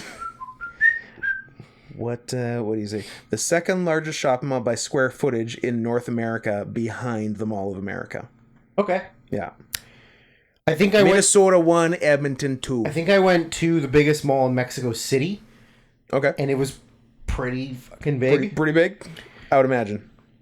So I can't even imagine what Edmonton or Minneapolis are. Like, I've been to Edmonton. I haven't been is to. it like insane? It was I believe it was 1999. Oh, so you were like 2. So I was like 2. So how do you remember it? I have very vivid memories. I believe you were a baby. I got baby memories. Okay.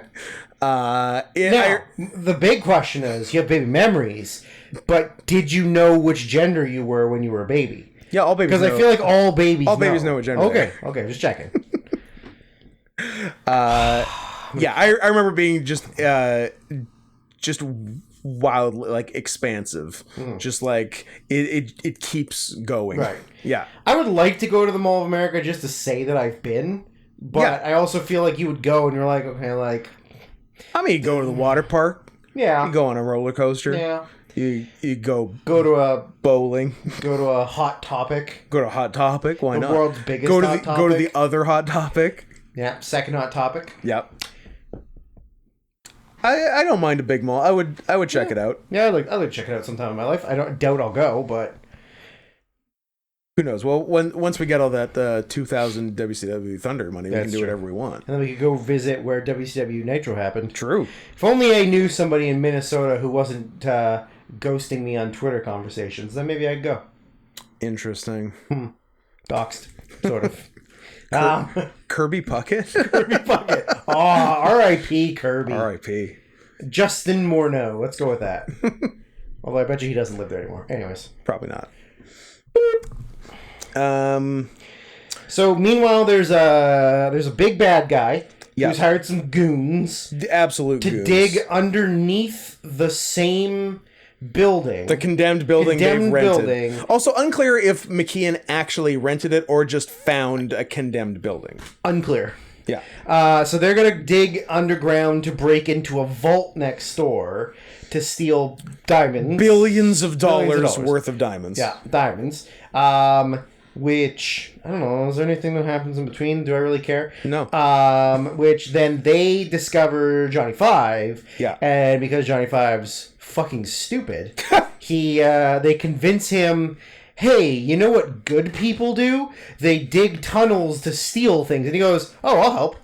Yeah. Like, what? He's very helpful. You're stupid. He's very trusting. He understands the difference between good and bad, right and wrong. He does, yet but he still does it. He does, but he thinks if someone is nice, then they don't have ill intentions. Okay. I think just before that he goes like out on the town. He meets a Latin gang. Yes, he does. Very stereotypically racist Latin gang. Spray paint him and get him to open all the car doors in the area so they can steal all the stereos. Smart. Pretty cool. Smart. Johnny. Yeah. When Fisher's talking to the toy lady, because he does not have a grasp of all of the English idioms. He says the manufacturing is going like gangbangers. Gangbangers. which I enjoyed. How about that? At one point, what does Johnny get arrested for? Oh, he goes to he gets a like a trench coat and a tie, and then goes to a church confession. Yeah, and then the priest sees that he's not a person, chases him out of church, and then he just like gets arrested. And which I think the funniest line in the movie is like. Because Johnny's like trying to talk himself out of getting arrested, and the last thing he says as they're taking him away is, "I'm underage, you know." I thought that was pretty good, and then around there, like I'm like, I hope the rest of the movie is just an existential nightmare on what it means to be alive, because it was sort of going there at some point. Yeah. And it gets like real depressed, kind of. Then Johnny's back out, and Fisher and the girl go on a date. And are you doing the cowbell? Nope, don't worry about it. It looked like you were doing the cowbell. You fucking worry about it. They go on a date, and Fisher is so socially inept that he gets a dumb robot to do a Cyrano de Bergerac for him. Yeah. And with hilarious results. And then another good Fisher not quite getting it. He references President Warren G. Hard-on. Warren G. Hard-on. I was like, yeah, funny, pretty good. Then so Fisher gets back to the quote-unquote factory with McKeon the next morning, implying that they smashed on the first date. Hey, what a slut! Brown guys don't fuck around. Apparently not. Way to go, horny brown guy. Also because they just found out about sex with women, so that's true. They gotta do it as fast as they can. So they get Fisher and McKeon are out of the. Oh no, they trap Fisher and McKeon in the freezer of a Chinese restaurant. Yeah, that's right. And then so Johnny's just there alone, and they're like, "Hey, Johnny, help us! Don't you like digging?" Like Johnny's like, "Yeah, I love digging. I'm a big digger. Easy." And and I'm like, it feels like, and he digs through, they get into the vault, get the diamonds. I'm like, it feels like we're gearing up for the climax right now, but there's somehow 35 minutes left in this movie. What the fuck is going on? Johnny eventually figures out they're bad and gives chase. Fisher and McKeon get out of the freezer in the most insane, convoluted way of all time, where Fisher notices there's a phone line in the freezer, and then connects his 1 square foot calculator that he was just carrying with him, to the phone line. Yeah, sends and then calls the girl, but can only input the buttons, and inputs songs that guide her to where they are. Yeah. And it's ridiculous. Yeah. Well, what's the most ridiculous is that there's a brown guy who has access to a phone with a white woman. And he didn't immediately send her the message, please do be showing me your bubs and vagina. Didn't ask her to show anything. Coward. Can you believe it? Not a real Indian. I mean, he's... Fake bear, he's fake wolf, not a real Indian. Well, although, in that case, is a real Indian, not a real woman. Correct.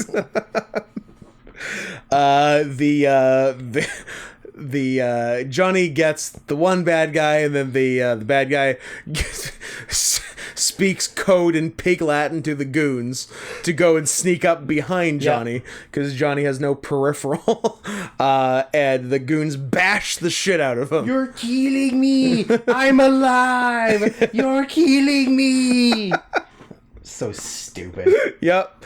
And then then there's like a 25-minute chase scene. Yeah. And they get him. They get him. They dispatch of the goons. The big bad gets a boat. Johnny gives chase on land because he's not that great aquatically. Yeah. A crane gets involved. Well, you forgot he turns into the Terminator. Oh, yeah, sorry.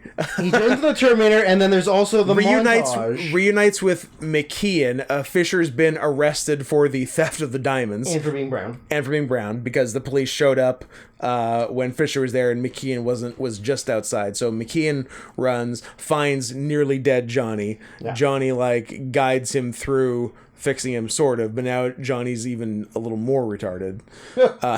And also makes himself the Terminator. He gives himself a mohawk. A bandolier. Yeah. It's hardcore Johnny. And then, world's longest chase scene. They get the guy, they get the diamonds. And then pretty much they just do the end of Star Wars. Yep. They do the end of... They turn him gold. I was going to say, Johnny got that C-3PO glow up. They C-3PO'd him. They gave him the key to the city. Yep. Gave him a medallion. Yep. He's recognized as a living being. He and Fisher get American citizenship. And McKeon is literally every 1980s Wall Street scumbag. Yeah.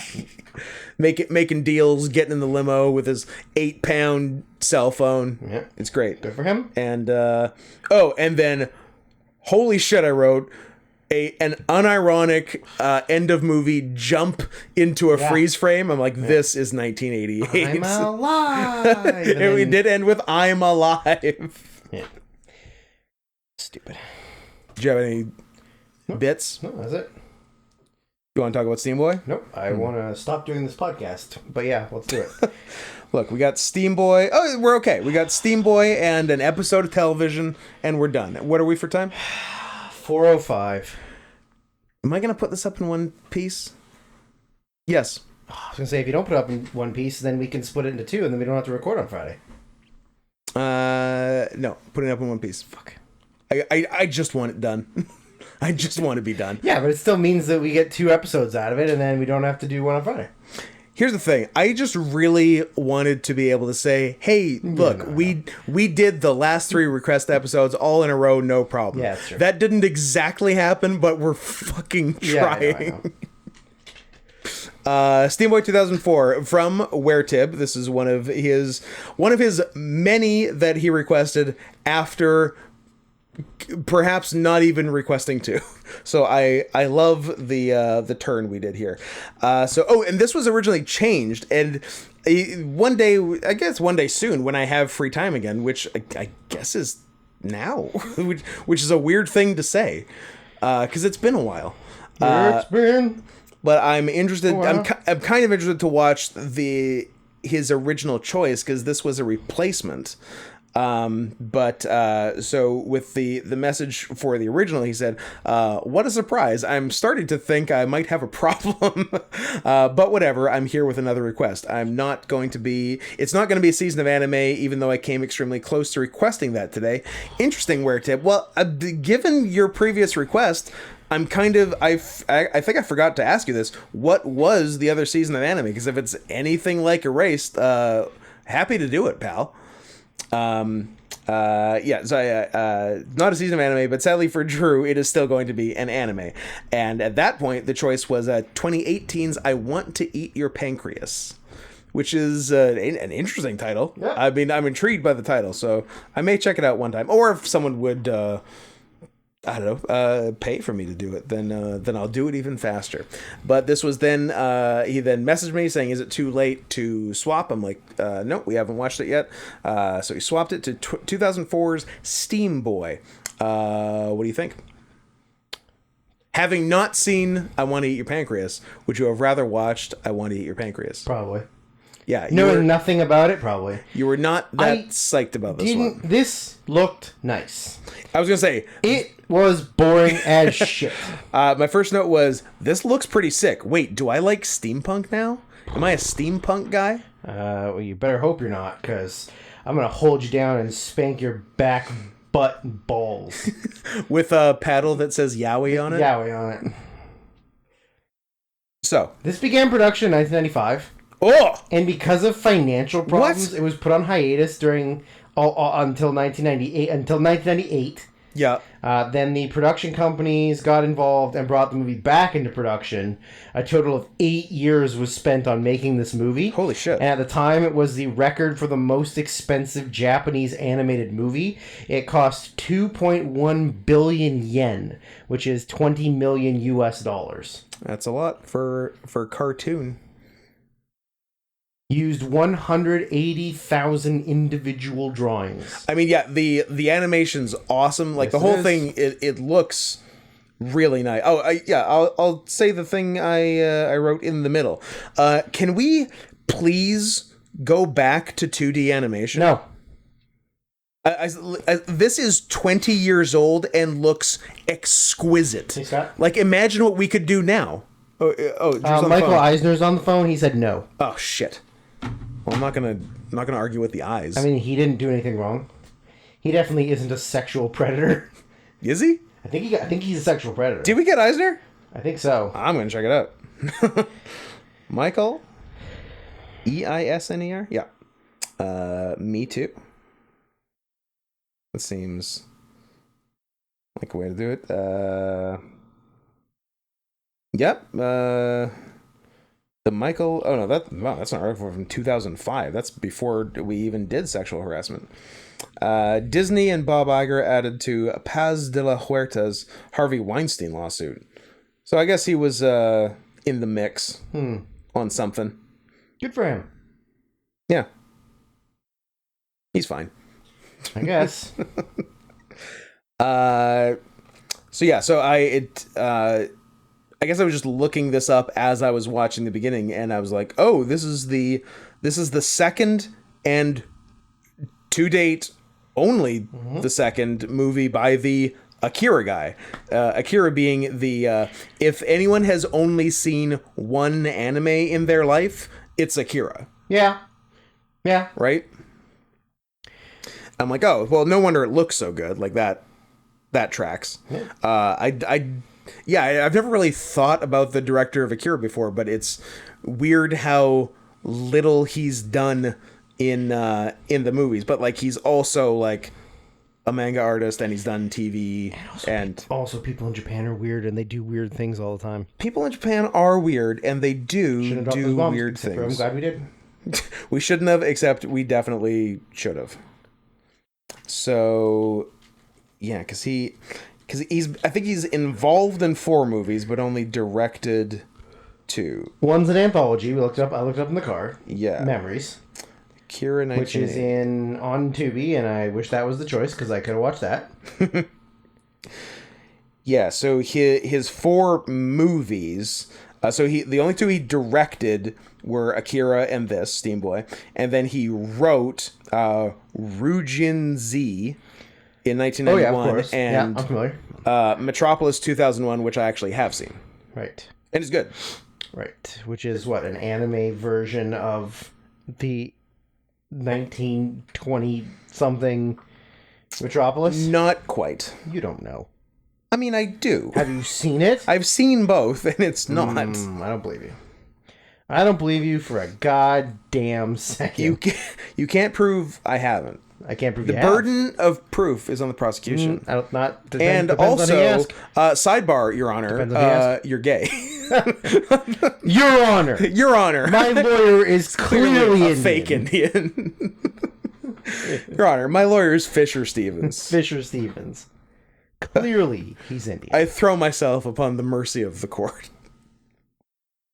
So I'm excited by the beginning. I was definitely more into the first half than the second half. I think overall I probably liked it more than you, but I'm not like over the moon about it. I was excited because at first I thought, oh, is this 1800s factory accidents, the movie? Sure. Because there's a bunch of that at the beginning. Yeah. And also I'm like, what is this factory? Does the factory make Sparks? steam?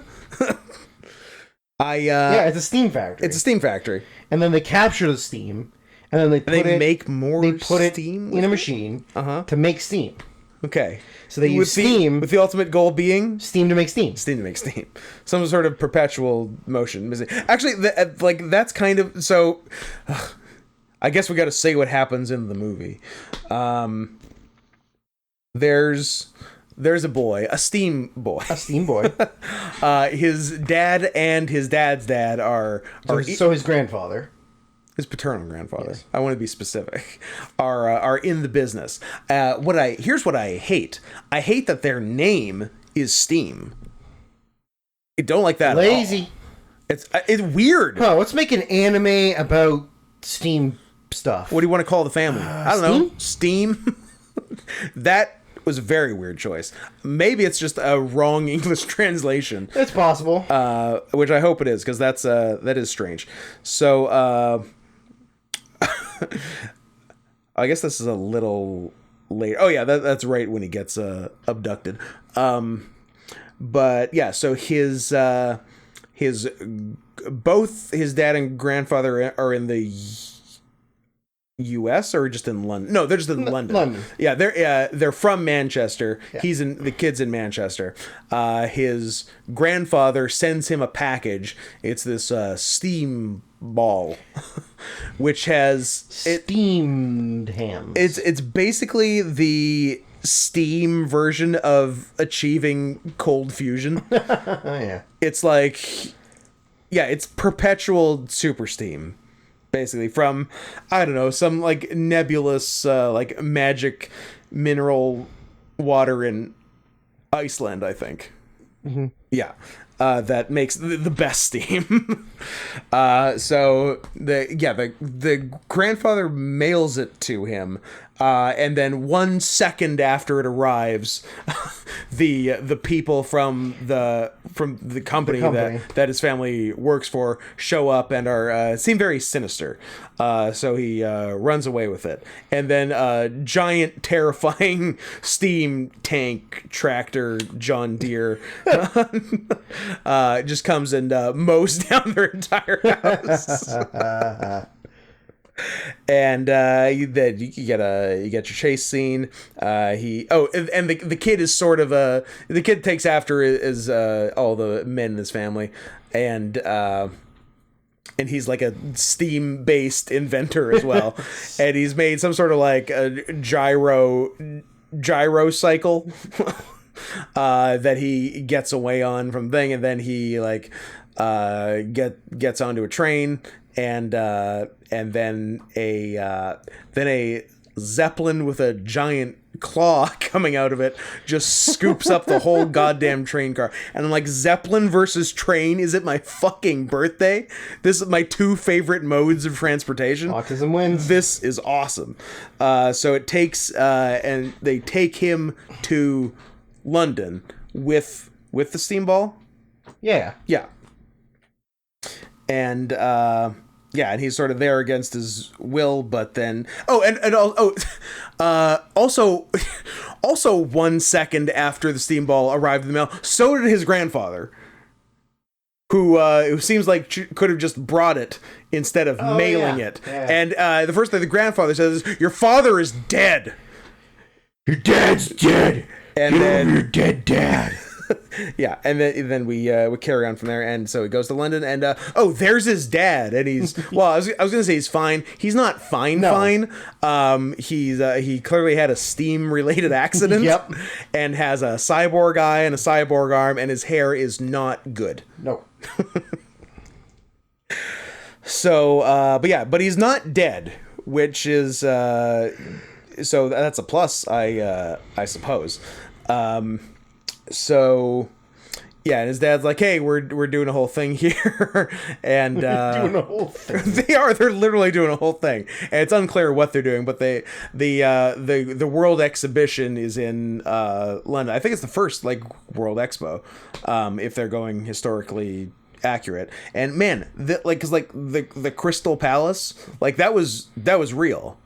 It looks so fucking cool. Yeah, it was really like, cool. Have you looked up the real one? Yeah. It's amazing. Yeah. And then that reminded me of another thing, another awesome thing that doesn't exist anymore. There, I was like, it was like crystal baths or something. It is have you heard of it's called the Sutro Baths it was in San Francisco, and it's this like Bathhouse? giant, it was like the first water park basically. It was built in like the late 1800s. This like giant glass enclosure, like huge, like I couldn't even imagine what the square footage was, and it, like these giant like saltwater pools and slides, and it looked so fucking cool. And both the Crystal Palace in London and the Sutro Baths in San Fran were destroyed in fires. I'm like, that sucks, but fucking rebuild them. They're so cool.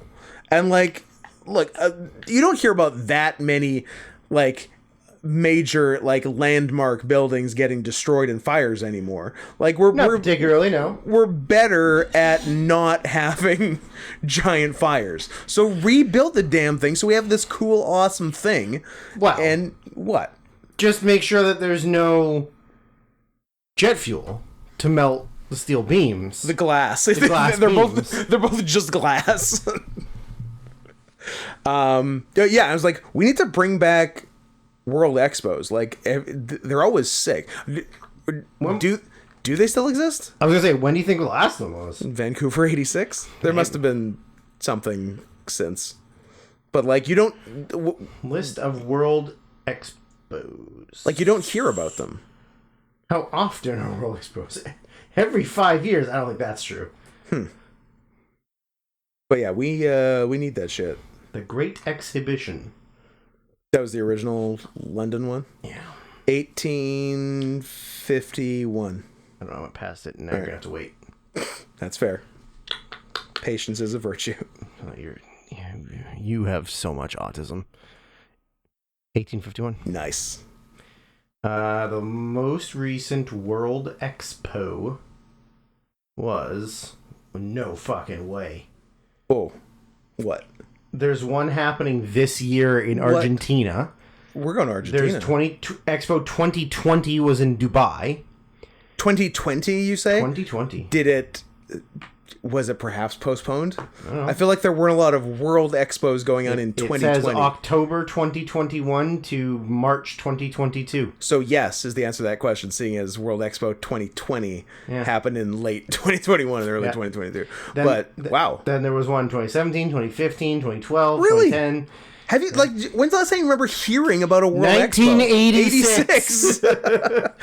The one in 2025 is taking place in Osaka, Japan. Osaka. Oh, what one of the cities you spared, I spared in your 'cause bombing they got plans. good stuff.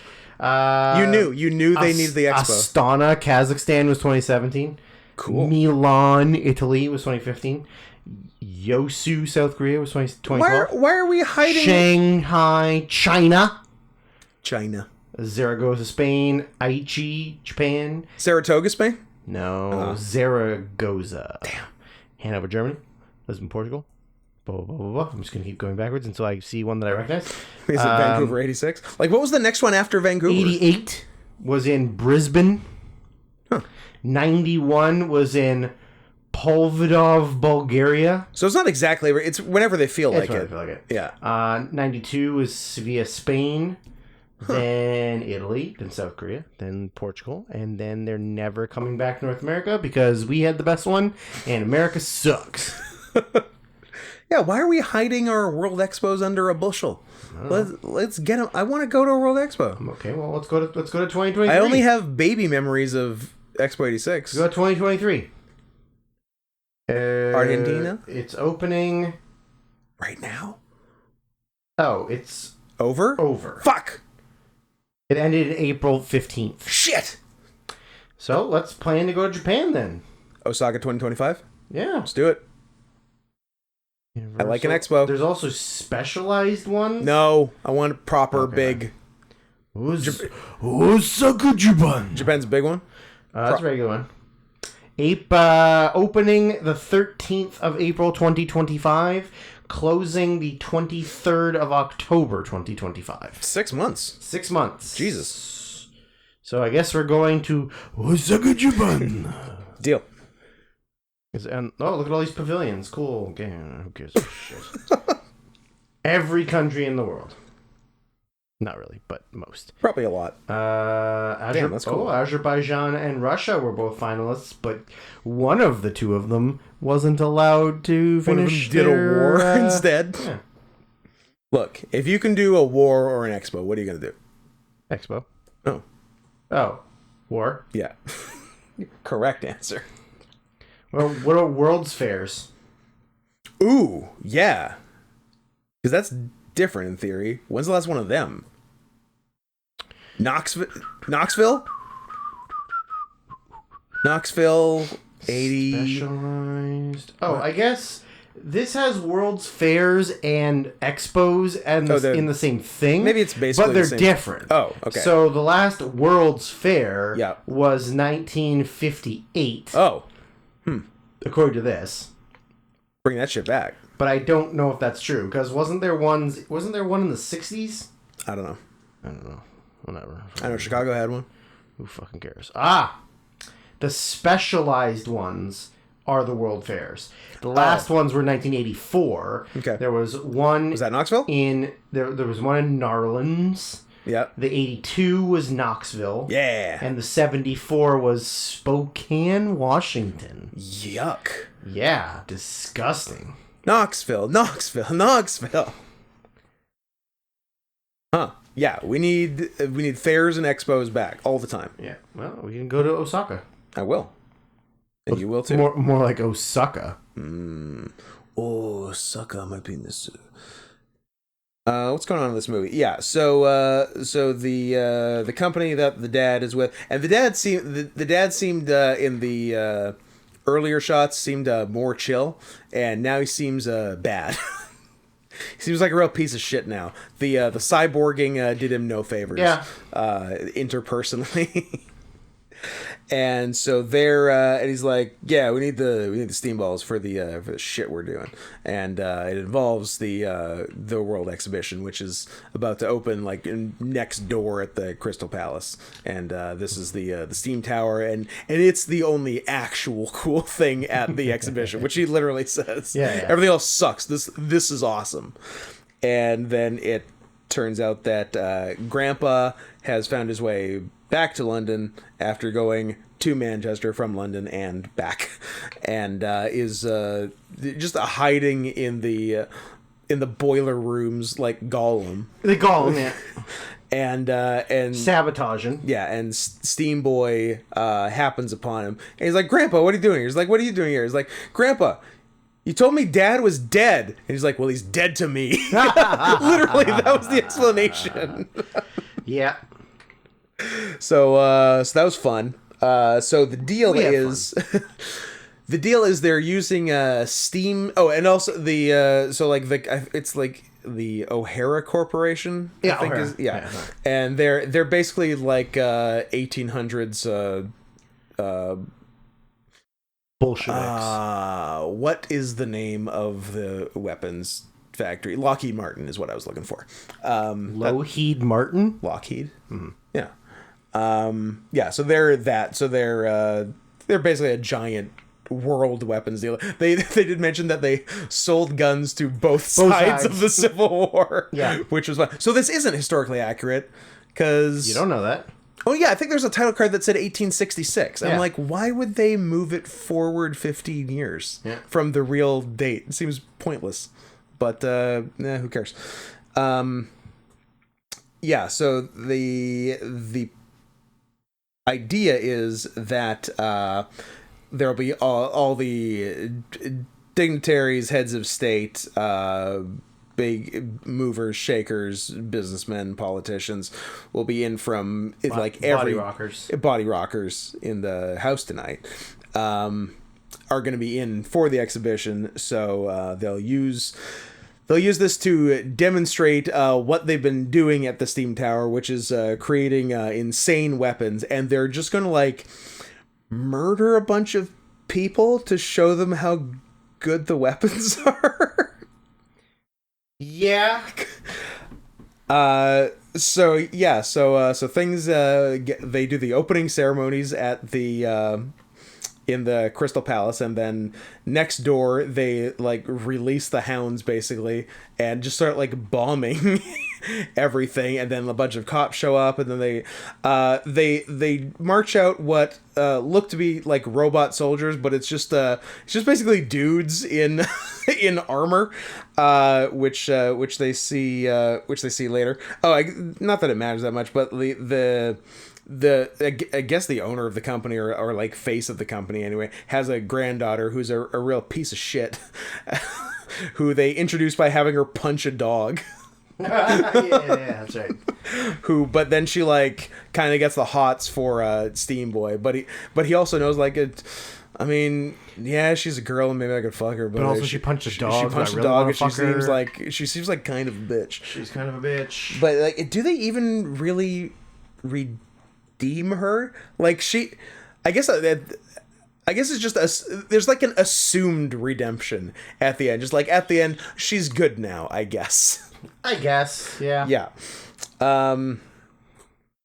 So a bunch of cops show up to ask them to stop bombing, please, and then they just kill 1,000 cops. I'm like, are they really the bad guys if they're killing this many cops?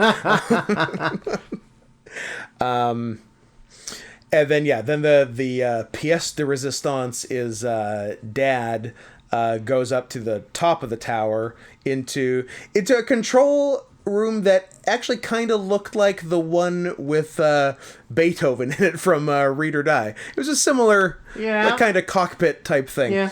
I did like that his robot arm was part of the controls for it. Like he puts his whole arm into the thing to make it work, and the entire Steam Tower, which is gigantic, it like dwarfs any building in London. It takes off.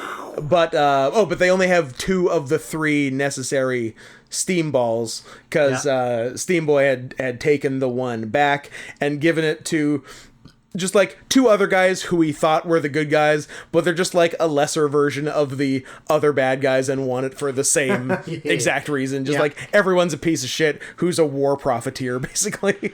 Yeah. I would love to be a war profiteer.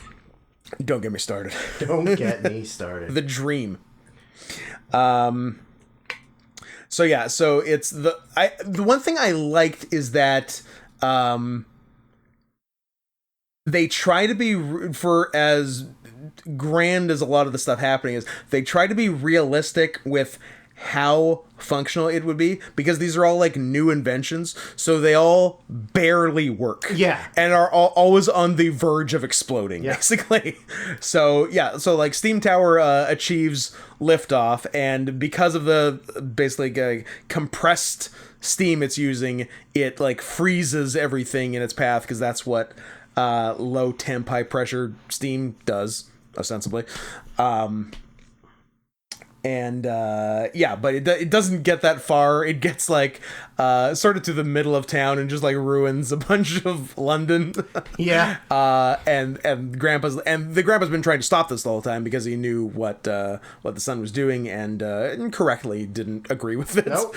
And he's like, you want to take all of the Jews where? No. Save it for next time. And I guess the grandpa was misinformed, because he's like, look, this obviously needs to be destroyed. Humanity can't handle this technology yet. It's okay. It'll all get washed away in the Thames. And I think just the boy is like, we're in the middle of downtown London. We're not in the river. And like the grandpa just like looks outside, like, ah, shit. So they eventually do their best to get it off of there and into the damn river while every part of it is falling off. Oh, I like that the grandpa's contribution to the steam tower, because he had more noble intents with it, was the roof is like an amusement park. It has a big merry-go-round going around the outside and a Ferris wheel, and it's like, he's a fun grandpa, not murder dad. And so they get into the river, and it's all fine. Do the dad and grandpa survive? They don't go. Oh yeah, the implication is because they're producing land, air, and sea weapons, right? And so they had like sort of like steam powered hang glider type things, and then the robot suits just for dudes to get murdered in. Yeah. And then like little like personal submersible things, and it's first kind of implied that the dad and grandpa go down with the ship, but then they show one of the little submarine things going out from it, so they're like, they're probably okay. And then the closing credits, 8 more movies happen. Yeah. Holy shit. Well, when you got that much time, you got a lot of stuff. Well, did I miss a point where Steam Boy became immortal? Because he stays like his age and goes through like decades of history. Yeah, he's immortal. He's made of steam. Because they show like, because this is 1866, then they show like World War One, and then it's sort of implied that the girl who was a bitch, but I guess is good now. I guess he made her. I guess he fucked her good. Maybe. And it sort of implied that she became Amelia Earhart. Yeah. Like there was so much going on in the closing credits. But yeah, it looked fantastic. It was up to the level of Akira graphically. Yep. Not as engaging as Akira. I was in for the first half, but the second half lost me somewhat. You lost me like 20 Drew 20 minutes in. A lot faster than me. But yeah, that was that. I think we just have enough time to talk about what Zachary K describes as possibly the best network television depiction of autism. To which I respond in all caps, we'll see what Freddie Highmore has to say about that. Doogie Howser MR. High bar. This is Ghost Whisperer, Season 2, Episode 4, The Ghost Within, which the implication is like that is autism. Yeah. Is the ghost within. Yeah. 2006. P.S. If anybody wants to soothe my pain from, I don't know, working 6 days in a row with very limited sleep. This is day 4? This is day 4. Fun. Or having to record this podcast after work, or having to sit through that terrible Steam Boy movie. Feel free to send me $95 Canadian, because while Scott was talking, I added a bunch of movies to my cart from Videomatica, and I would like to purchase them, but only if you give me $95 total Canadian. You can spread that out across all of you. But that's separate from the 300 good job dollars. Very different things. Yes. You can send this directly to me, even if all of you just send $5. If 19 of you send $5, we're done. You can get But I would like numerous ones of you to send the $300. Yes, exactly. Anyways, continue. This... You continue. I knew nothing about Ghost Whisperer. My mom watched it. I mean, I knew that it had Jennifer Love Huge tits, but I didn't... Why didn't I think of that? I didn't realize that, what the concept of the show was. No, I knew nothing about the concept. Like, I was like, okay, it's like a spooky-ish thing. She works at an antique store. I did not know that. And is hiding her power from Cameron Manheim Steamroller. Did not know that. Did not know any of that. Yeah. And they also, do they do that intro for every episode? I don't know. Because it was like, it's like they made that intro for someone who had never watched the show before. I don't know. I'm like, they can't do that every time. It's like 5 minutes long. It's just a recap, right? I think it's just a recap of what's... Well, because like it wasn't like what happened last week. No, like I think it's her story. Yeah, I think that's just so you can just jump in wherever. Well, I guess what we did. We did. Nothing happens for the first 30 minutes, like of note. Not really. Right? There's like her and Cameron Manheim Steamroller Yep. go Thank you. to a different vintage shop Yeah. to get stuff to buy to I put like- in their vintage I like that shop. the antique world is just like self-perpetuating. Just going Just like through. people who work at antique stores go to other antique Yeah. stores to buy antiques for their antique store. Correct. And then That's how it later works. those same people will come and buy those back from them. Yeah, and then they put them in their store, the circle and then of life. but yeah, circle of life. Yeah. So very they stupid. go to a separate place. Yep. And buy Some weird like some weird wooden things. ornament like toy Yeah. things. Yeah. That like first of all, who the fuck wants those? Antiquers. I guess, but not from the store that's currently at. No, they no. want them from your store. Well, they want the lady with the big tits. Actually, they both have big tits, just in different ways. Yeah. One because she has big tits, and one because she's fat. Yeah. Don't even think that the fact that she has big tits aren't 3 more of my notes. I assume they're the source of her power. Maybe. Yeah. Maybe. So she eventually, I guess, handles the pieces, Yeah, and it there's shows her the dead like person glowing that they're and- connected to. Yeah. And then she has to solve the murder or the death or the Whatever the thing is. And did you realize that it's the same MR from that terrible Rob Reiner movie we watched? Oh, is it? It's the same guy who played the Spill My Ice Cream Freakout retard from the Rob Reiner movie, but this time he's not full-blown retarded. is the He's guy. just got full-blown autism. I know him, and so do you. From Clerks 2. From Clerks 2. He's the as throw the up, guy throw up. they made throw up from talking shit about Lord of the Rings. Yeah. So he's not, so we know he's not retarded. And we know, well, No, he's not. no, I know. He's a regular guy. No, but he's not a regular guy. Because he's the guy He's got LP body, who or LP looks head. like a full-sized midget. Yeah. And it's weird. He's a midget who's 5'6". Yeah, It's or weird. taller. No, I think we looked up his height. I think he's like 5'11". Yeah. He's like an above average adult height, but also he's a little person. And he's ugly. Yeah, ugly as shit. He has LP face. Yeah. It's and like Loss prevention phase. he stops theft. And don't try to look it up online because I've spent weeks trying to figure this out and nobody has any information. What was the name of that stupid Rob Reiner movie? Flipped. 2010. Yeah, that's the one. How long ago does that feel? 3 weeks? Maybe No, 4? you're lying, Drew. Don't sit there and turn this into a House of Lies. It feels like years and years ago, and that was this same All Request Spectacular. Kevin Wiseman is his name. Kevin Wiseman. 3 brackets, either side.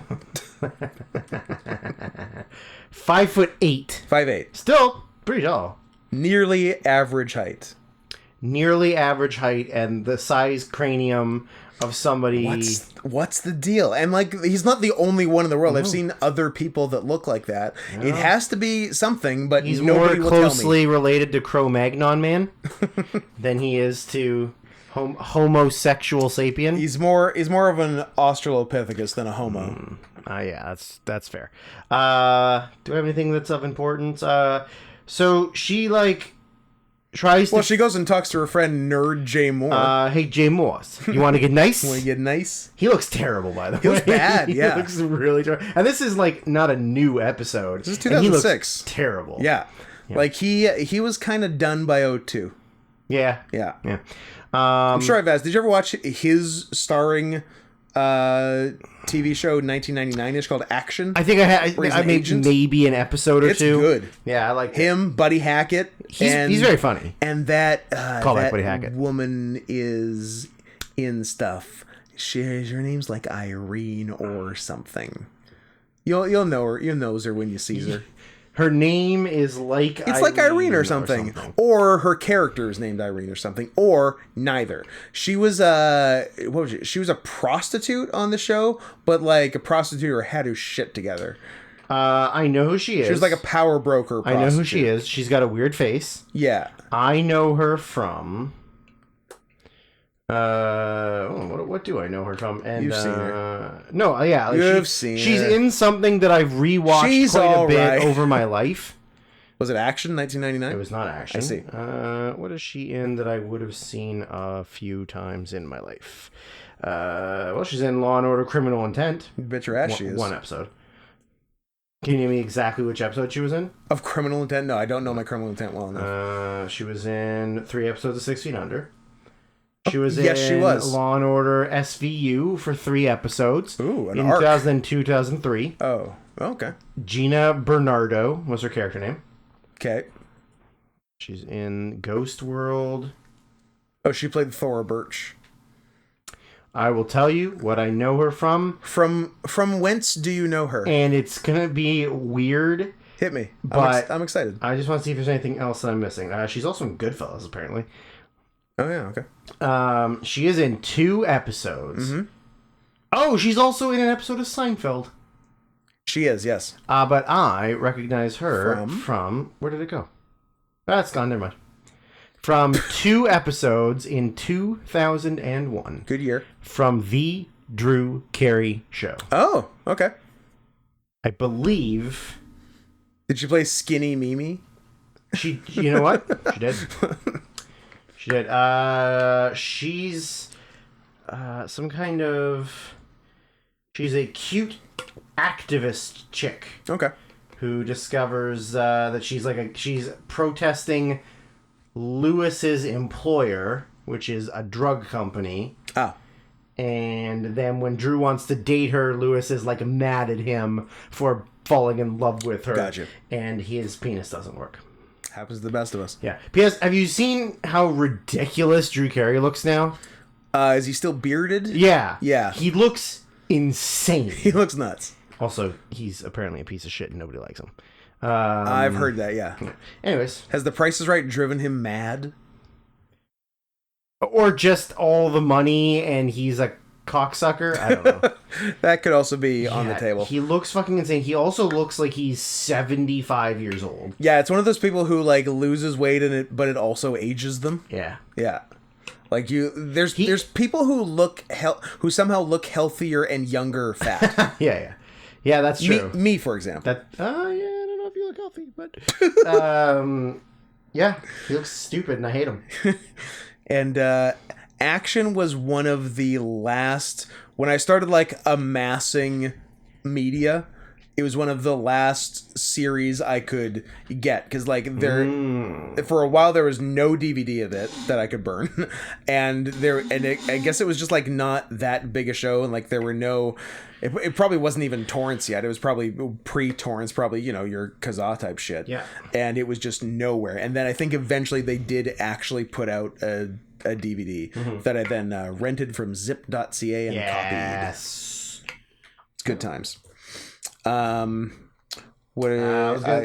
was checking to see if it was on Tubi, but it's not. Might be on Crave, maybe. What channel was it on? Fox. Oh, then would be Disney Plus. Yeah. Okay. Or Hulu. It's weird that they But have Hulu's two. also Disney Plus now, so.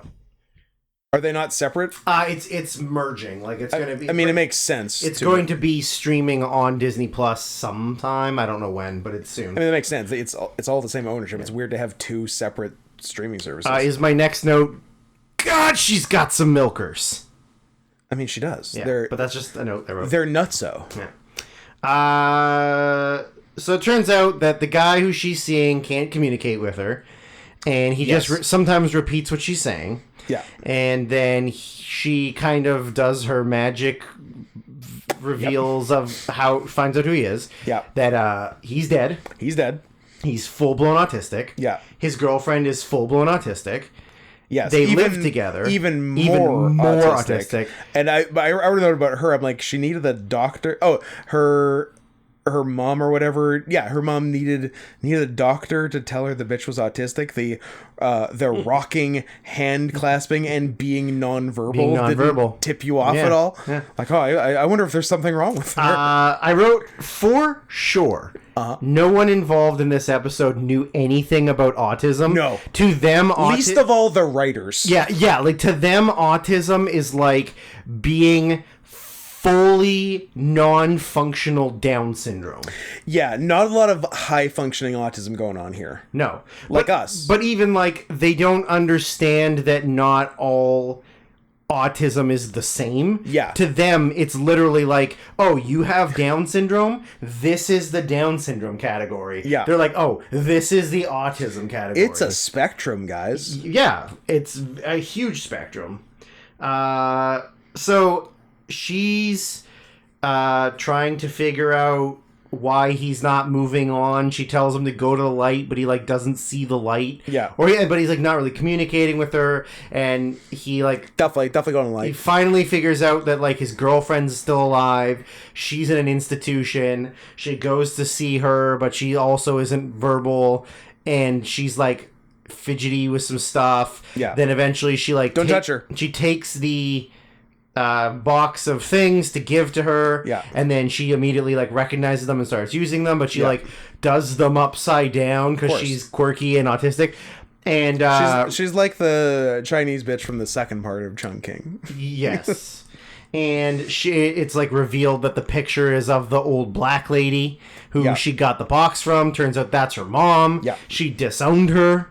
I mean, I would too. I'm not gonna hold it against the lady. And at some point she gave it a shot. she tried. Yeah. Not very hard, but she tried. I mean, it's a lot of work. Yeah. I wouldn't want to do it. I would probably. But That was Drew giving the shaking the baby motion. that was more of a pillow over the face. Oh, pillow over the motion. face. I mean, I would Shaking the baby is like Al Snow style. Okay, fair. I would get a lot of prenatal tests done, and if I don't like the way things are looking, scrape it. I would take a lot of drugs that make me sterile Yeah. and then not have a baby. I would cut my dick off. So she has a conversation with her boyfriend at one point, and The powers aren't a secret from him. No. He's in on it. And Cameron Manheim must never know. that. never know. Why? Unclear. Unclear. He says something very the best funny. The best thing in the world. Very funny that she sort of agrees with. She's like, yeah, you're right. Do you want to say it or do you want me to say it? Say it. Why is Dennis still autistic? If he's dead, he should be cured. I died. Are they implying that if you die, your autism is cured? Yes, that is exactly what they're implying. And she agreed. She's like, yes, he should be cured. So something is wrong. When you die, you go back to being normal. Literally. I I want to have dinner with the writers of this episode. This is insane. I'm going to find who wrote this episode. You continue. Oh, turns out it was Steven Spielberg. I mean, you know it's 3 70-year-old Jewish guys. or a bunch of women. I don't think they were allowed to No, write in 2006. I don't think women were writing. Then I have 2 notes left. One note was, I'm not even really paying attention because of her fucking cannons. I think she wears like a low-cut shirt There's at one point outfit which is just unacceptable. that I'm like, holy yeah, they're like, oh, this show knows what it's doing. God, she's hot. She is she like in high school. So before this, like she was my girl, Right. Like late 90s, Right. You died because you got stung by a bee? That kind of my girl? Yeah, yeah. Like, but yeah, JLH was the one. Yeah.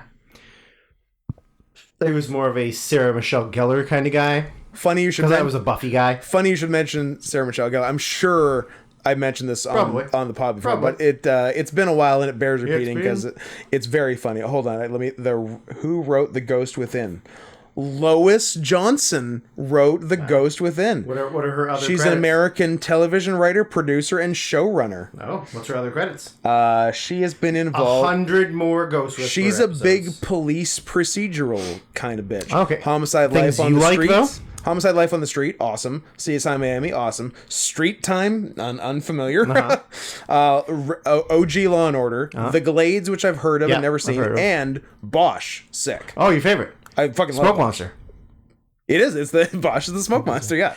Titus Welliver. Titus Welliver. How I remember that forever, I don't know. Because it's the best I name. think because he was on Lost, and I watched every episode, so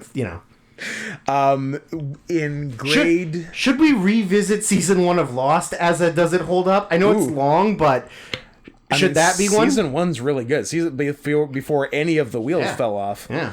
Walt didn't grow a foot. Nope. Nope. Characters didn't get DUIs, Yeah, they didn't have or to their families didn't die back home. Yeah, so they didn't have to leave. They didn't have to kill 5 characters because they got. What they have done with Mr. Echo? I wanted to know so much. Adewale. I always, for the second name, I always want to say Akinyele, but that's just the guy who did Put It in Your Mouth. I'm going to tell you one thing and one thing only, and then we're going to move on. Okay. I think due to the fact that I watched Oz.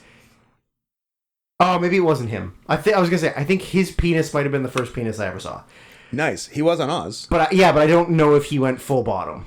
J.K. Simmons. Just kidding. Simmons' penis? Yeah. Why is his penis in that show? I don't know. Maybe. Oh, he's on the show. Why wouldn't his penis be? Are you looking up Ikonoye Agbaje? Yeah, that's why I want to say Akinyele, because it's a word I know, and it's not as complicated as that. Are you looking up how many penises are there in I'm just seeing... Oz? Did he show it? I'm just seeing if he showed it in Oz. While you're looking for an African man's penis, I will tell... Yes, he did. Yes, he did. It was so possibly your first dick. Possibly the first penis that wasn't mine that I ever saw. That's very exciting. I mean, that's a good one. That's a high bar. And I remember, when was Oz on? 99? Man, I was way too young to be watching Oz. It was 97. Wow. Yeah, it was over before 97 97 to 03. Yeah. And so at any point during that time frame, I was anywhere from 11 to 17. I hope you're 11. And I was way too young to see a black man's penis. For sure. Absolutely. So the thing I was saying was in grade 10 in math, we had to write an essay for math class, which is... I'm sorry, what? Yeah. Unacceptable. It was like the... Should have gone to public school like me. I mean, it was the advanced math.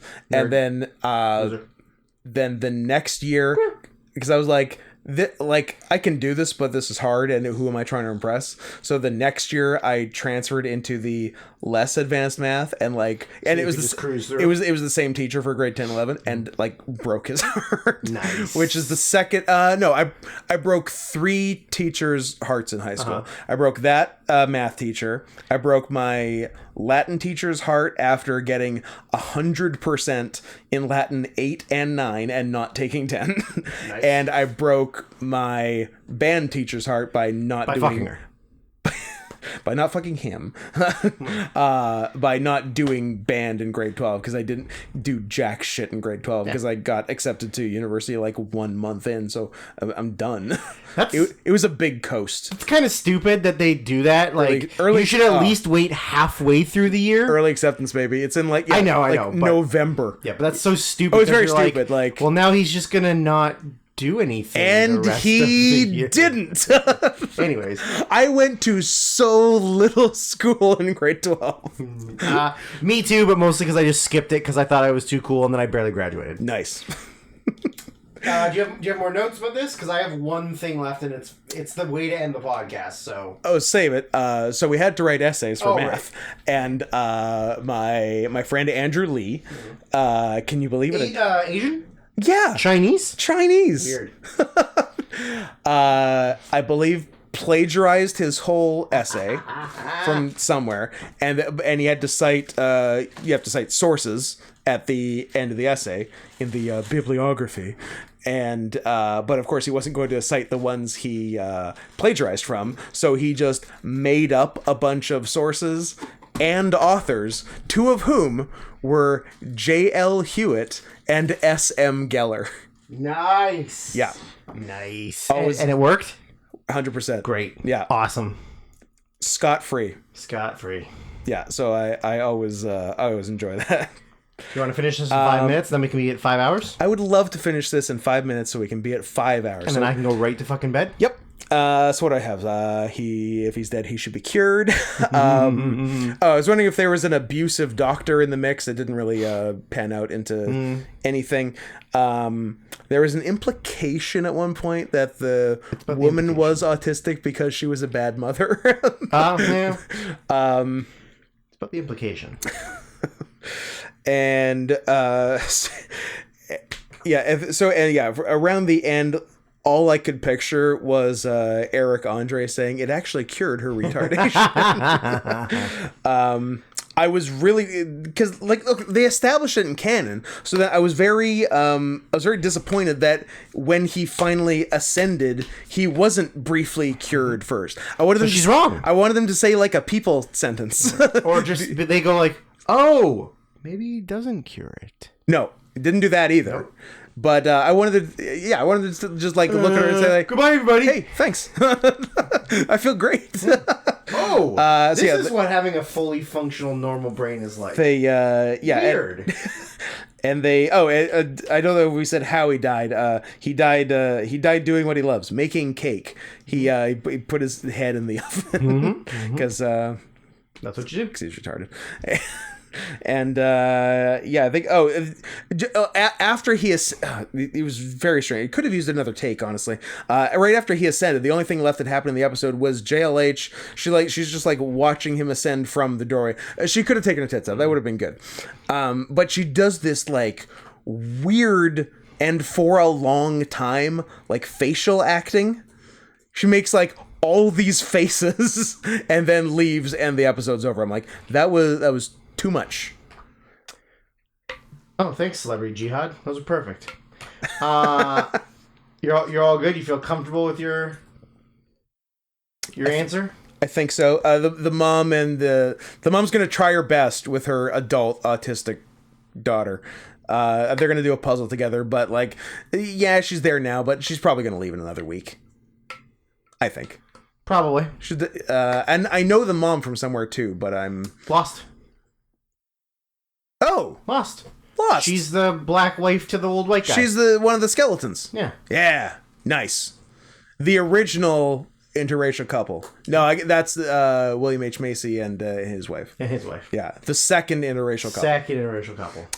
Now I'm satisfied. Are you you're just looking at tits, aren't you? Yeah. There was a lot of talk about why he doesn't go into the light, and it's he can't go into light because MRs don't go to heaven.